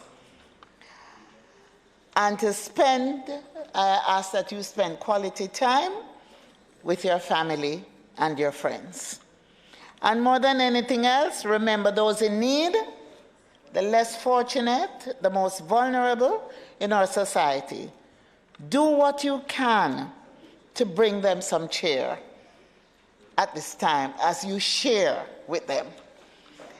So it is Christmas, and as Jamaicans, we all love to eat a lot. And so eat as much as you can. But as the Minister of Health will say, watch what you eat and exercise to keep fit. So please return in January 2022, well rested and ready to pick up the reins. All that's left for me to say now is to wish you Godspeed and that you have a Merry Christmas and we share in the prosperity in 2022. I now invite the Leader of Opposition Business to make his comments.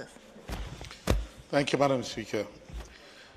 Let me thank the House Leader for, Acting House Leader for those very kind sentiments with which I would like to join.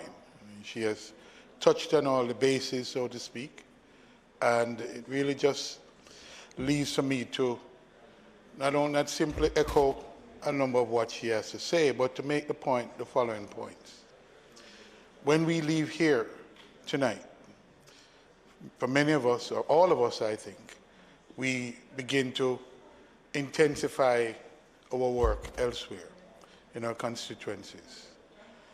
The mere announcement this afternoon that an additional amount was found from by the Minister of Finance, I think it was well appreciated by all of us, but it means now that there's additional work to be done. So in a real way, our task is unending. And even as we look forward to some time with our family, which we must, that balance is a difficult balance to strike. But this is a Yuletide season, and we will find ways and means of juggling, so to speak, so that we keep, on the one hand, our constituents happy and engaged, and on the other, our families. That balance we have to strike. And those of us who have been longer at it perhaps have found a way to achieve that better balance. But for the new ones, for the new members, it can be done, it has been done, but it takes work and it takes attention to detail. And this being your first term, and perhaps the first Christmas, I would want to, would it be the first Christmas, the second Christmas? Second Christmas. Well, you'd have gotten your feet wet in some kind of ways. But it does require the work, the effort, and the attention to the details. I agree with you, House Leader. I think we, after the summer break, we have covered some ground in the House. It is commendable, I think, as well, that a number of us, I mean, as I look around from session to session, the House is, most of the members are here. And I'm sure COVID has had its impact, but we have managed to keep going and to keep the business of the House going. And so I think the staff of I want to join you in commending the staff of the House, both here and elsewhere in this House, because they've kept the wheels turning, and in that sense, kept us all going forward in their support. Our ancillary staff, both either in our offices or drivers or close security, they're like families. And so we, for those of us who have been there a little longer, we have them as extended family members, and so we look forward to their Christmas as well. So, Madam Speaker, I want to join the Acting House Leader in wishing for everyone a safe Christmas, first of all, safe holiday, not only from the violence that we know is elevated, particularly in some communities more than others, but also from the new variant, to ensure that we stay safe and that we come back here in January, even if not rested, motivated to continue to do the work that we know is ahead of us, because next term we're looking forward to, we have some motions. We tabled them this year. I was told by my colleague that we'll focus on them next term, and so there's more work to be done, more legislation to be passed, and I expect my colleagues will come back with a spirit, a fighting spirit, to get the job done. So join you in wishing everyone a safe, happy Christmas, and we too are looking forward to a prosperous new year. Thank you, Leader of the Opposition Business. Sorry, Madam. I just wanted to join in the sentiments and just wish everybody a happy Christmas when it comes, Happy New Year, staff of Parliament in particular. Just a thought that occurred to me when we were doing the Standing Finance Committee earlier, the inadequacies of the microphone system in the House, in the chamber, were apparent. You know, it was difficult to hear, it was crackly, they kept having to be fussing around and so on with the microphone. And I think that it'd be nice if we could treat the chamber to a Christmas present of an upgrade of the microphone system. I know we have great plans to build a wonderful new parliament, but I think that that's going to take a while. And in the meantime, I mean, these microphones are, I think, have passed their sell-by date now. So I would think that this would be something that would really enhance the effectiveness of the House too, and make it easier to conduct the kind of activities we had today and other similar exercises more effectively. So I would just commend that to you, Madam Leader of Government Business, Deputy. Yes, sir.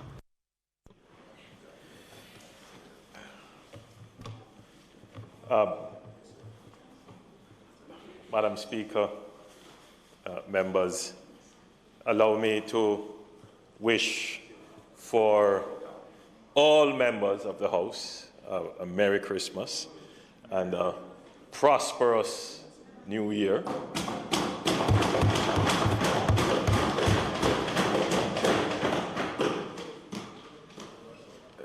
Madam Speaker, let me specifically highlight the work that has been done over the past year by the staff of Parliament,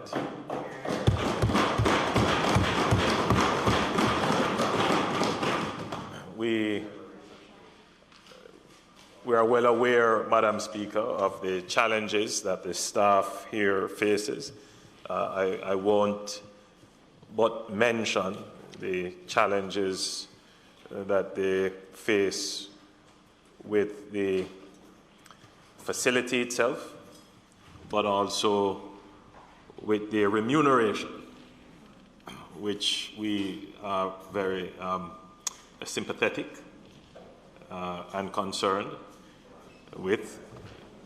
But like Madam Speaker, all the members of the public service have that concern. But for the Parliament staff in particular who work long hours and not under always the most convenient circumstances, we acknowledge them. Madam Speaker, this will be the second Christmas that we will have under a pandemic. It has indeed changed our way of life and how we have done things. We have tried this year to be a little bit more facilitating of the festive nature of the season.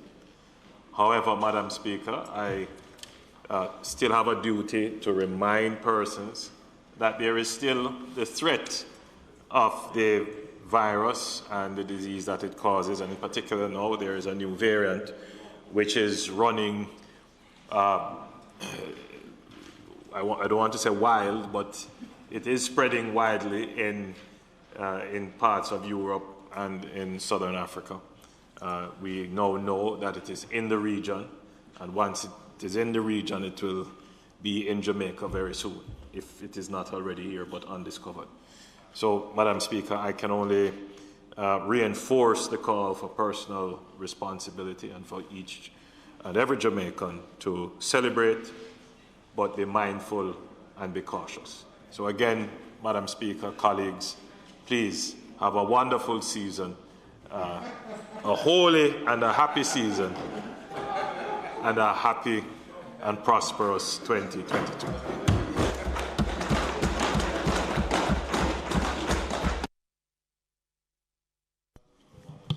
Yes, Minister, I felt that personally. Thanks, Prime Minister. The House will now resolve itself into a committee of the whole House to consider the remaining clause by clause, or clauses, clause by clause. Thanks, Marshall. We are now back at committee stage and will resume from clause 6. Minister Chang. Thank you, Madam Speaker. Clause 6 will amend clause 6. Clause 6BH, the section H will delete the words other than a computer or an electronic communication device. In paragraph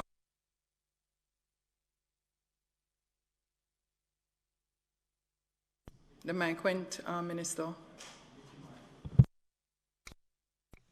right. All right. So I can put clause 6 and 7. 6 as amended. So clause 6 as amended. We now put the amendment to clause 6 to the House. Those in favour? Aye. Those against? The ayes have it. We now put clause 6 as amended. Those in favour? Aye. Those against? The ayes have it. Clauses 7 and 8. 8. Those in favor? Those against? The ayes have it. Clause 9. Clause 9, Madam Speaker, in paragraph, clause 9, 80B, 80B, 2B, in subparagraph 1, delete the word 7 years and substitute therefore 15 years. And in subparagraph 2, we delete the words 15 years and substitute the words 20 years. We now put the amendment to clause 9. Those in favor? Those against? The ayes have it. We now put clause 9 as amended. Those in favor? Aye. Those against? The ayes have it.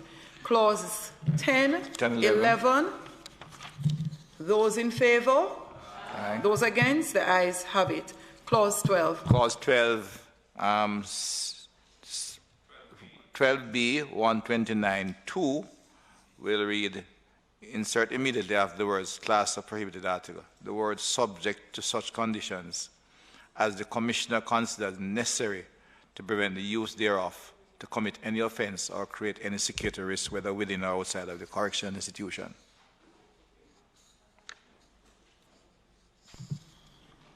I now put the amendments to clause 12. Those in favor?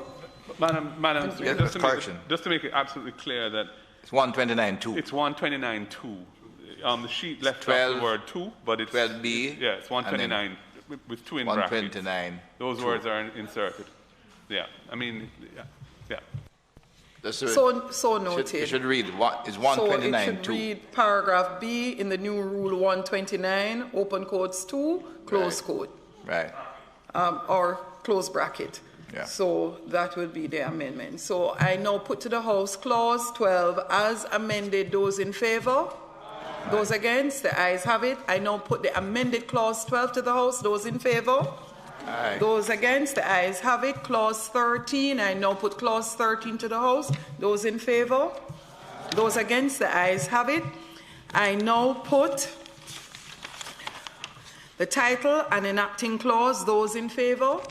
Aye. Those against? The ayes have it. The question is that I do report the bill as having passed committee stage with 3 amendments. 4, 6, 9, and 12.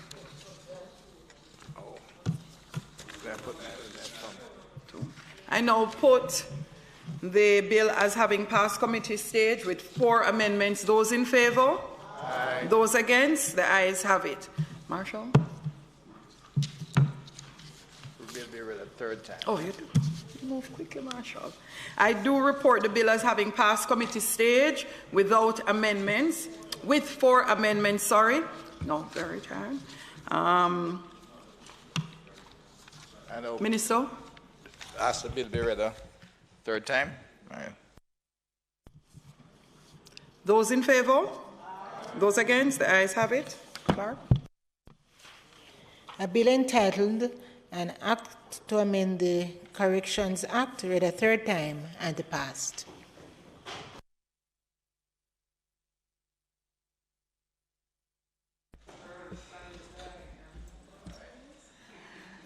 Madam Speaker, a day well spent. A day well spent. Just before I ask for the adjournment, I'd like to indicate for those who were not able to get their booster shots today that arrangements will be made for you at your convenience. You just need to get in touch with me and I will make the arrangements elsewhere. So, Madam Speaker, there being no further business, I now move that this Honourable House be adjourned to a date to be fixed. Those in favour? Those opposed? The ayes have it. This Honourable House now stands adjourned.